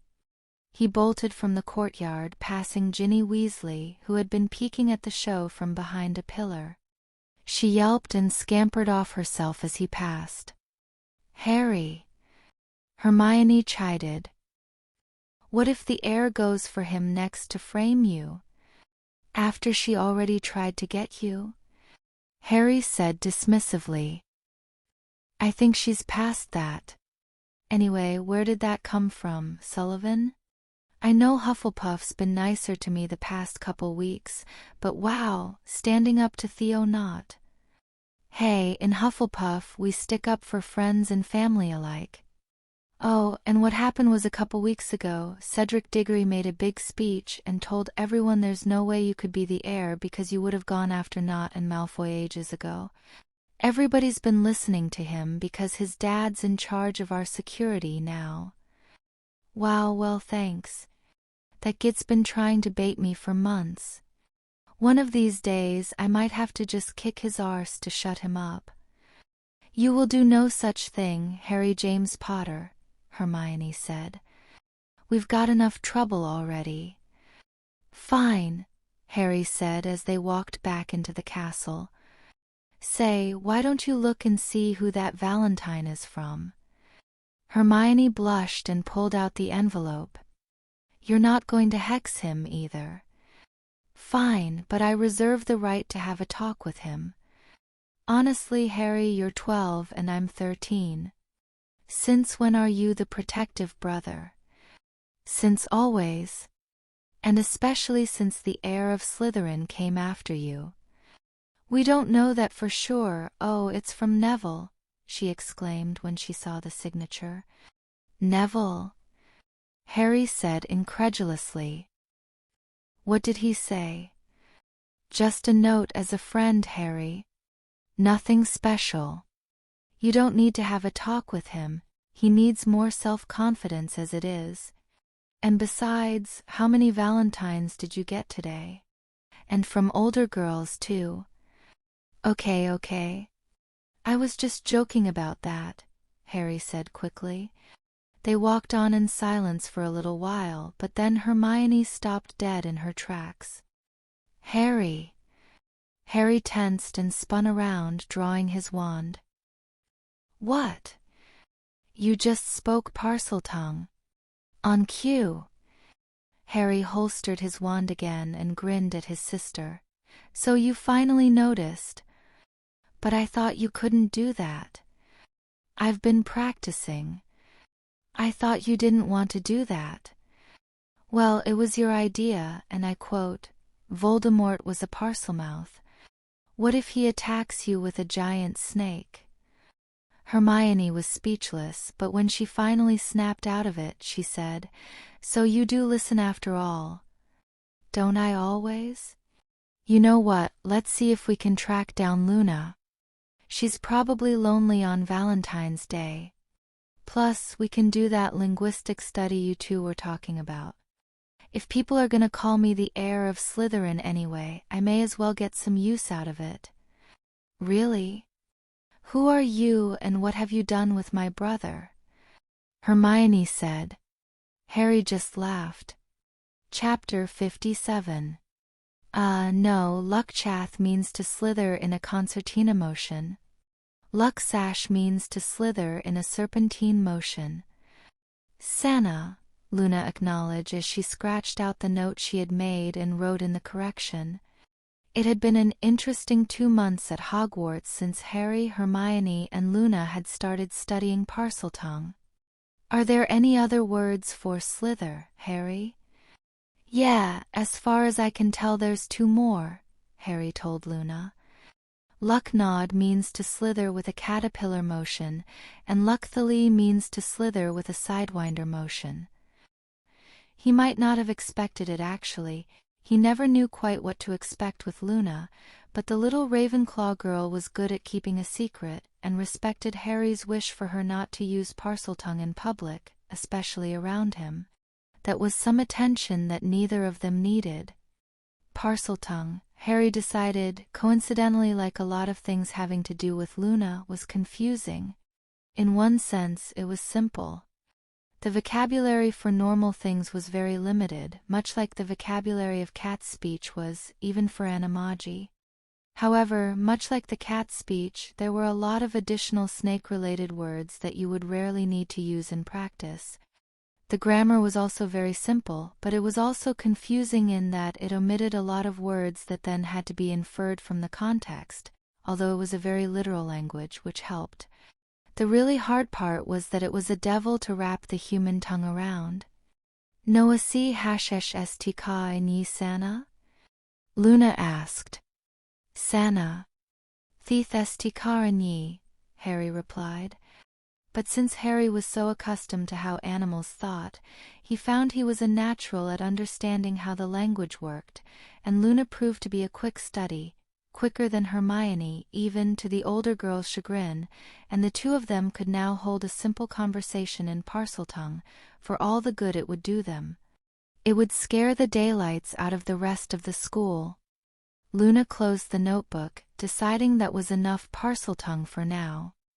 Switching back to English, she said, Are you excited for the Quidditch match this weekend, Harry? Oh, definitely, it'll be good to get on a broom again, and I'm ready to beat those Hufflepuffs. At Amos Diggory's direction, the security restrictions had gradually been eased. It was a questionable move, but it seemed to be working for the moment.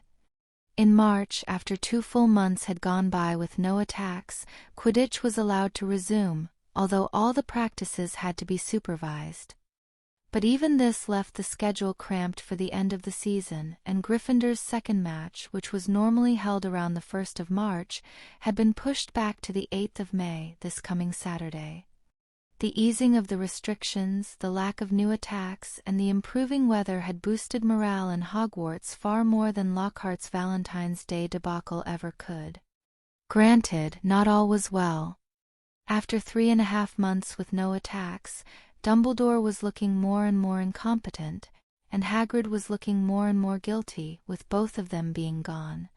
Plus, Harry knew that the heir of Slytherin had to still be around somewhere, and they still had no clues as to who she was or how she was attacking people. Oh, and thank you for that last article, Harry, Luna said. Daddy says it was very popular. No problem, Luna. I'm glad we can get our message out.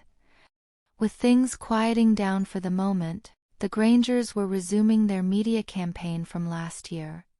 There were still periodic complaints about Snape, and McGonagall was leaning on him hard to curb the worst of his excesses, but this year the letters focused on the appalling state of defense against the dark arts instruction in the school, which left Hogwarts graduates vulnerable. They now publicly advocated their idea of sending an Auror each year on rotation, something that was gaining traction. However, the most recent article, the one that came out over Easter holidays, was the one Luna had suggested about blood purity and bloodlines, how even, especially, the oldest and purest bloodlines had probably filtered far and wide throughout the Muggle population and back again by now. Apparently, it was the talk of magical Britain for a few days, with some purebloods outright denying it, smarter ones dismissing it as unimportant, and many non-purebloods embracing it as proof that blood purity didn't matter. Granted, politically, it didn't make much difference except for the long-term benefit of Harry getting his voice heard. Harry and Hermione had also caused a stir more locally for a few weeks when their control of their magic was slipping, but they were calmer now, so they had no more outbursts than usual. However, they had recently received a pair of letters that really called into question their perspective on the Wandless magic bit. Dear Harry Potter and Hermione Granger, I don't know if you remember me, but we met in Diagon Alley 2 years ago. My brother Kevin is in your year but in Ravenclaw. I wanted to thank you about the advice you gave me about how to do wandless magic. I've been practicing ever since, and I can really do it. I can only do little things like levitate coins and flip light switches, and if I really work at it, I can write with a pen without touching it, but I'm going to keep working on it this summer. I'm starting at Hogwarts next fall, and I can't wait to show you. I've been writing to Nathan Boot. His brother Terry is Kevin's roommate, and he's been learning wandless magic too. Is it different learning magic with a wand? I'm really glad there haven't been any more attacks, and so are Kevin and our mum and dad. I hope they really stopped the heir of Slytherin for good this time. Kevin says he doesn't think you're the heir, Harry. I hope there's no trouble when I come next year. Sincerely, Annabelle Entwistle. Well, that's something we never thought about, Harry had said. Nathan Boot's letter had been similar to Annabelle Entwistle's in substance. Both of them were progressing just as well with wandless magic as Harry and Hermione had. We really can't ask them to keep it a secret, Hermione said. After all, there's no reason for them to. We haven't really had to keep ours a secret either, Harry suggested. We just didn't want the attention. My birth mum never kept her wandless magic a secret, and it won't be so bad if we're not the only people in the school who can do it. It could still be a useful advantage for the rest of this year, Hermione countered. The heir of Slytherin doesn't know about it. If they even catch the heir this year, Harry grumbled. And besides, if the heir is powerful enough to petrify people like that, I don't think wandless magic will throw her off for very long. And it's not like we can do more with it than we can do with wands, not anymore. Have you noticed that we can only do this year's spell equally well wandless versus wand? Of course I have. It makes sense. We always knew it took longer to learn them wandlessly, and it's not as efficient. Anyway, I think it would be best to wait for the end of term to show what we can do, but if there's something else that you think calls for it, I guess it's not a big deal. Thanks, Mione. Finn McLagan was once again very grateful that a certain 7th-floor corridor had been reopened. It was almost impossible to sneak up here when this part of the school was closed off. He paced back and forth in front of a blank stretch of wall and thought, I need the room of hidden things. I need the room of hidden things. I need the room of hidden things. It had taken him a long time to figure out how this door worked, but it had been worth it. for inside was perhaps the greatest treasure in all the British Isles. Granted, most of it was junk, but there was just so much of it. And most importantly, a lot of it was contraband that students had hidden in here over the years, contraband that he could collect at his leisure and resell. He'd been doing it since early in his 6th year, and it had allowed him to live the high life by student standards. His spending money was up there with what the rich kids got from their parents, and only the Weasley twins could possibly touch him in the selling of illicit items, and their brother was keeping them in line, unlike his. Percy Weasley. He grumbled at the thought. Mr. Perfect Prefect had become his arch-nemesis, confiscating a big chunk of his merchandise before he could sell it. But Finn could always get more from a place no one else knew about.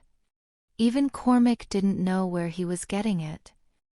He strolled around through the massive piles of junk, collecting banned items and interesting or valuable-looking trinkets as he went. There was enough stuff here that he could have been doing this since 1st year and still had plenty to spare. And there were other things, too. He'd have to do a big last run to amass a stash of things like jewels that were valuable in the real world before he left the school for good. In fact, he'd already pocketed a few small items that weren't likely to be found even by Weasley. As he was scanning the room, he noticed something. A small black book lying on top of a pile of rubble slumped across an aisle, almost as if someone had thrown it into the room. Finn wasn't sure why the book caught his eye, but he picked it up. Someone named Riddle had owned it in 1943 but never used it. It was in good condition, so Finn pocketed it to use as a ledger. That night he got the shock of his life. A ledger? How boring. Now, if you want some practical business advice. The Flying Club was restarted shortly after Quidditch, which was a great relief for people who were going mad not being able to get out of the castle or who were trying to hone their skills for tryouts next year. Hermione was a little of both. She may have still been a dyed-in-the-wool bookworm, but after living with Harry for so many years, climbing the jungle gym, learning karate, and now flying on broomsticks, she started to lose it if she couldn't get any outdoor activity for an extended period. And playing a weekly pickup Quidditch game in the club really increased her interest in the sport. Unfortunately, Theo Nott showed up today. Honestly, she wasn't sure why it had taken him over a month to make the connection that Harry wouldn't be here, but he was doing his best to sabotage her every chance he got. She was wary of him before they even got off the ground, and sure enough, as soon as they were in the air, he bolted straight at her. She screamed and barely managed to roll out of the way. "Watch where you're going," she yelled after him. Nott just laughed. "Your brother's not here to save you now, is he, Granger? Come on, Hermione, kick his arse." Ron Weasley, who was on her team today, called encouragingly from the scoring area. She gritted her teeth and took off after him. Unlike a lot of people, Theo Nott was both a decent player and had a good broom, another clean sweep 7, in fact, which would have made him a real challenge to play against, even if he were playing fair, which he most definitely was not. It should have been easy, since the opposing keeper was on a school broom that could barely stand up to the stresses of Quidditch. But today, she might be taking a run at him, when she would feel a sudden jerk and nearly topple off the front of her broom, not to mention dropping the quaffle, only to turn around and see that Nott had grabbed her broom's tail. Or she might be moving to catch a pass when he would come up alongside her and give her a sharp jab in the ribs with his elbow to block her. But the worst offense came when they were making a close run at the goalposts, with him trying to block her from throwing the quaffle, when he suddenly locked the handle of his broom around hers and pushed her off course hard. "Stop it!" Hermione yelled. But Nott didn't stop. He kept going off course until it was clear that he was going to try to run her into one of the towers. "No one to save you now, Mudblood," Nott yelled with glee. "Let go." She snapped her fingers and drew her wand from her wrist holster, but Nott grabbed her wand arm to try to stop her from pointing it at him. However, before he could react, she turned it around in her hand and hit him with a stinging jinx to the face, forcing him to break off and spiral down to the ground. Ow! Foul for wand use, mudblood! He yelled. Foul for blurting! Hermione yelled back. And for trying to shove me into the tower. I'm sure there's a name for that, too. A fight might have started then and there. Ron was already trying to take a swing at him, when Madame Hooch caught up with them and stopped them. That's enough from both of you, their teacher snapped. Not 10 points from Slytherin, and all of you get back to the castle before you cause any more trouble. Hermione was fuming when she came back inside, and she must have cut quite a figure by the time she met up with her brother, stalking through the castle with a grimace of anger, her robes askew, her hair sticking out everywhere, and carrying her broomstick more than a little like a club. She thought she actually scared a couple of first years who crossed her path. Whoa, Mione, what happened to you? Harry asked nervously when he saw her. Theo, not happened, that's what, she grumbled. Oh no, are you okay? What did he do? That prat fouled me about 6 times. He did? Yeah, he got me with blagging, blatching, blurting, and copying. And he tried to crash my broom. And he called me mudblood. Harry's face darkened. That's it, I'm gonna get him, he hissed, and he stalked off toward the great hall with an angry, cat-like gait. Hermione paled suddenly when she realized what she'd just done, and she ran after him. Harry, please don't do anything, she pleaded. Sorry, Mione. I'm not gonna let him do that to you. I can take care of myself. Really? You know I can. But you're under my protection. It's a matter of house honor. Oh, come on, Harry, house honor for name-calling and Quidditch fouls? Yes, in a muggle school he'd been cited for harassment by now, and you know it. Look, I know house honor isn't that big a deal to us, but it matters to them. If they're going to respect me and you, I need to be able to stand up to them. But Harry, picking a fight isn't the answer. It never has been in our family. There's times when it's gotta be done. I can't let Nott get away with this. Not this time. Okay. She threw up her hands. Okay, go do what you think you have to do, but you get to explain the whole thing to Mum and Dad. Deal, Harry said resolutely, which surprised Hermione. She thought that would have got to him a little, but he looked really mad this time. This wasn't going to end well. They reached the great hall, and Harry made a beeline for the Slytherin table. That immediately turned some heads, especially since Harry Potter was looking almost murderous. Draco Malfoy rose to his feet. Do you have business here, Mr. Potter? I want a word with Mr. Nott. Nott also rose to face him with a hint of a smirk. What is it, Mr. Potter? I want you to apologize to Hermione for singling her out for attack in the Flying Club and for calling her a vile slur. Nott's smirk grew. And what alleged vile slur was that? Harry glared at him with his trademark feline stare. You don't want to make me say it, Nott. You've been harassing my sister for months, insulting her and now trying to hurt her. That's no way for a proper pureblood to act, and I want an apology. Nott lowered his voice and took a step closer to Harry so that the teachers wouldn't overhear. A proper pureblood doesn't apologize to a mudblood, he said. Then a proper pureblood is a bloody arrogant prat, Harry said. Nott must surely feel the ripples of magic around him, right?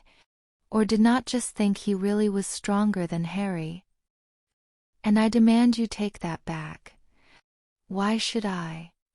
You think you're so great because you're the boy who lived, and then you come in here with your mudblood sister and still expect respect. No, I never expected respect from the son of a Death Eater, Harry thought, but what he said was, stopping calling her that. Why deny the truth, Potter? He dropped his voice to a whisper. It doesn't matter if she earns top marks or wins prizes or even spreads her legs for a rich pureblood. You can't change the contamination on the inside. And with that jab, Theodore Nott found Harry Potter's breaking point. Harry took a step back, pointed at the Slytherin boy and shouted, "That's it! Theodore Nott, I demand satisfaction." The great hall fell to a deadly silence as everyone stopped and stared at the duo.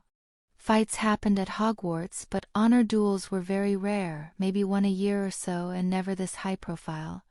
Students and staff alike waited with bated breath to see how Nott would react. Hermione was taken aback, but she was too stunned to interfere. But Nott looked like he'd been waiting for this for a while. He stood his ground, grinned, and looked Harry in the eye. "Then you shall have it, sir," he shouted. "Magic only. None of your muggle fighting." "Agreed," Harry said.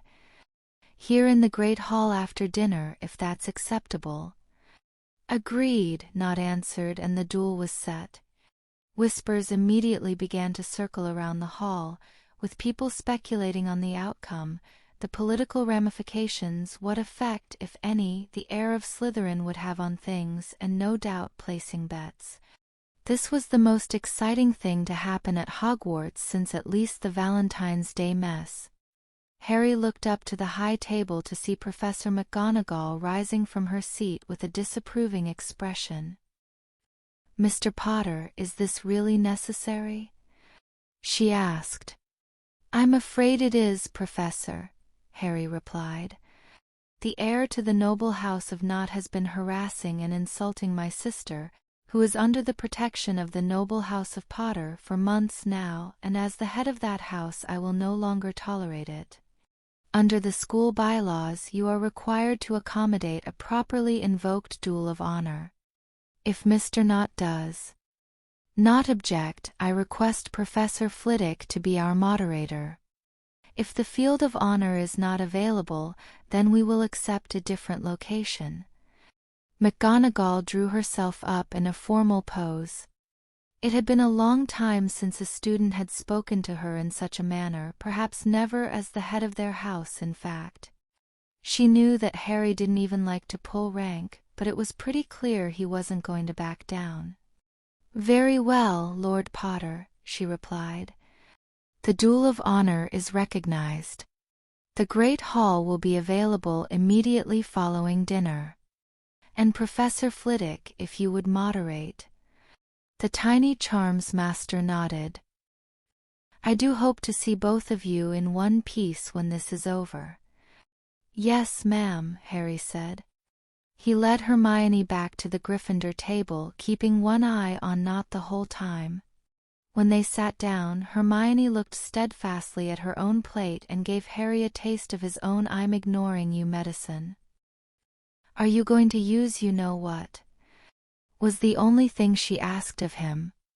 "Haven't ruled it out," he replied. "Well, just remember what I said." Yes, I get to explain it to Mum and Dad. I'll probably be grounded for this, he thought, but it'll be worth it. All the other Gryffindors crowded around him, talking over each other. "Way to go, Harry!" "Yeah, get that wanker." "Wow, an honor duel. This is awesome." "That was irresponsible, Mr. Potter." "Percy." "Kick his arse for the rest of us." The Gryffindors barely finished dinner, what with so many of them alternately asking Harry how he was going to beat Nott and trying to offer him tips. The excitement bled over to the other tables, as everyone was eager to see what would happen. Harry and Nott could be seen conspicuously glaring at each other all through dinner. However, Harry was dismayed to see several teachers continuing to shoot disappointed looks his way. By the time dinner ended, Madame Pomfrey had been summoned and was looking very stern, but ready to deal with any injuries. Professor Trelawney, the batty divination teacher, showed up half through dinner, even though it wasn't clear who had summoned her, and there were far more ghosts floating up near the ceiling than usual. No one wanted to miss an honor duel involving Harry Potter. Harry remembered what Professor Lockhart had said back at the first Dueling Club meeting. Honor duels are far more serious business than anything we'll be doing here. It looked like he'd got that bit right. Finally, the time came when McGonagall would normally dismiss everyone, but this time she stood and said, "A duel has been arranged to occur at this time. Any students wishing to leave may do so now." No one did. "Please stand." Everyone stood, and several teachers stacked the house tables against the walls. "Professor Flitwick, if you would." Flitwick stepped into the middle of the great hall, and all the students backed up against the tables as he began erecting dueling wards down the middle of the hall. When they were ready, he said in a deeper and more formal voice than they had ever heard from him before, "Will the combatants and their seconds please step forward?" "Hermione, will you at least be my second for this?" Harry asked quietly. Hermione rolled her eyes and said, "Well, I guess someone has to stop you from getting killed out there." She followed him out to the middle of the hall, while Nott strode out the other end flanked by Draco Malfoy, who looked noticeably less enthusiastic than Nott did. Malfoy clearly suspected Harry had a trick up his sleeve. "Lord Potter, are you willing to settle your dispute with Mr. Nott peacefully?" Flitwick asked. Harry considered how to reply for a moment, but he decided there was no good way out of saying the word, and besides, Hermione had said it without flinching. "Not unless Mr. Nott, at minimum, apologizes for calling my sister a mudblood," he said. Many students and even Professors Sprout and Trelawney gasped, not having heard how serious the insult was. Few would dispute that calling out Nott was acceptable for that alone. "Not this time, Potter," Nott sneered. "It's time we settled this properly." "Fine by me. We will duel, Professor." "Very well. Take your positions." Harry and Nott entered the dueling wards from opposite ends and approached each other. In accordance with the honor code, they brandished their wands, bowed, and then turned around and paced back the ends of the wards, where they took their stances to cast. Harry's senses were on high alert the whole time, mundane and magical, but Nott didn't try anything. "No lethal spells, maiming, or unforgivable curses," Flitwick reminded them. "Cast on 3. 1, 2, 3. Expelliarmus," Harry cried, while Nott led with "Incendio." Well, he's certainly bowling fast, Harry thought. "Evrut statum. Glacius. Immobilis. Contigo. Defindo." Nott yelled. Things like severing charms weren't technically against the rules because they were relatively easy to block and could be cast weak enough not to do much damage, which was all Nott was likely to be able to do anyway. This was as opposed to many dark spells that were specifically designed to maim and would not be allowed here. Just the same, Harry wasn't keen to make contact with that spell. Contigo. He cast Flipendo. Scontapto. Glistrema. He followed the strategy that had generally served him well in the dueling club, firing several spells at a time in short bursts and dodging as much as he could.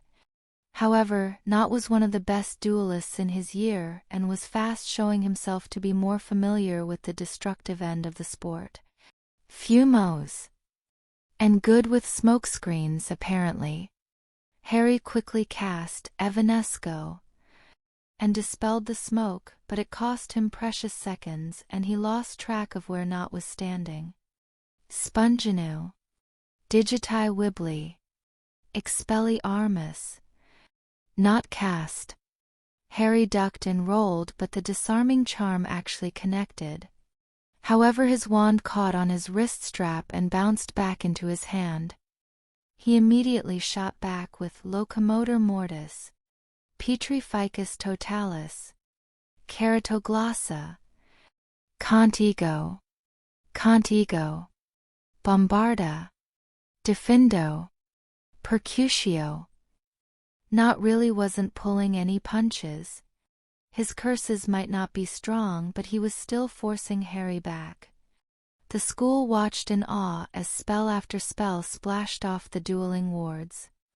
Hermione winced as her brother was backed down the row, and Harry focused on trying to get Nott's wand away from him.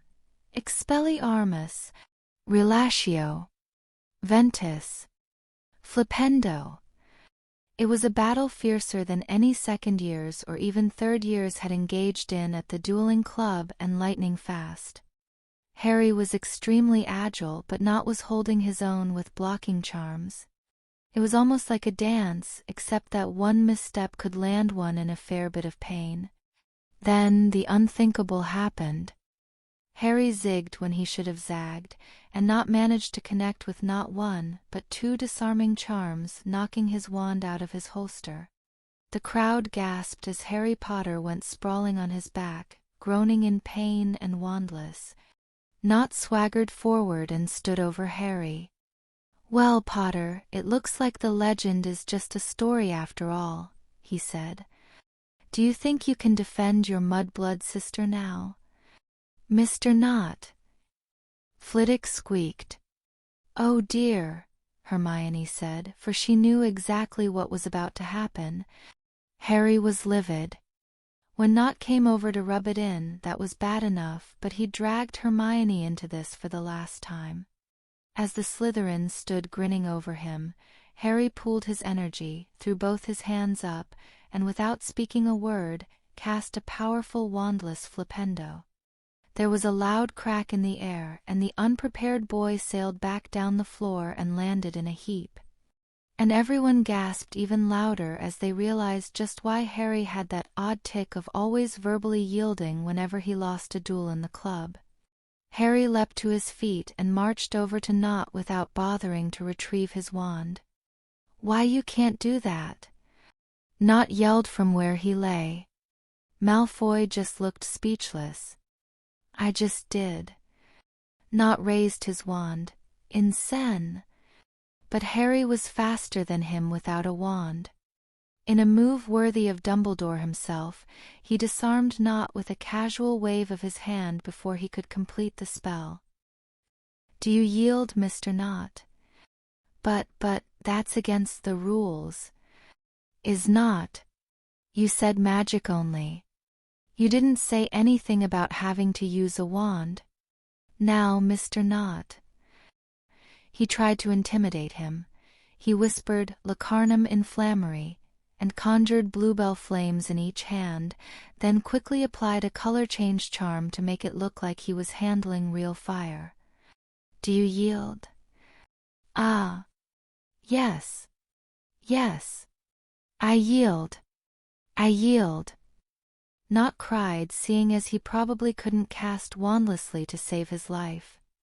Harry closed his hands, extinguishing the cold flames. Then he smiled. "My honor is satisfied," he said. He turned around and walked away. As he went, he levitated his and Nott's wands to him and tossed Nott's back over his shoulder without looking back. He kept his magic sense tuned to any spells flying at his back, but a little to his surprise there weren't any. "The dispute has been resolved," Flitwick confirmed, and he took down the dueling wards. It was then that Harry was hit with a tidal wave of sound. 3/4 of the school was applauding him, at least for his incredible demonstration of magic, if not directly for trouncing Nott. Even some of the teachers joined in, though McGonagall still looked disapproving. Snape seemed shocked, and Trelawney looked like she might faint. McGonagall and Flitwick had told their colleagues of Harry's and Hermione's proficiency without a wand, but it was hard to believe it until they saw it. Like so much around Harry Potter, then Duel was sure to become a part of the legend. Severus Snape in particular felt like he needed to go to his quarters and pour himself a stiff double. It was a pity Potter looked so much like his father, he thought, since he had undeniably inherited his mother's protective streak, her talent with charms, and Snape remembered with a shudder her temper. "Harry, that was incredible," his fellow Gryffindors said. "You told me you could do wandless magic, but bloody hell. No one beats Harry Potter. He'll think twice before he tries that again. I've never seen anyone but Dumbledore do that. Is that how you beat you-know-who?" The adulation was almost out of control by the time Harry and his housemates reached the Gryffindor common room. Harry was barely able to calm them down. "Okay, guys. We get it. I'm Harry Potter," he told the crowd pressing around him. "It's not that big a deal. Come on, Hermione, tell them, help me out here." "Oh, really, you want my help now?" she said. She got a wicked smile on her face, then she made a particular hand gesture, and Harry suddenly found himself hanging in midair by his ankle. "Not like that," he yelled. He was gonna get Sirius for teaching her that one. Most of Gryffindor gasped again and took a couple of steps back as they saw Hermione Granger make just an impressive show of wandless magic as her brother. "No, it's not a Superboy who lived power," she explained. "It's actually not that hard to learn if you start young and have a lot of patience. We've just had a lot of time to work on it." She floated Harry over a sofa, and he cancelled the charm on himself, falling onto the cushions. She nearly fell over herself from exhaustion. That was a hard spell, but she kept it together for appearance's sake. "Good," Harry said, brushing himself off. "Now that's sorted." He turned and started up the stairs to his dorm. He was plenty tired, too. That duel had taken a lot out of him. Ginny Weasley was speechless as she watched Harry disappear up the stairs. Ron had mentioned that both Harry and Hermione could do wandless magic, but that was beyond anything she'd ever dreamed. The way Harry had wiped the floor with Nott was incredible. Even the books didn't have him doing things like that. She didn't know how she could ever measure up to that level, but one thing was for sure. She did not want to get on Harry Potter's bad side. Harry heard a ruckus from the 7th-year dorms as he climbed the stairs. One could hear a lot going up and down the stairs of the towers, and tonight he could make out the dulcet tones of Percy Weasley. "Really, McLaggen, where do you even find all of this stuff? And I think I'll take that ledger too." Finn McLaggen getting in trouble again, he thought. Well, at least one thing is normal around here. Chapter 58. Most of the school woke on Saturday morning thinking it was a beautiful day for a Quidditch game and were excitedly talking about Harry Potter taking to the skies again. Some of them were still gossiping about Harry's astounding wandless trouncing of Theodore Nott. Ginny Weasley, however, had something different from either of those things on her mind. She had seen Percy with the diary. How anyone could have got the diary out of that massive room was beyond her, although after listening to her brother, she had an inkling that Finn McLaggen had something to do with it. But now Percy had it. Worse yet, he hadn't turned it in yet. It must be doing something to him already for that to happen. Was he writing in it? Did he know something now? The thought made her physically ill. How was it that she couldn't get rid of the damn thing? She'd had to wait 2 days for Percy to slip up around her. She couldn't do anything to make him suspicious. It wasn't until after breakfast that Saturday, when he was corralling the excited students who were getting ready for the match, that she saw that he let his guard down. She snuck up behind her brother, reached out where the diary was poking out of his pocket, and snatched it away. Percy spun around to see who had brushed his robes, but Ginny had already vanished into the crowd. She ran. Up 1 flight, 2 flights, 3 flights, down a corridor. She had to get rid of it again before something else bad happened. She needed a new place to hide it, but from the lowest dungeon to the highest tower, she couldn't think of any place that would be better than that room. "It's too late, Ginny," Tom whispered in her mind. "Far too late. You will be mine." "No. You're going back in the room," she thought, "and this time I'll find a way to knock down one of those big piles on top of you. McLagan's graduating soon. There's no way he'll find you again that fast. You cannot resist me." But she was trying still. In fact, she might have succeeded, except that a certain girl caught her eye. Tom's powers of control were also fueled by emotion, the same as her resistance, and seeing that girl again was giving him a very strong drive to act. This time she would not escape. "Turn around," he thought. "You will obey me." "No. Not again. I am your master, and you will obey me." Ginny's body betrayed her once again, and she was dragged from her chosen course back to the second-floor girls' bathroom.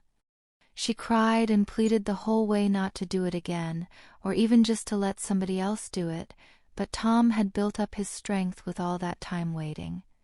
She spoke the terrible words that did terrible things and set out in search of her prey.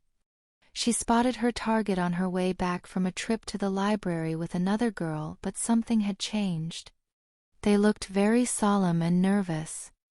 They were constantly looking down at the ground and listening intently for any activity. Most tellingly, they were looking around every corner with a mirror. She knew full well what that meant. How convenient, Tom thought, although by this point it really mattered little whether Granger lived or died. The important thing was to make sure Potter would do anything to get to the bottom of it. "No, Tom, please don't." Ginny thought desperately. "Not Hermione. Not Hermione. Please, not Hermione. There can be no other, Ginny, and I will not miss this time. Get her. You don't understand." Harry crushed not just for insulting her. "There's no telling what he'll do if she's attacked." "Oh, I'm counting on it." "Do it. Order the creature." "No, I won't." "Do it, you silly girl. Do it now." "Not Hermione, please, no, take me instead." "Let me do it." "Please, Tom. Harry will hate me forever if I attack his sister." "No, I have another purpose for you. I will not back down this time. I let you get away with a few things, Ginny, but no more. You have no other choice. Petrify Hermione Granger." Ginny tried to fight it, tried to cry out, but once more her body would not obey. She spoke the horrible words that she never wanted to speak again and sent the monster around the next corner. There was a hissing sound, a brief yelp, and then 2 thuds. "No!" She screamed. She held out the diary and tried to rip the pages out by hand, but no matter how hard she tried, they wouldn't tear, and she only succeeded in giving herself several very nasty paper cuts. Her blood dripped onto the pages and was absorbed into the paper. She ran again, breaking down in tears as she went. She couldn't destroy it, and she couldn't get rid of it. She couldn't show it to somebody else. There was no telling what would happen to her or them, for that matter. She was doomed. Eventually, she ran back to her dorm room, praying nobody else was in there. They weren't, and she locked herself in and collapsed on the bed in tears. What was happening to her? Harry Potter was very nervous, and it wasn't because of Quidditch. He wasn't even sure there would be a Quidditch match today at this rate. As he was walking back from breakfast to get his broomstick, he heard something like someone whispering. Something that sounded an awful lot like that voice he'd heard last Christmas, "Time to kill," except that now he knew what the odd inflection really was. Parcel tongue. Hermione gasped. "I'm sure of it," he said. "We should have thought of that before. It's Slytherin after all. We have to warn Professor McGonagall. Do you have any idea what kind of snake it could be?" "No, not off the top of my head, but I can find out." She hurried off in the other direction. "Hermione," Dumbledore said, Harry called. "I'm not going after the heir. I'm going to the library. I want to get a book on magical snakes. I'll meet you in McGonagall's office." "Hermione!" He started to run up the stairs after her. "Hermione, wait. There's no time." "Well, at least find a prefect to go with you." "Fine, I'm on it," she called behind her as she passed out of sight. Harry stared after her for a few seconds, shaking his head, before heading off to Professor McGonagall's office. Once there, he needed a couple of minutes to adequately explain what was going on and what Hermione was up to. McGonagall didn't approve of what Hermione was doing any more than Harry, but she agreed to wait for her to arrive, assuming it didn't take very long. If she could identify the monster in the chamber, it would be invaluable. "There are many species of magical snakes in the world, Mr. Potter," McGonagall explained, "some of them very rare and obscure, and yet Salazar Slytherin would have had easy access to them. There are still more ways to enchant a mundane snake. I could make a few good guesses as to what we might be facing, but nothing I can think of at the moment petrifies like we see in the victims. If your sister can positively identify it, it would save a lot of effort." Harry could see the logic was sound, but he couldn't shake the lingering nervousness. He and Hermione were both targets, and it wasn't good for either of them to be wandering the castle right now, or any of the other students for that matter. "But most of them are on their way to the Quidditch pitch right now, out of the castle," McGonagall said. "It will be more dangerous if I tell them to come back inside now." However, she did alert the portraits to pass the word along. Harry was still getting a very bad feeling, and with good reason, because a couple of minutes later, a tiny silver mouse came through the wall and spoke in Professor Flitwick's voice. "Minerva, please find Harry Potter and bring him to the hospital wing at once." Harry shot to his feet. "Oh, Merlin's beard, no." He ran from the office. "Mr. Potter, wait," McGonagall said, but Harry wasn't listening. She could understand he was a distraught, protective brother, but was he ever going to get a talking to when this was over? She ran after him, but she quickly realized that she wasn't as young as she once was, and Harry was an uncommonly fit 12-year-old. There was only way she could keep up with him. Harry barely even noticed the gray tabby cat running up alongside him and meowing at him as he sprinted to the hospital wing, hoping, praying that he'd misunderstood, that it wasn't what he thought it was. But of course he knew. When he entered the infirmary, she was there in the first bed, glassy-eyed and still as stone, one arm held out in front of her at an odd angle, and a look of fear frozen on her face. "Hermione!" Several torches blew out, a number of loose objects clattered to the ground, and the nearest window shattered outward. Harry ran over to her bedside and all but threw himself on top of her, sobbing onto her shoulder. A moment later, he threw his head back and let out a long cry that sounded like a cat in pain. McGonagall transformed back to human and approached her student. "Mr. Potter, ouch!" She yelped and flinched back when she tried to lay a hand on his shoulder. His magic was so uncontained that it was like an electric shock. "Mr. Potter, please try to calm yourself," she said. "It will do you no good to magically exhaust yourself. Your sister will be fine once the mandrakes are matured." "Yeah, which won't be for another 3 weeks," he thought ruefully. What's Hermione gonna say when she finds out she missed her prime study time? He took a couple of deep breaths and tamped down the magic that was swirling around him before he could pass out. "Hermione, why'd you have to go and do that?" He sobbed. "I should have stopped you. I knew the air was after you. I should have stopped you. Mr. Potter, I'm very sorry." McGonagall successfully placed her hand on his shoulder this time. She had it figured out. "I know she did. She was going to tell us. Maybe the air got her because of that. Professor, you have to do something. There has never yet been more than one attack at a time," she reasoned. "I will order the students back to their dorms and reinstate the strict security measures. We will begin searching again based on the most recent security changes." "That's not good enough," Harry shouted. The chairs started rattling again, and he took a deep breath and forced himself to calm down. "I will do what I can, Harry, but even with a clue as to what the monster is, we still have no idea where to find the chamber." She sighed. "And I'm afraid the school may not be able to stay open at this point." "Mr. Potter?" a squeaky voice said. Harry's head snapped up to see Professor Flitwick standing beside a second bed. There, the Muggle-born Ravenclaw prefect, Penelope Clearwater, also lay petrified. Of course, he thought, Mione was in such a hurry that she grabbed the first prefect she could find and didn't think about whether she was a target too. "I found them near the library," Flitwick said.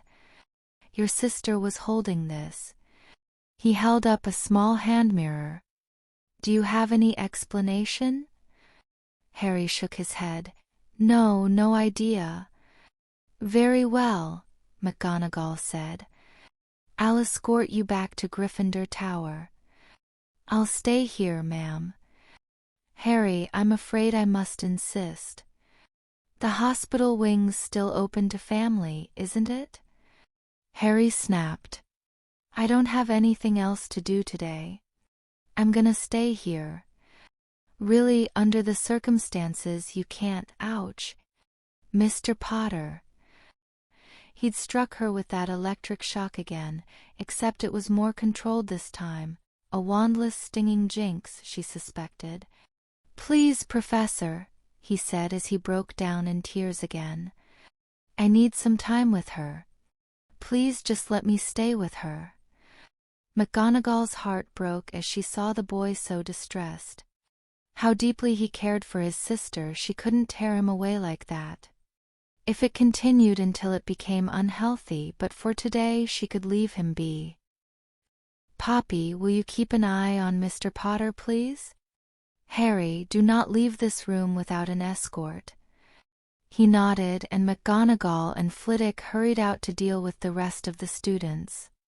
Harry stayed by Hermione's beside for what felt like hours, certainly long enough to get the students corralled and informed of what happened.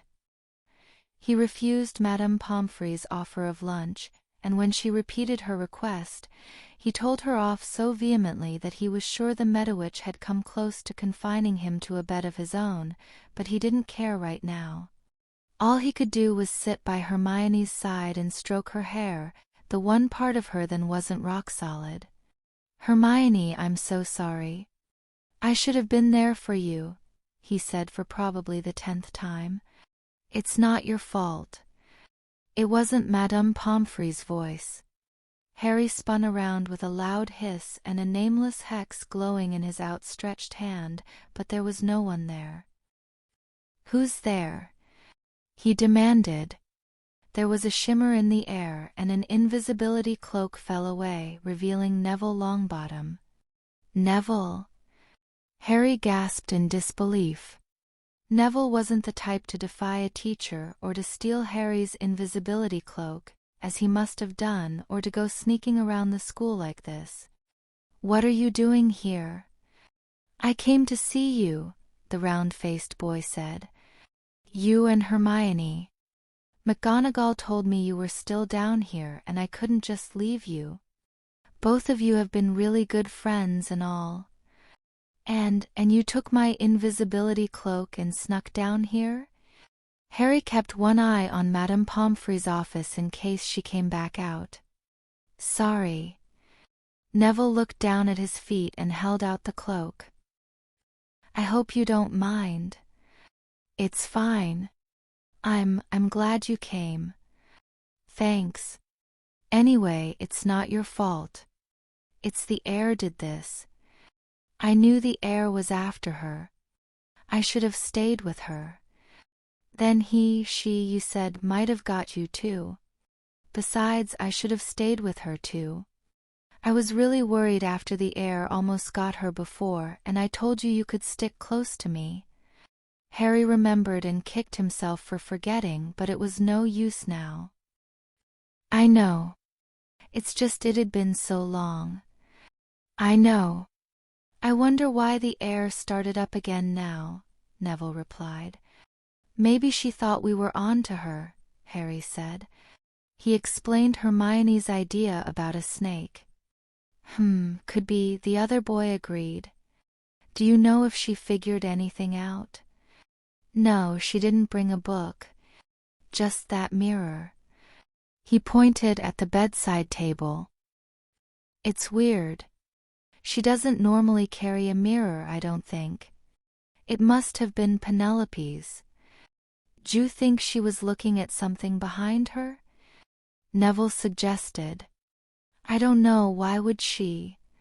Suddenly intrigued, Harry scrambled to his feet, picked up the mirror and slipped it into Hermione's frozen, outstretched hand. Something didn't look right about the angle. I don't think she was looking behind her.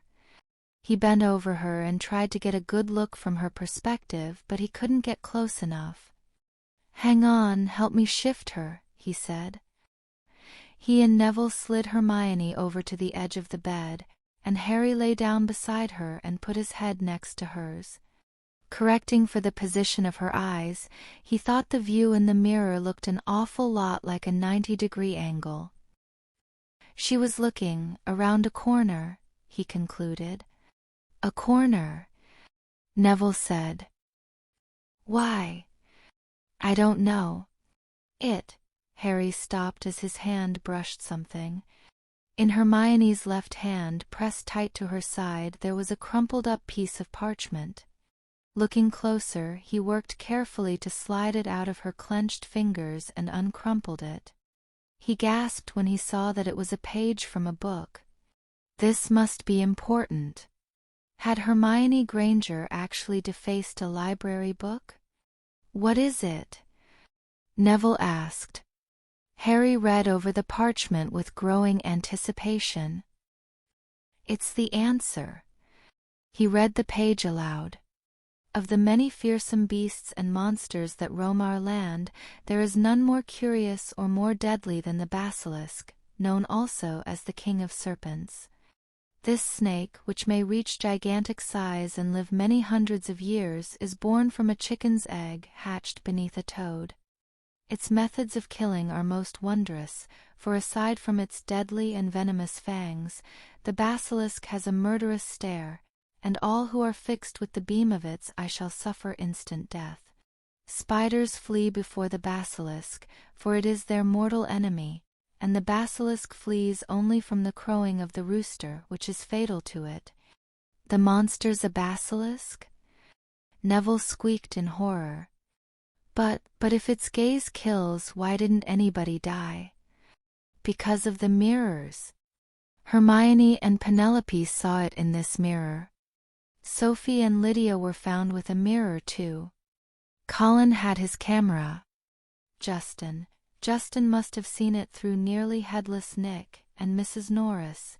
The bathroom was flooded, remember? There was water on the floor and she saw its reflection there. Everyone saw it either reflected or obscured. No one looked it straight in the eye. That's why no one's died yet. That can't be a coincidence, though, Neville said astutely. Not that many times. Why would the heir deliberately petrify everybody? I don't know, but at least we know what we're up against now. But Harry, it says basilisks are gigantic. One that old has to be really huge. How's it getting around the castle? Hermione answered that too.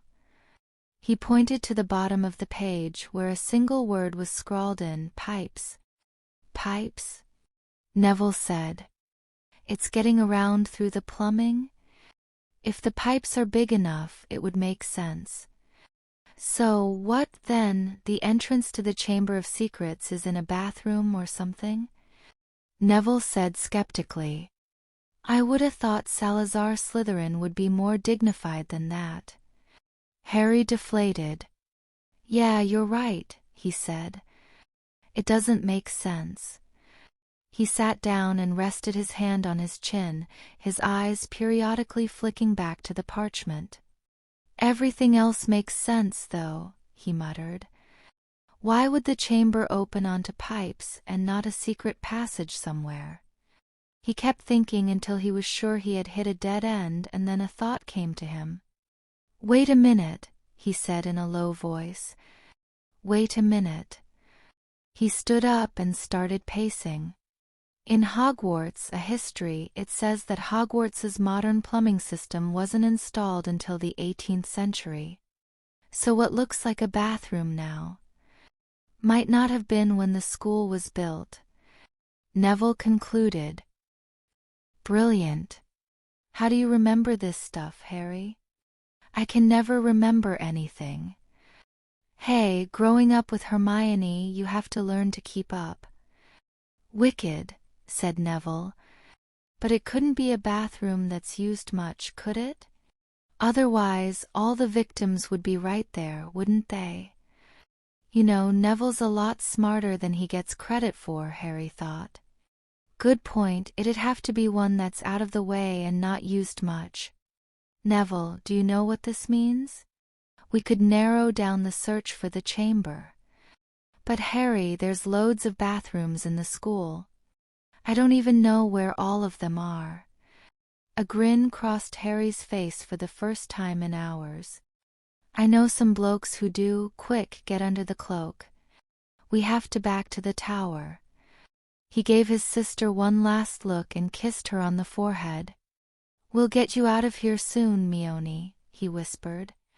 Thinking fast, he grabbed the mirror too. Couldn't be too careful right now. The two boys ducked under the invisibility cloak and slipped past Madame Pomfrey's office.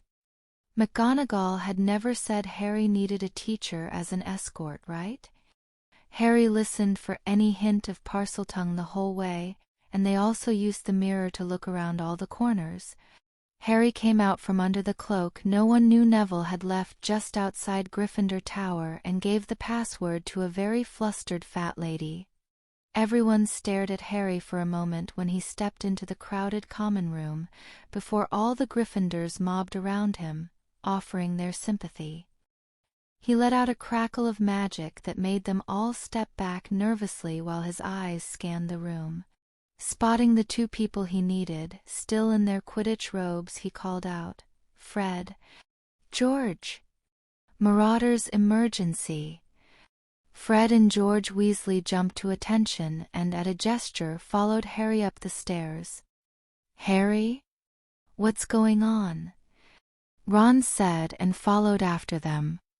By the time the twins got to the dorm, Harry had already taken the invisibility cloak back from Neville and pulled the Marauder's map and his communication mirror from his trunk. Hermione's own communication mirror was in her room, where he couldn't get it. What'd you need, Mr. Ratsbane? Fred and George said in unison. Ratsbane? Neville asked, raising an eyebrow. Family nickname. Harry dismissed it. I have an idea where the Chamber of Secrets is, but I need your help. He tapped the map. I solemnly swear that I am up to no good. And he touched the mirror. Sirius black. Within seconds, Sirius and Remus appeared in the mirror. Harry, we just heard from McGonagall. We're so sorry, Sirius said frantically. Yeah, Hermione left me a clue, though, Harry replied. She did, Remus said. Harry held up the page from the book and explained how they had put all the clues together. Bloody hell, a basilisk? Remus gasped. Why didn't I think of that?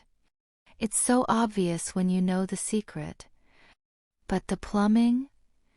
Said Sirius incredulously. The plumbing system in Hogwarts is only 250 years old, Remus said. It says so in Hogwarts, a History, he and Harry finished in unison. Exactly. But the only way that makes sense is if the entrance to the Chamber of Secrets is in a bathroom that hardly anybody ever uses. You two and Fred and George know the castle better than anybody. We need to figure out which bathroom it is. Does it have to be a bathroom? George suggested. What if it's the kitchens or laundry? No, too well populated, Remus replied. The basilisk would have killed half the elves by now. Harry's right. It's got to be a bathroom. Now we can eliminate the parts of the school that were still closed off before today. Then, let's start from the dungeons and work our way up. Tilt the mirror a little farther, Harry, Sirius said. That's good. There's this one in the dungeons, Fred pointed. Can't imagine many people would want to go down there. No, too close to the potions classrooms, countered Sirius. I refuse to believe even Snevellis is that blind. Ron snorted loudly. Fred and George stared at each other in surprise at that nickname, but they silently agreed that their continued health would be better served by forgetting they'd heard it.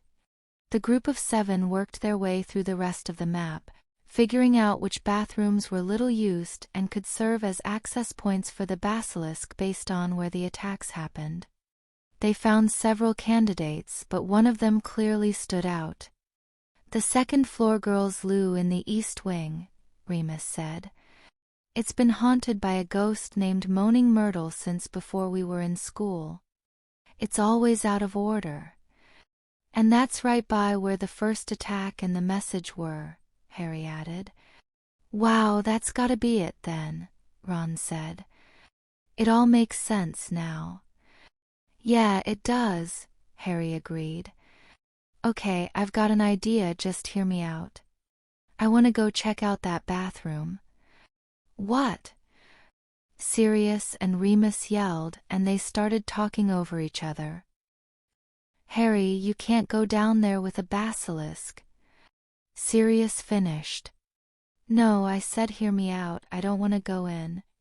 I just want to try and find the entrance. We think it only opens for Parseltongue, right? So it has to be me anyway. Neville and I can go under the cloak, but we'll get McGonagall first. We'll use the mirror for all the corners and I'll listen for any Parseltongue. And if we do find the entrance, we'll call the Aurors right away. I'm worried that won't be enough, Cub, Sirius said. But I guess that's as good a plan as we're gonna get, and Merlin knows we got up to more dangerous stuff than that. So I guess we can't physically stop you, but you'd better be safe if you do that. We will, I promise, Harry said firmly. Neville, are you up to this? We could use someone from a most ancient house. Neville looked nervous, but he set his jaw and said, Yeah, I'll do it. I'll come with you too, Harry, Ron said. Harry shook his head. No, Ron. It'll go faster with just 2 of us, and no offense, but if anyone's gonna make the heir think twice about attacking, it'll be the last son of Longbottom, okay? I need you here anyway. I need you 3, he pointed to Ron, Fred, and George, to watch the map. If anything goes wrong, tell the nearest teacher right away. Serious, Remus, if I don't call back in half an hour, call the Aurors. You can count on it, Sirius said. You can count on us too, Mr. Ratsbane, Fred and George said together. Good. Thanks, all of you. Let's do this. In an unusual house in a small village in Devon, a very unusual clock chimed. The sole current occupant of that house rushed to see which name was indicated and then raced to the fireplace to make a frantic call, a call that would go unanswered for several hours. Impelled by a will not her own, Ginny Weasley scrambled down the stairs when she heard the boys emerging from the room. Tom was happy. Harry had figured out where the chamber was just like he wanted. And when Tom was happy, it was not good for her. He seemed more in control. She kept trying to fight him, but she was still tired from trying to fight all morning. He forced her to wait in silence until the invisible duo snuck out the portrait hole. He then forced her to cast a weak Notice Me Not charm, just enough so that no one would notice her slip out if they weren't actually looking for it, and she went after them. She was made to follow Harry and Neville to McGonagall's office, where they frantically explained their idea, and she reluctantly led them to the bathroom where the chamber was. Tom was listening to their footsteps and hanging back just far enough to go undetected. Ginny wanted to run up and tell McGonagall everything, but she couldn't stop Tom anymore. All she could hope for was that maybe Harry and Neville would succeed in their mission. Then, the Aurors would soon come and get rid of the basilisk. If she could slow Tom down enough, but she felt so tired right now, drained almost. And it was like he was getting stronger. Her mind was going fuzzy while his will was getting sharper. She could barely fight anymore. Tom, please, Harry's a half-blood. You don't have to go after him, she pleaded wearily. Oh, I have very different reasons for wanting a chat with Harry Potter, Tom said with a wicked laugh. It's time to really test his dark wizard fighting skills. Ginny felt like her blood had turned to ice water. Please don't make me do it. I'll do anything. Please. He's already freaking out about Hermione. He could kill me if I attack him. I assure you I will be able to keep you quite safe, Ginny. She was outside the bathroom now. She could hear Harry and Neville inside talking to Moaning Myrtle about how she died or some such. Then she heard a whispered word that sent shivers down her spine, and there was a grinding sound. Harry had opened the chamber. Clever boy, Tom said. Now is our chance. Open the door. Quietly. Please don't. You cannot resist me. No. I've hurt so many people already. She creaked open the door. Harry and Neville had their backs to the door and were using a mirror to look down into the pipe. McGonagall was behind. Very clever. But they've let their guard down. You can strike them both before they have time to react. No. No. No. Lumos, Neville said. Harry cast small fireballs down into the pipe. Cast the spell. Well, there's nothing there now, but this has to be it. It responded to Parseltongue. Ginny raised her arm. Not Harry. Not Harry. Please not Harry. Sirius Black. Now. What is it, cub? McGonagall started to turn around. Stupefy. Stupefy. Stupefy. Harry? Harry. Sirius Black and Remus Lupin watched in horror as the view in their mirror started spinning uncontrollably and then shattered into a blackened kaleidoscope. Chapter 59. Hello, Mr. Potter. Harry woke feeling like he'd been whacked by a bludger and blinked his eyes open. He was in darkness. Only a few torches lined the walls, which were a surprising distance away. He heard a groan next to him and turned to look. Neville was lying beside him, also waking up. He didn't see McGonagall. The fog lifted from Harry's mind, and he quickly took stock of the situation. They were in a large, damp chamber, probably underground. He saw pillars elaborately carved with stone serpents. They were in the Chamber of Secrets. They were in big trouble. He remembered dropping the mirror, so that was out. His wand was not in its holster. "How kind of you to join us," the voice continued. No voices, one male and one female. They were speaking English, not Parseltongue, but it was disconcerting just the same.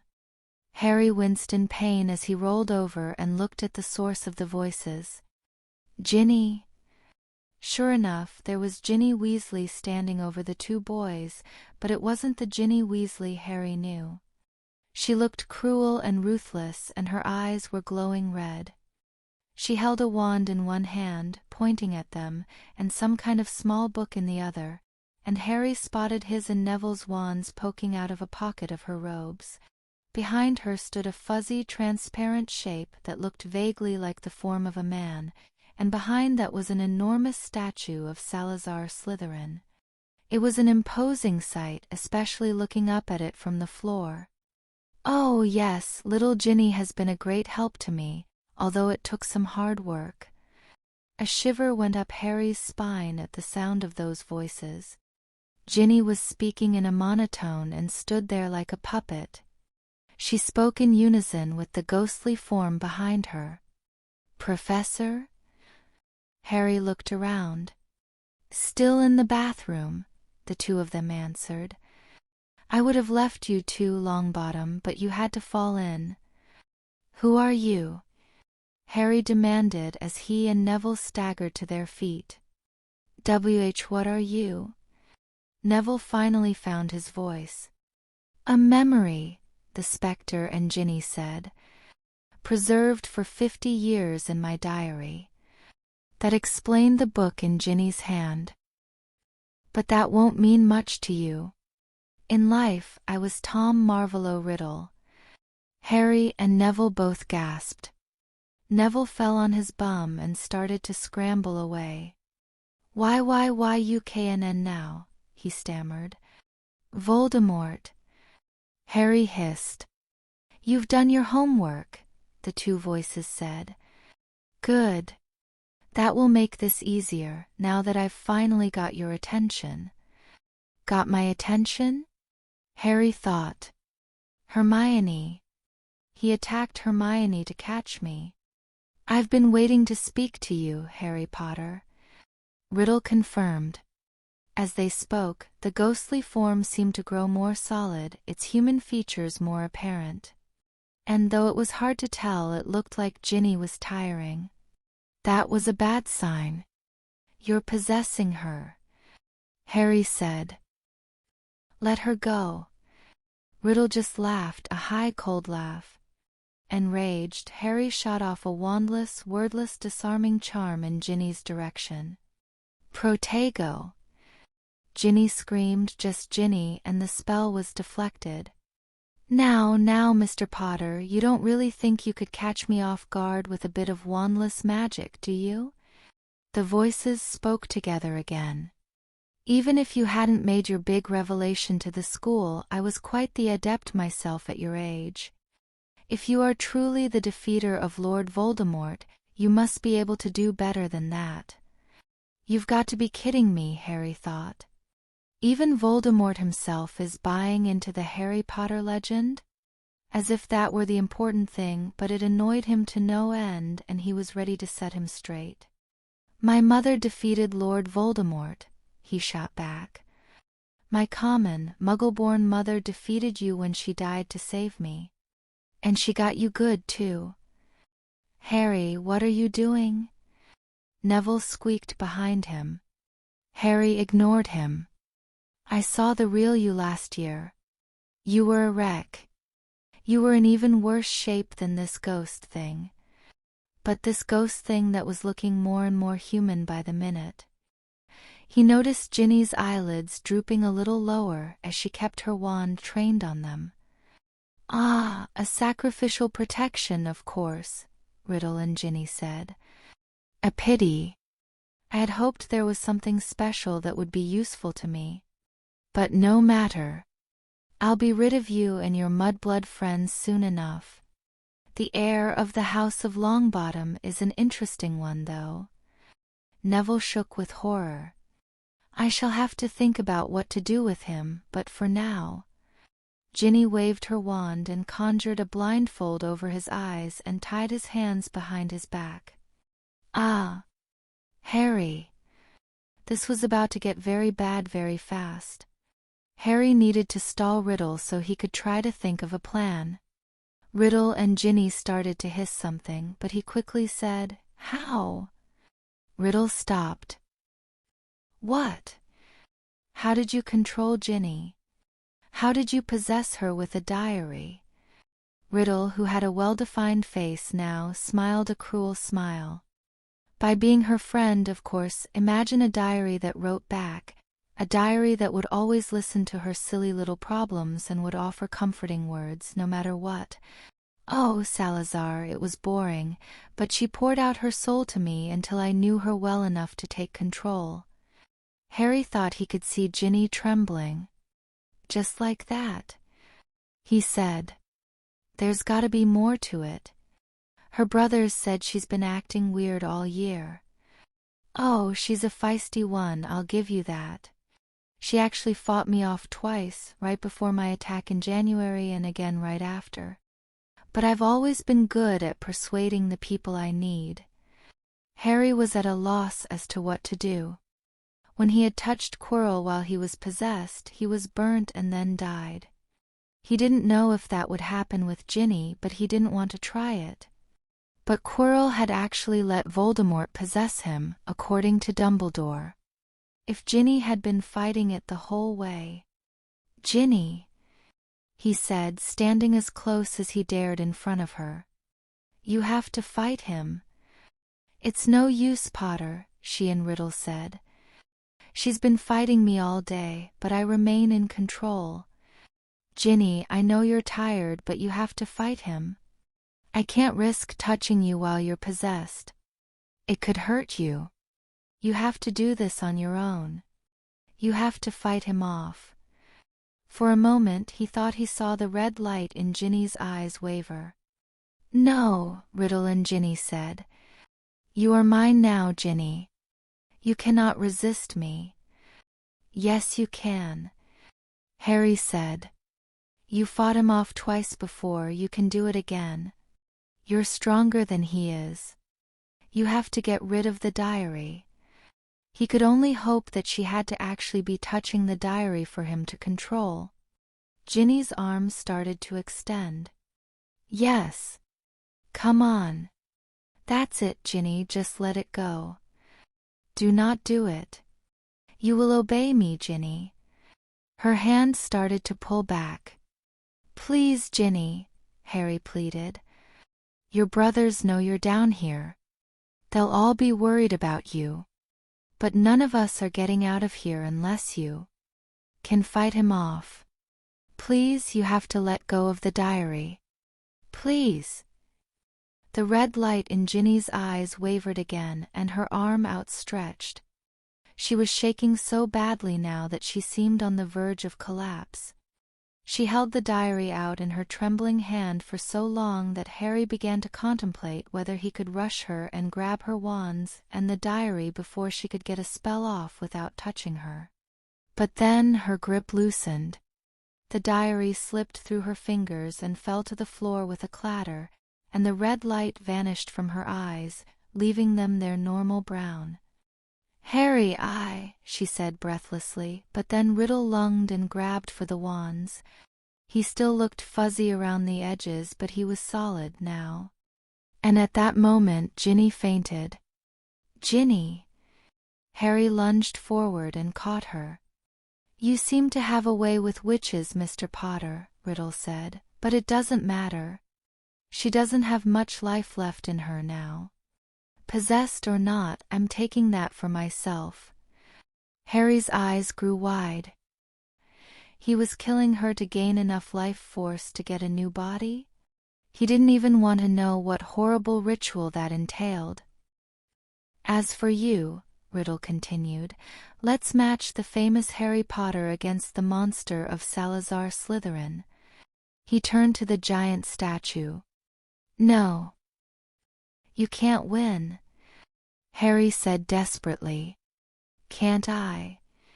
Dumbledore knows I'm here by now. He'll stop you. Dumbledore was driven from this castle months ago, Riddle sneered. He'll come back. And he has allies. You won't beat him until you've beaten all of us.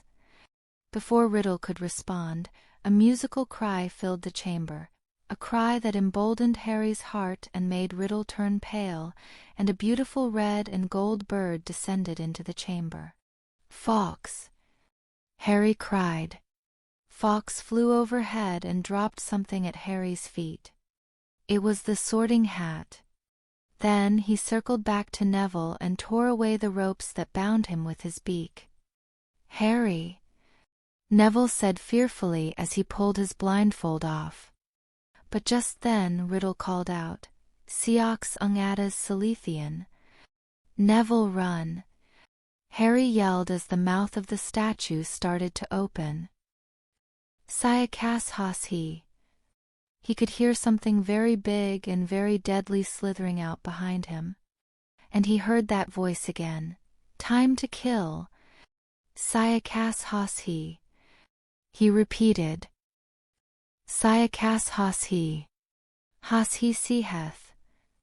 Parseltongue won't save you now, Potter. Riddle mocked him. It only obeys me. Harry and Neville tried to run for the exit in the cathedral-like structure, but the monstrous basilisk was faster.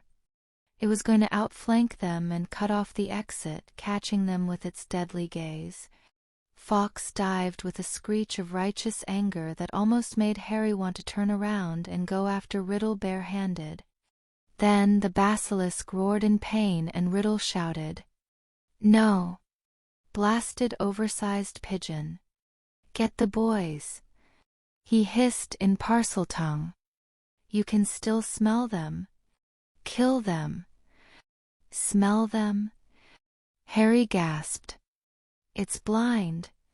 We can fight it. With what? Neville said. We have to get to Riddle. They turned and ran back the other direction. Harry shook the Sorting Hat. Come on, there's got to be something useful about this. He saw a glint of metal inside the hat and reached inside. It disgorged a beautiful longsword with a jewel-encrusted hilt. Well, that's useful. The basilisk turned toward them, and he held the sword in front of him as Neville gaped at him. The snake was huge, easily 3 times the length of anything he'd ever seen at the zoo, and big enough around to swallow him whole without unhinging its jaw. A sickly, poisonous green monster with thick, knobby scales. It lunged, and Harry swung the sword and at the same time cast a Wandless Incendio, the most powerful attack he could think of. The blade scratched into the skin around its mouth and glanced off its numerous fangs, no 2 fangs of a common adder for this beast, and the flames made it jerk back, but its thick, magical scales protected it. Keep running, Harry said. They couldn't keep this up for long, but with the basilisk blinded and him with a sword, he might get in a lucky swing. That's not sporting, Mr. Potter, Riddle called from in front of the statue. Let's even the odds, shall we? He waved Harry's wand, and the torches around the chamber went out one by one, until only the murky green glow that emanated from the statue itself remained. In the near darkness, the basilisk was invisible. Harry could barely even see Neville beside him or his blade glinting in front of his face. Harry, do something! Neville cried. I don't have enough power, ah! Harry yelled as the basilisk's teeth made contact with the sword again, and he unsuccessfully tried a diffindo with his free hand. They ran from it as best they could. I need to get to Riddle. Harry, Neville said, now would be a good time to turn into something small and fast with good night vision. Harry was so shocked that he nearly dropped the sword. How? You hiss at danger, your nickname is Ratsbane, and remember Halloween first year? How many wizards can speak cat? Right, okay, Harry snapped out of it. I'm going. Take this. He forced the sword into Neville's hands and transformed into Ratsbane. His cat's eyes could see much better in the near-total darkness of the Chamber of Secrets. His nose was assaulted by the foul odor of poison and decay that came from the basilisk, but he pushed past it. The basilisk itself was an incredibly dangerous predator, but it was slow, not very agile, and distracted, and a cat was quicker and stealthier than a human. He heard shouts of terror from Neville and the clack of metal on fangs as the boy continued to run and distract the monster. In fact, Neville was nearly as competent as Harry was. All that exercise over the past 2 years had done him some good, and he was really fighting. If there was any doubt Neville belonged in Gryffindor, it was gone now. Ratsbane, on the other hand, ran in an arc to come up behind Riddle. He took a flying leap and unsheathed his claws. Ratsbane hadn't hunted in a long time. To his feline instincts, it felt good to tear flesh, to draw blood. And since this was Voldemort he was dealing with, Harry reveled in that feeling. But he kept his wits about him. Before Riddle could come up with a coherent response to being scratched up, Ratsbane climbed over him and just barely managed to grab all 3 wands in his teeth. But then he heard a horrible scream of pain. He looked back and saw the basilisk jerking back from another sword strike, but this one had been too close. A fang had stabbed Neville in the arm, and he dropped the sword. Ratsbane ran faster than he ever had in his life. He raced over to Neville as the basilisk readied itself for another strike, and in one smooth motion he untransformed, picked up the sword and held it out with one hand, and instead of swinging it to block the fangs, thrust it into the serpent's mouth, while he took the 3 wands in his other hand and shouted, "Contigo!" The block charm pressed back the fangs that would have dug themselves into his own arm while the sword penetrated its brain. The basilisk lurched back mechanically one last time, and then it rolled to the side dead. Harry sank to the floor and crawled over to Neville. He pulled the fang from his friend's arm, but he knew it was too late. Neville had gone limp and was shaking in pain and looking disoriented. He probably only had a couple minutes. "Neville, I'm so sorry," Harry whispered. "I should have been faster." He heard footsteps approaching. "And so passes the noble and most ancient house of Longbottom," Riddle said in a voice of barely contained anger. "Such a waste of magical blood. And yet you still live, Harry Potter, but not for long. Accio wands." Riddle's wandless summoning charm wrenched Harry's entire arm, but with his iron grip, the wands stayed in his hand. Riddle tried again. "Accio pft." He was cut off as Fawkes smacked him in the face with a wing as the bird swooped down to land beside Neville. Fawkes leaned close over the wound on his arm and began to cry. Harry's eyes grew wide. "Of course," he breathed. "Phoenix tears have healing powers. Oh, thank God. Thank you, Fawkes, thank you." "Caw," Fawkes said, apparently saying, "You're welcome." Neville started to breathe easier and blinked at Harry. "You got it," he murmured. Riddle, however, was growing angrier and angrier. "So the Longbottom line lives on," he spat. "It makes no difference because you cannot stop me, Potter. Ginny Weasley will die and Lord Voldemort will return very much alive. Accio wands." This time the wands slipped from Harry's fingers and into Riddle's hand, but at the same moment he knew seemingly by instinct what to do. He snatched up the broken fang from beside Neville and ran across the chamber towards where Ginny had dropped the diary. Riddle fired cursed at him, but he felt them coming with his magic sense and dodged. Remembering a line from a movie he saw once, he screamed, "I cast you out, unclean spirit!" And before Riddle could react, he plunged the fang into the diary with both hands. It was a scene worthy of The Exorcist. Black ichor poured out of the wound in the diary by the quart, knocking Harry back, and a bright, almost divine light burst out of Riddle's body, tearing through him until he disintegrated into vapor, dropping the wands on the floor. Harry dropped to his knees and called back to Neville as he was struggling to get up. "We did it," he said, a smile forming on his face. "We stopped the monster and the air." Neville started to smile too. "We saved the school," he called back. "And we're still alive." They were interrupted as Ginny let out a soft, high moan. "Ginny," Harry said. Defying the aching in his limbs, he crawled forward to kneel beside her. "Ginny, are you okay?" Ginny's eyelids fluttered and slowly opened. Her bright brown eyes stared up into Harry's emerald ones. Then, her face contorted in fear, and she scrambled away from him, crying, "Ah! Harry! No!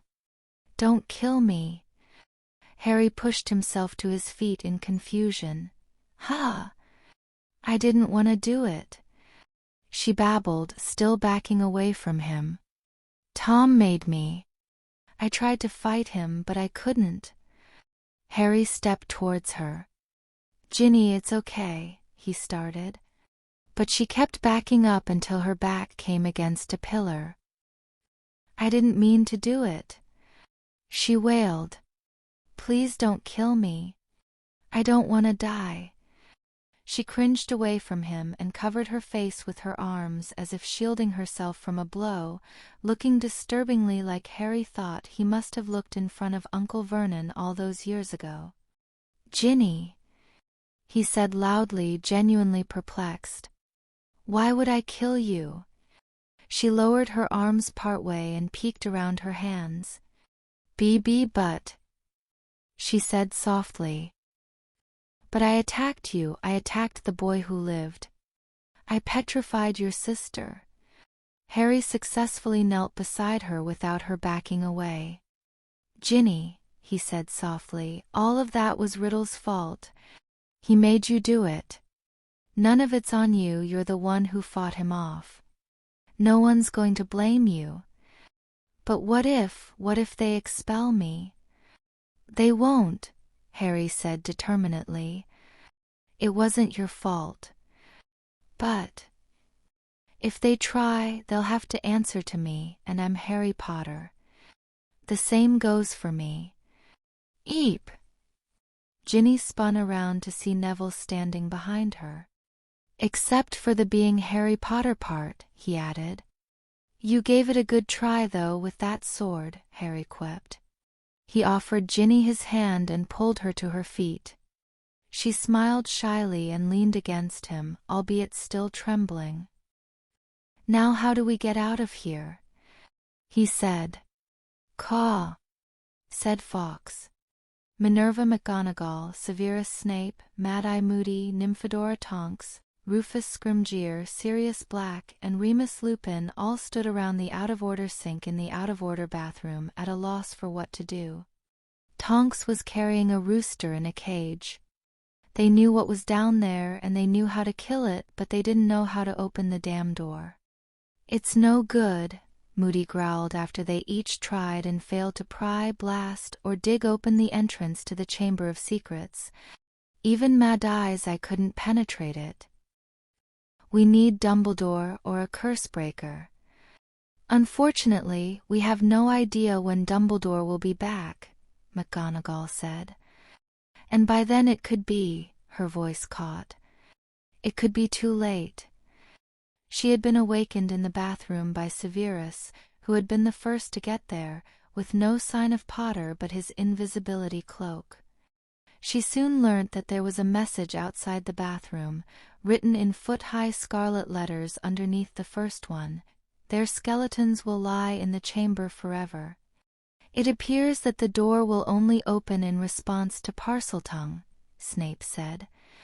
"Unfortunately, Dumbledore is the only other person I know of besides Potter who might know enough Parseltongue to open it."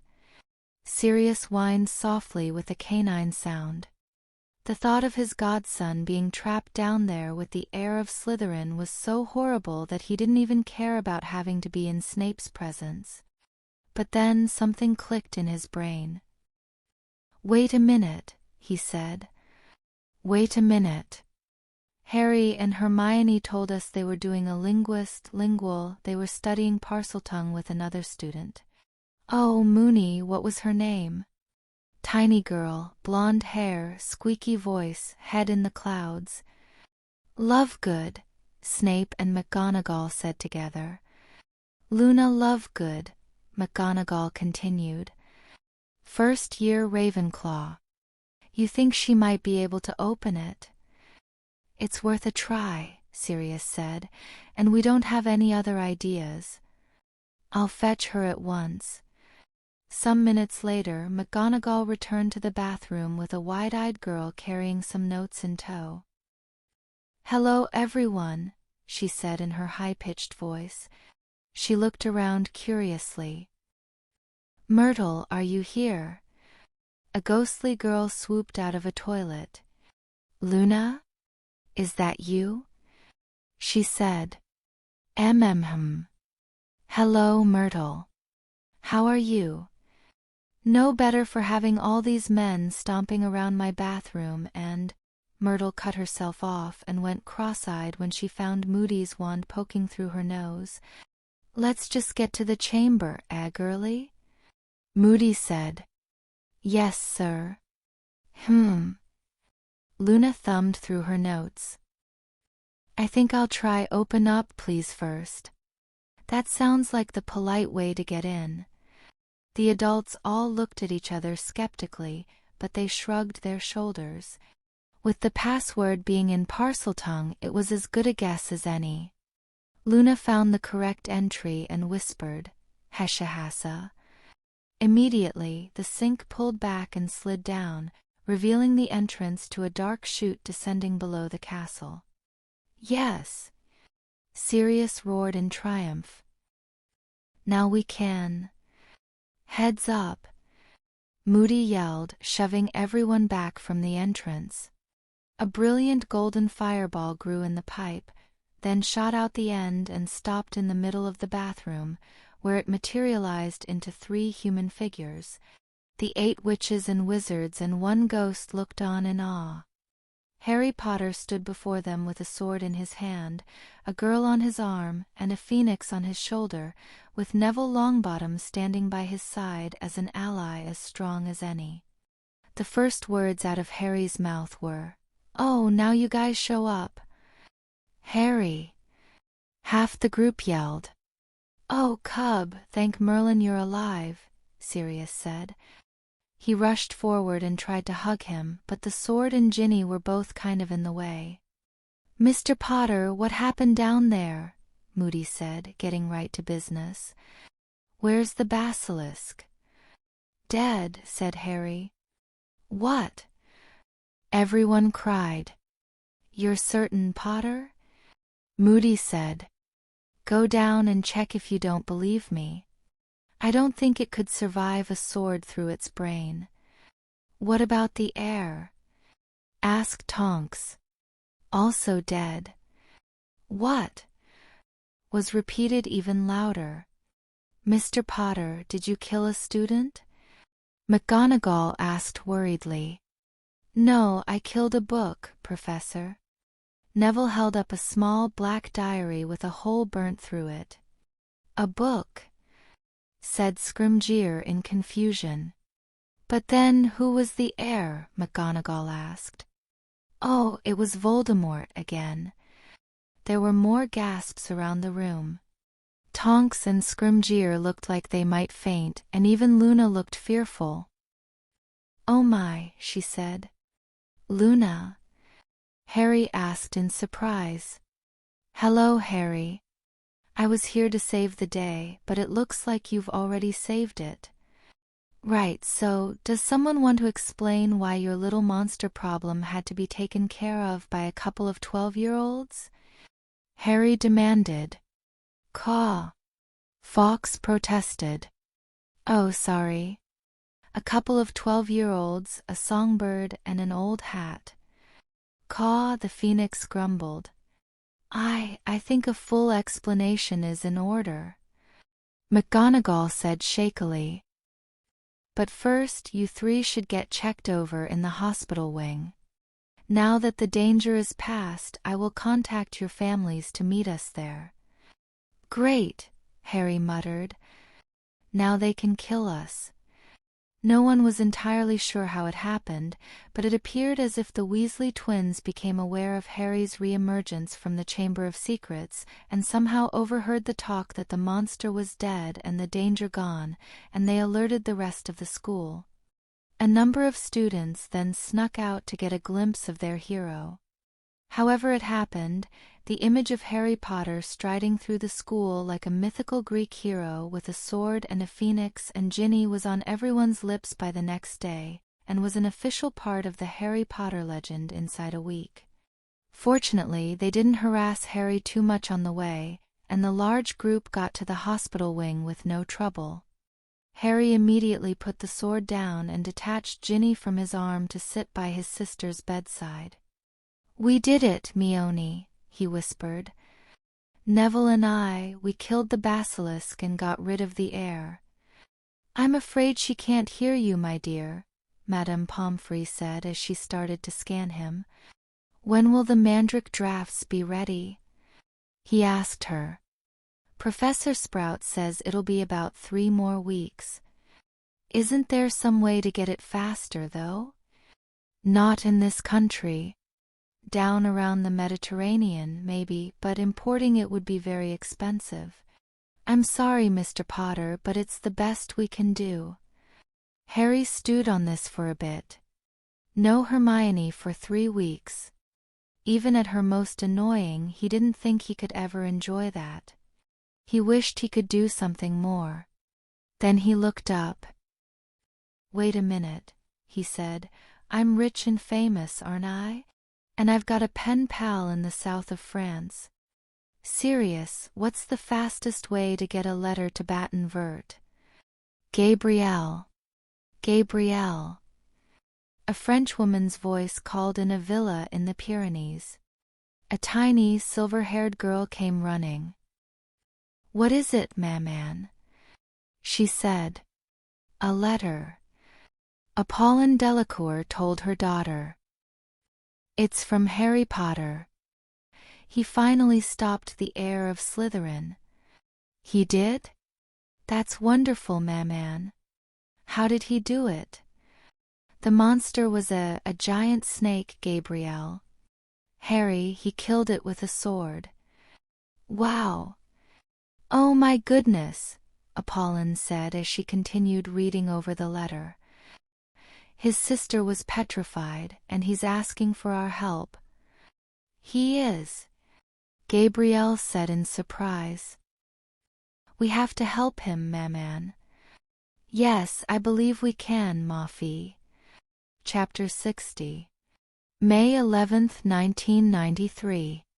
The last thing Hermione remembered was seeing a big yellow eye in the mirror and feeling like her head had been slammed into the wall. The next thing she was aware of was waking up on a soft bed. That must mean she'd been petrified by the basilisk. Her eyes flew open, and she saw her brother's emerald eyes and smiling face hovering over her. The Mandrake draft must have worked fast because she sat up in bed so fast she nearly clonked their heads together. "Harry," she said urgently. "The monster. It's a basilisk, yes," Harry said dismissively. "It's getting around through the plumbing," Harry finished again. "And the Chamber of Secrets it's in. Second floor, girls' loo, the one that's always out of order." "You solved the clue?" she said in astonishment. Always the tone of surprise. "I'm your brother, aren't I?" "But then, what about the basilisk?" "Oh, that? I killed it." Hermione's jaw dropped. When her voice started working again, she said, "I'm going back to sleep. I'm obviously dreaming." "I wish you were, honey," a female voice said. Hermione's eyes widened and she turned the other way. Mum, Dad, Sirius, Remus. You're here. Well, of course we're here, silly, Emma Granger said with tears in her eyes. We were so worried about you. Hermione hugged each of them in turn and looked around the infirmary. The place was more crowded than she had ever seen it, filled with families of Muggleborns who were just waking up as Professor Snape and Madame Pomfrey administered the Mandrake drafts. Harry, you killed a giant 40-foot snake with a lethal gaze? 40. Harry snorted. Try 50. It was the oldest basilisk ever recorded, after all. Dad looked it up, and it was probably the biggest land snake that ever lived, including the extinct species. Anyway, Neville and Fawkes helped me out. Neville? Oh yeah, you should have seen him. He was really worried about you and wanted to help. I mean, it was kind of an accident we were down there, but he was there right beside me, swinging a sword and everything. He leaned closer and whispered in her ear. Oh, and he kind of figured out the cat thing. Harry James Potter. That's what Mum and Dad said. He replied uncomfortably. Harry James Potter, you are grounded. Emma yelled, doing her best Molly Weasley impression. Letting your animagus ability slip and letting yourself get ambushed and almost killed again. We raised you better than that. Well, you kinda deserved it, Hermione said. And we live in a really weird world when what Mum said actually makes sense, she thought. Yeah, I kinda did, Harry agreed. At least Neville was pretty cool about it. So, is the animagus thing a boy who lived thing or just another weird thing you did? Neville asked. That might actually be a boy who lived thing, Harry told him. It's not the first time it's happened, but it's really, really rare. McGonagall thinks I first changed by accidental magic. Accidental magic? But how's that possible? Beats me, but you gotta admit it comes in handy. I'll say. So who else knows about it? Just my family, Dumbledore, and McGonagall, and Ron found out by accident. Neville nodded. That Pettigrew guy? The one who could turn into a rat. Oh, Merlin, you caught him as a cat. Aha. Anyway, I'd really appreciate it if... Your secret's safe with me, Harry, Neville said firmly. It's the least I can do after all you've done for me. I think helping fight that basilisk pretty much covered that, but thanks, mate. D'you think anyone else has figured it out yet? Harry asked nervously. Could be, but Ron and I probably spend the most time with you, and I don't think Dean and Seamus pay that much attention, so you're probably good if you're careful. Anyway, Neville's a pretty good guy, Harry concluded. And there's definitely some hidden depths to him. I've always thought so, Hermione said. What did his gran say when she found out, though? Well, Neville Harfong Longbottom, don't you ever scare me like that again. What were you thinking, running off like that when you know there's a dark wizard loose in the school? I raised you better than that. Neville was great, though, Madame Longbottom. Harry tried to soften the blow for his friend. He can really fight. I'd be dead if it weren't for him. That gave Augusta Longbottom some pause. Truly, Lord Potter. Yes, ma'am. He even came up with the idea of how to get our wands back from the air. Well, then, she said stiffly. I'm glad to see you have your father's strength in you, Neville. And I know your parents would be proud of you for coming to the aid of your friends. I just wish you could have found a less outrageous way to show it. Well, I guess that's good for him, I think, Hermione said. Harfong. It was his great-granddad's name, apparently. So who was the heir, then? Oh, right, turns out it was Voldemort. What? Yeah, it's complicated though. There was this cursed book that had Voldemort's memories in it, and it possessed Ginny Weasley and made her do his bidding. Ginny? Yeah, that was kinda awkward. Ginny? Molly Weasley sobbed. Thank Merlin you're all right. The clock had you at mortal peril for over an hour, and we tried to contact the school, but no one would talk to us. What happened? This led Ginny to make a tearful and rather incoherent attempt at a reply, so Harry and Neville had to fill in the gaps until the horrified Mr. and Mrs. Weasley didn't know which child to hug in gratitude anymore. You seriously did all that? George said. Harry and Neville nodded wearily. Bloody hell, Ron said. I don't know if I could've, he trailed off with a shudder. Harry, Neville mates, if either of you ever need a favor, just ask, Fred told them. Ginny, why didn't you tell someone about that thing? Mr. Weasley asked. I'm sorry, Daddy. I was just so scared, and I thought I'd got rid of it for good. None of it was Ginny's fault, Mr. Weasley, Harry said. I know I'd be scared to say anything if all that stuff happened to me. In fact, you should be proud of her. She fought off his control 3 times. I bet not just anyone could do that, especially at her age. Mr. Weasley sighed and approached Harry.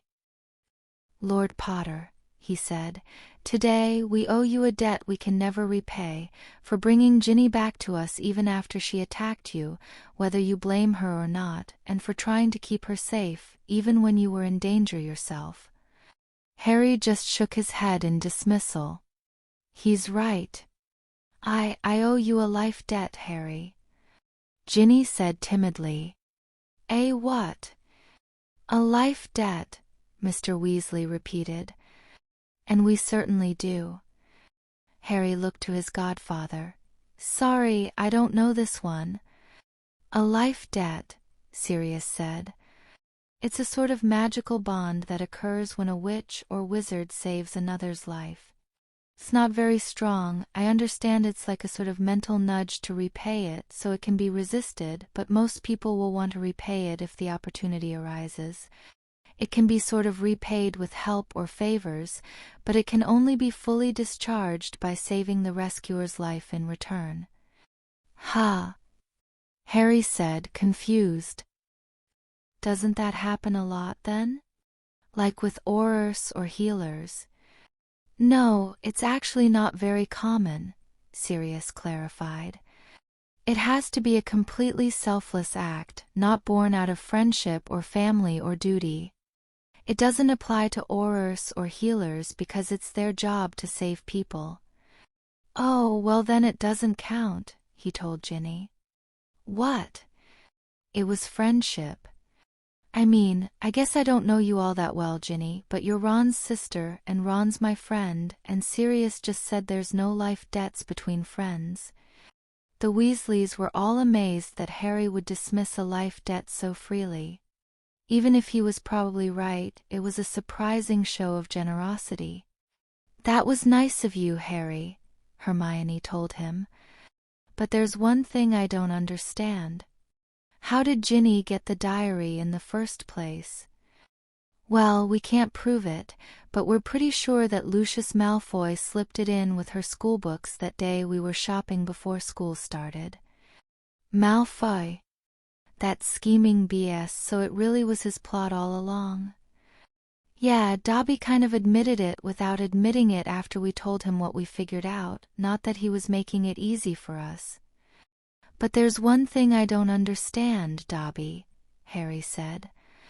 Back when you first came to warn us about it, you told us that he who must not be named wasn't involved, but he was.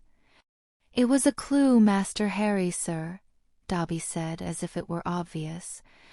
The Dark Lord, when he was young and made the diary, could be named, sir. Hermione groaned. That's it.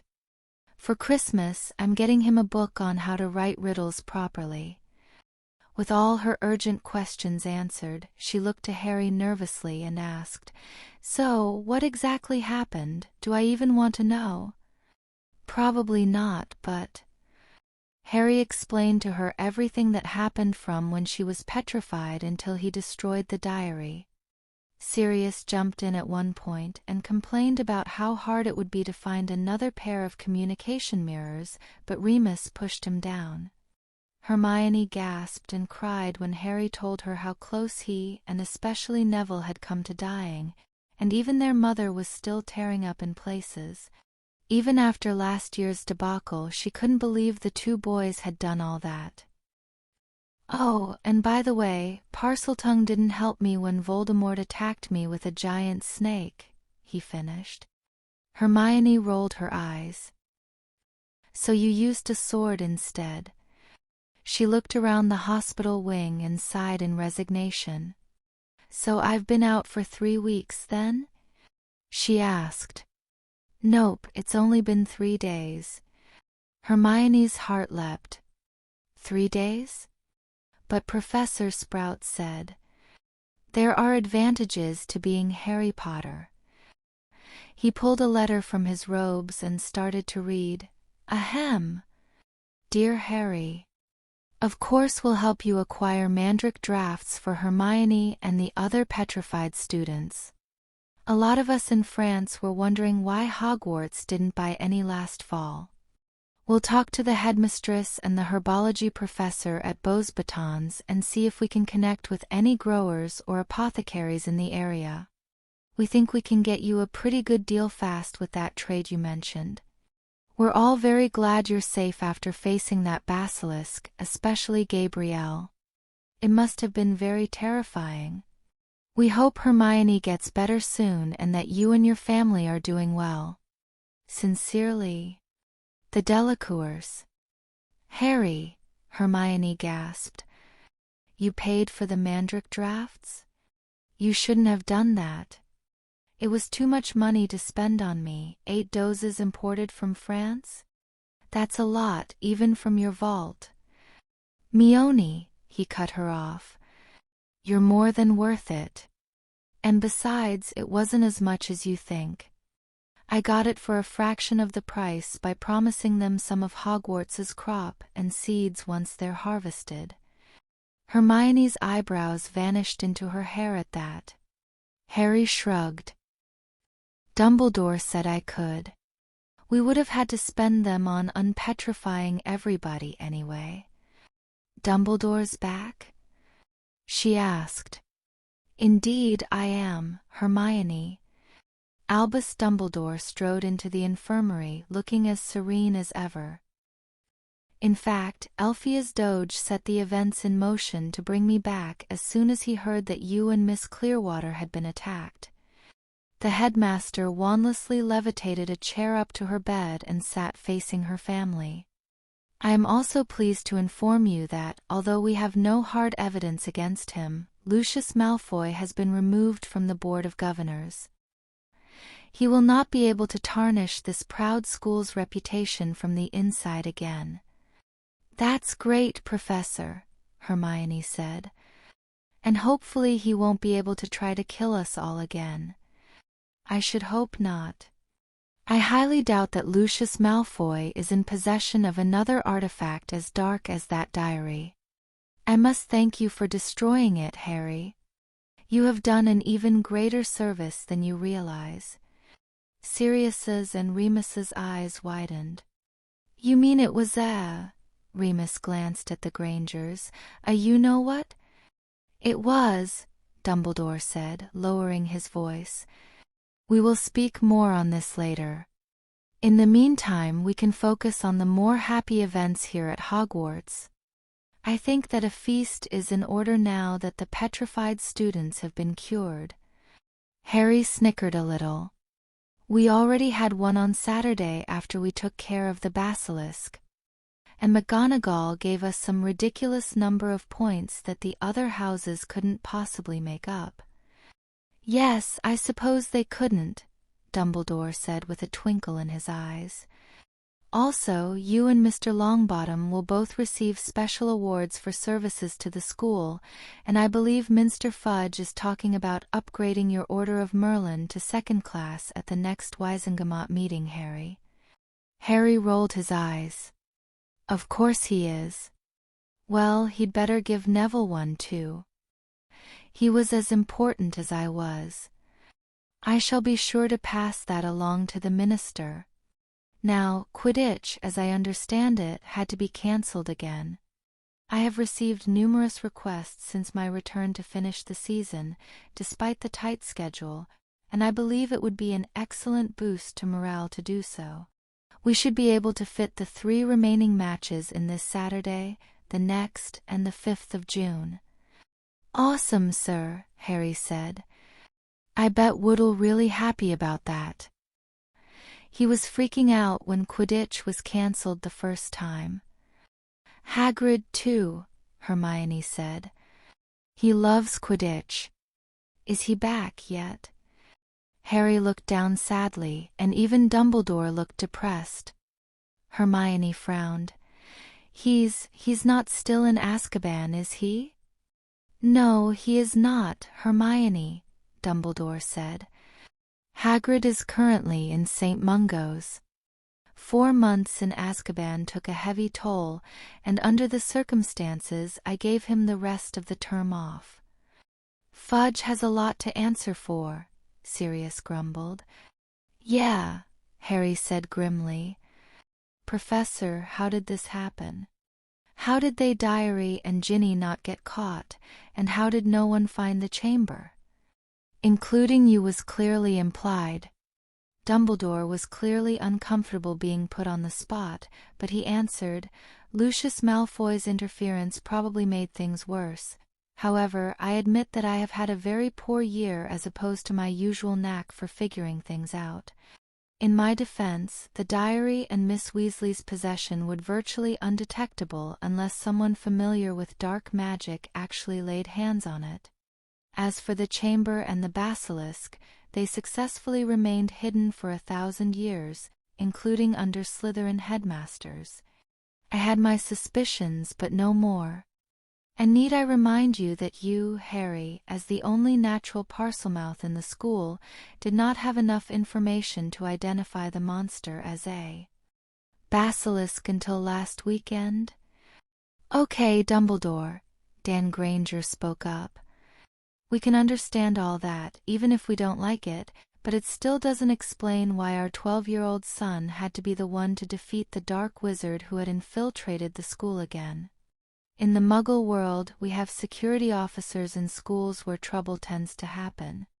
In America, they even have metal detectors, machines that detect weapons.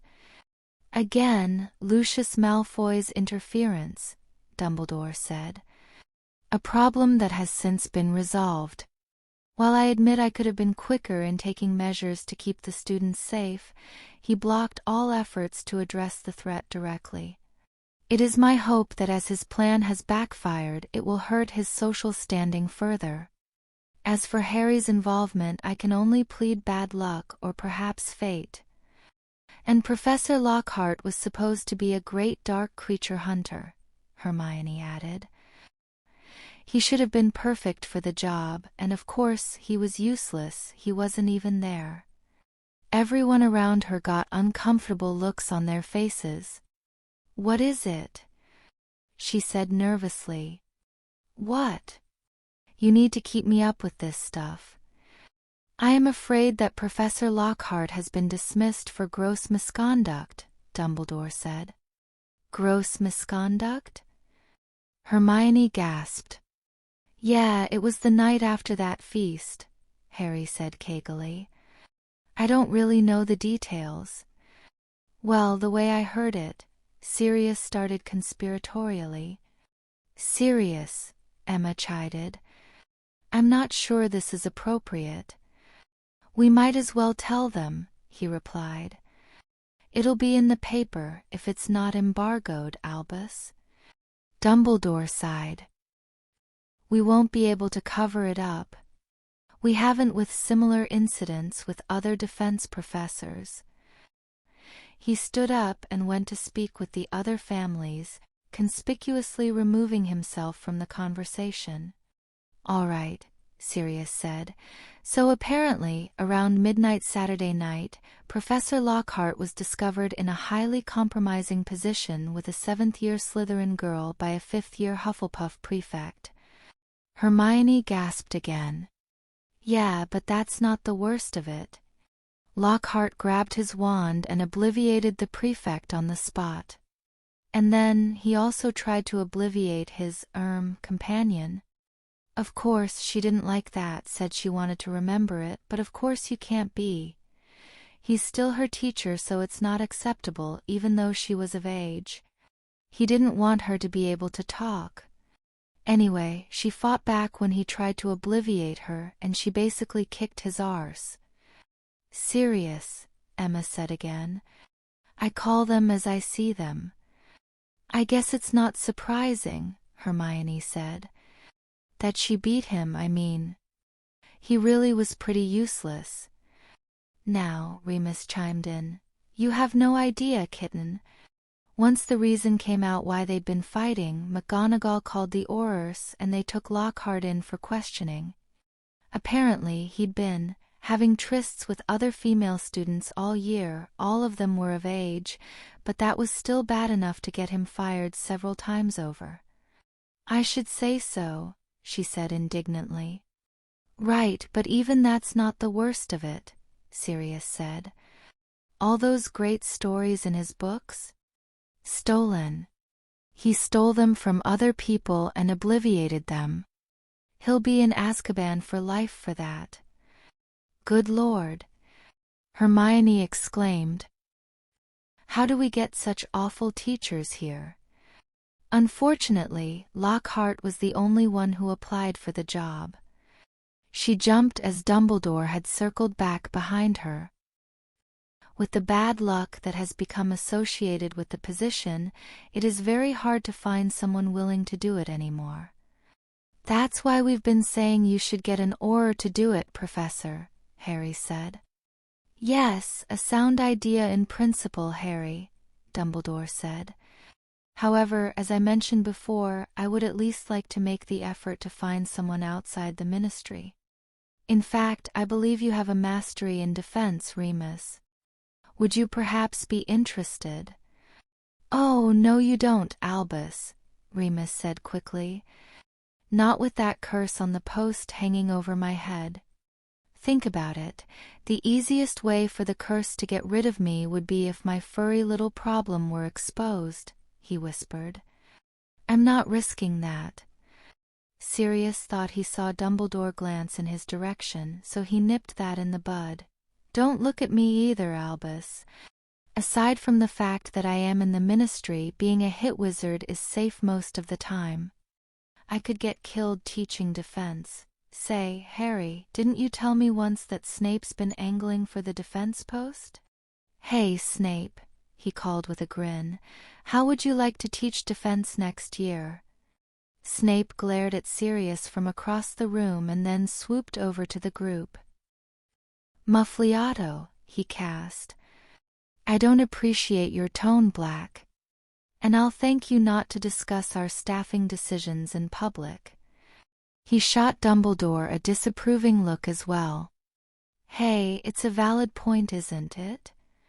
Sirius prodded him. "You were always deep in the dark arts in school." Snape looked about ready to use those dark arts on Sirius, but he restrained himself. "If you must know, Black, the headmaster has not seen fit to accept my applications." "Oh, of course he hasn't," Sirius replied. "Well, it was worth a shot." "Now hang on a minute," Emma said. "Professor Snape, you mean to say that you've repeatedly applied for the defense professorship, the post that's supposed to be cursed?" "Cousin Andy said no one's stayed in that post for more than a year since 1958, Hermione confirmed softly. "But that doesn't make any sense," Emma said. "Why would you do that unless you want to get fired? Is that it?" Snape glared at her, but it was ineffective. He wasn't used to having to deal with parents face to face. They tended to glare back. He suppressed the reflex to make a cutting remark like he would with a student and spoke stiffly. Teaching is not my preferred profession. Unfortunately, the headmaster believes that with Voldemort still at large, I need Professor Snape here at Hogwarts, close to me and close to Harry, in case his services are needed. That gave them some pause. Snape was Dumbledore's spy and therefore the best source of inside information on Voldemort. He was an incredibly valuable resource because of that, but that came at a significant cost to the school. Is that really worth it, Dumbledore? Dan asked. It's no secret that hardly anyone likes having Professor Snape teaching here, including himself apparently. And do you remember all those complaints about not turning out enough potions qualifications? It's been a problem for years and it's affecting the entire community. Isn't there some kind of alternative arrangement you can make? I assure you that I have considered my options carefully, Mr. Granger, Dumbledore said. I regret that he is not well suited for the job. Be honest, Severus, you aren't, but I have yet to see another choice. And you, Professor Snape? Emma asked. Isn't there, I don't know, isn't there another job here that you might be better suited for? If there were, do you think I would be where I am now? Snape said icily. The only other subject I would be qualified to teach is arithmancy, and Professor Vector is a popular teacher with both seniority and no other qualification. What about history, Professor? Hermione suggested. All eyes turned to her in surprise. Hardly anyone ever learns anything from Professor Binns, and he can't even remember our names. Frankly, Professor, I don't think you could teach that subject worse if you tried. Careful, kitten, Sirius said. He'll take that as a challenge. Snape, however, just looked horrified at the thought of actually having to lecture. That is a clever solution, Hermione, but with an important flaw, Dumbledore said. In order to remain a spy, and I tell you this in confidence, Professor Snape must keep up the appearance of following the pureblood ideology, something that I cannot allow in a history classroom for obvious reasons. Well, we're stuck then, Emma thought. And history will have to be dealt with at some point, but this is more pressing. Better go with the direct approach. Fine, but we still need to deal with this, she said. Excuse me, Mrs. Granger? Snape said, raising a formidable eyebrow. Yes, we do. The fact is, Professor Snape, Emma said, you aren't good at teaching and you don't even like teaching. We don't like the idea of someone like that trying to educate our kids, and neither do most other parents. We'll tolerate it if it's necessary for security, but we expect higher quality from what's supposed to be the best school of magic in the world. And even if you stay on, we probably have enough influence by now to push for some more reforms to the class. Snape's eyes widened in shock. We're not asking for special treatment. We're just asking you to try to do your job. Snape felt blindsided. Never underestimate the power of a mother, he thought. He should have learnt that from Lily years ago. Mrs. Granger, I am a highly qualified potions master, he said stiffly. You can brew anything you like. That doesn't make you a good teacher. She is correct, Severus, Dumbledore agreed. With the increased media attention and Lucius Malfoy now off the board, you are likely to be under increased scrutiny already. Blast it, he's right, he thought.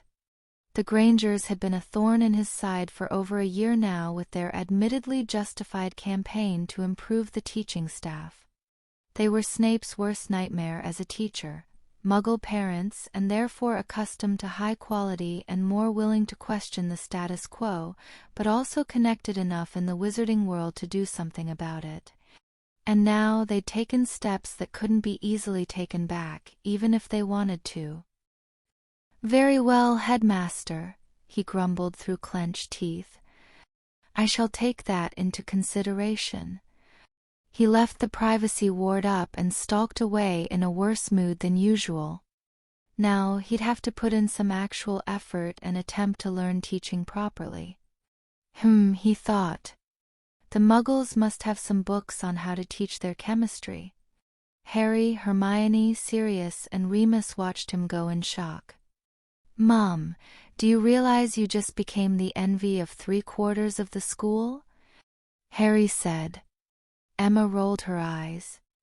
"I was just doing what any parent should have done years ago." "You may have just done this school a great deal of good, Mrs. Granger," Dumbledore confirmed. "I have been trying to impress upon Severus for years the importance of good teaching practices." He waved his wand and cancelled Snape's ward. "Well, if Madame Pomfrey does not object, I think you will be fine to go, Hermione. The feast will begin shortly." The twinkle came back into his eyes. "As a show of solidarity, I think it would be appropriate to invite the parents of the revived victims. Sirius, Remus, I should like to speak with you in private."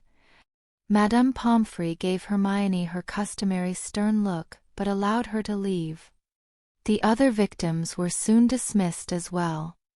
"Harry." "Hey, Harry." Colin Creevey ran up to him with his little brother in tow. He was as hyper and excited as ever, as if nothing had happened. "Is it true you really fought that giant snake with Dumbledore's phoenix and a sword?" Yeah, me and Neville," Harry said. "That's awesome. That thing was huge. It's too bad my photo didn't turn out. It would have looked pretty good with Ginny standing next to it." Harry and Hermione both gave him a funny look, but he didn't seem to notice. "Say, Dean Thomas paints, doesn't he? Maybe I can get him to paint it." Sure, Colin, you go do that," Harry said. He leaned towards Hermione as the Creevey boys ran back to their parents and whispered, "Well, he's a weird one." "You just described half the school, Harry, but yes, I can see where you're coming from." "Hi, Harry," a timid voice called from behind a pillar. "Speaking of," Harry muttered. "Hello, Ginny." Ginny was still trembling a little as she approached the Grangers, though that could have been because of Colin's remark. "Hi, Hermione. I'm glad you're better. I'm sorry about—" "It wasn't your fault, Ginny," she assured her. "I know. That's what everyone keeps telling me. But it's a lot better to see it's all over. Harry," she said excessively sweetly, leaning closer to him. "We haven't really had a chance to talk since. I heard you talking about what happened down there, but I didn't get a chance to thank you for helping me fight off Tom. I really thought he'd beaten me that time. I wish it had been soon enough to help you." She trailed off, sounding like her voice was about to give out. "Well, we don't know that you didn't," Harry said uncomfortably. "It might have made him weaker or something, and—" He remembered Quirrellmort again. "And I think it might have saved your life when I destroyed the diary. You know, we have something in common now." "We do?" Ginny squeaked. "Yeah, we've both fought Voldemort 3 times and won, and one of mine was by accident. Not many living people can say that." Wow." She breathed, looking like she was about to faint. Harry's family looked a bit ill at that too. "I mean it. That was really impressive the way you fought him off down there," he insisted. "Well, thank you." Ginny looked away, rubbing her arms unconsciously and rapidly turning red. Suddenly, she leaned in and kissed Harry on the cheek, then turned without hesitating and ran away. Harry stood there, frozen with surprise, and so, in fact, did his parents at Ginny doing that in front of them. They almost might have been petrified. Only Hermione kept her wits about her. She snapped her fingers twice in front of Harry's face. "Hello, Earth to Harry," she said. "Ha!" He snapped out of it. "Come on, lover boy, let's go get dinner." Harry turned bright red. "Mione, if you call me that again, I may have to duel you." "Now, that's not being very nice to Ginny, Harry." "Hey, she's a good kid, but she's still a fangirl. I just hope she can grow out of it. I guess I can't blame her, though, not after I saved her like that. You know, when she first woke up in the chamber, she was terrified I was going to kill her." "What? Why?" his mother said. He turned around to face her. "Well, the way she saw it, she'd attacked Hermione and then she'd attacked me. I think she thought I'd want revenge or something." "But that's ridiculous," Hermione exclaimed. "It's not like you're a Death Eater or something. You'd never do that, especially not when it wasn't her fault." "I know, but she was really terrified. It was awful seeing her like that. She reminded me of, well, me way back with Uncle Vernon. I felt, I don't know, like dirty seeing her that scared of me." He gave an uncomfortable shudder. Emma pulled her son into a hug and scratched him behind the ears. "You're a good person, Harry," she whispered. "Don't forget that. The fact that you couldn't stand to see her like that is proof that you have a good heart." Harry slowly pulled away with a smile. "Thanks, Mom," he said. The Great Hall had not seen a feast like this for many a year, if ever. 10 Muggle parents and 1 Muggle sibling, Cassandra Clearwater, sat with the 6 restored victims of the heir of Slytherin at 3 of the house tables. Well-wishers huddled around them, eager for a chance to see them again. Cassandra had her own group of admirers too, being by now a well-liked actress at the Diagonal Theatre. A number of the Slytherins clearly resented having so many Muggles wandering around the castle as if they were welcome there, but they didn't dare say anything at a time like this, not with all the teachers taking the opposing side. And they hadn't forgotten what Harry did to Theo not last week either. Things were going to change with him and Granger knowing Wandless magic. Sirius and Remus followed Dumbledore up to his office, where they could speak freely without the risk of being overheard. The school may be safe, but they had work to do. "So the diary was a Horcrux?" Sirius said anxiously. "And you're certain that Harry destroyed it?" "Quite certain," Dumbledore said. "My scans have confirmed it is assuredly dead." "So that's 2 down out of who knows how many," Remus observed. "I suspect only a handful," the old wizard replied. "Voldemort's soul could not withstand much more than that, which means that we are making good progress. However, the reason I wish to speak with you is that I believe I have determined the location of another one. That got their attention." "You have?" Sirius said. "Yes, and as you suggested, I believe it would be safer if you two assisted me in retrieving it, if you are willing." "To tear Voldemort a new one?" "I'm in." "I will help as well, Albus," Remus confirmed. "When will we be going?" "After the term ends, I think. There is no hurry and there is much to do in the meantime. And fortunately, young Harry has unknowingly given me a much easier way to destroy them." "Harry's sword," Remus said as Dumbledore held up the deadly weapon. "Look closely." Letters near the hilt said Godric Gryffindor. "Gryffindor's sword?" Sirius gasped. "Merlin's socks." Harry pulled that out of the sorting hat.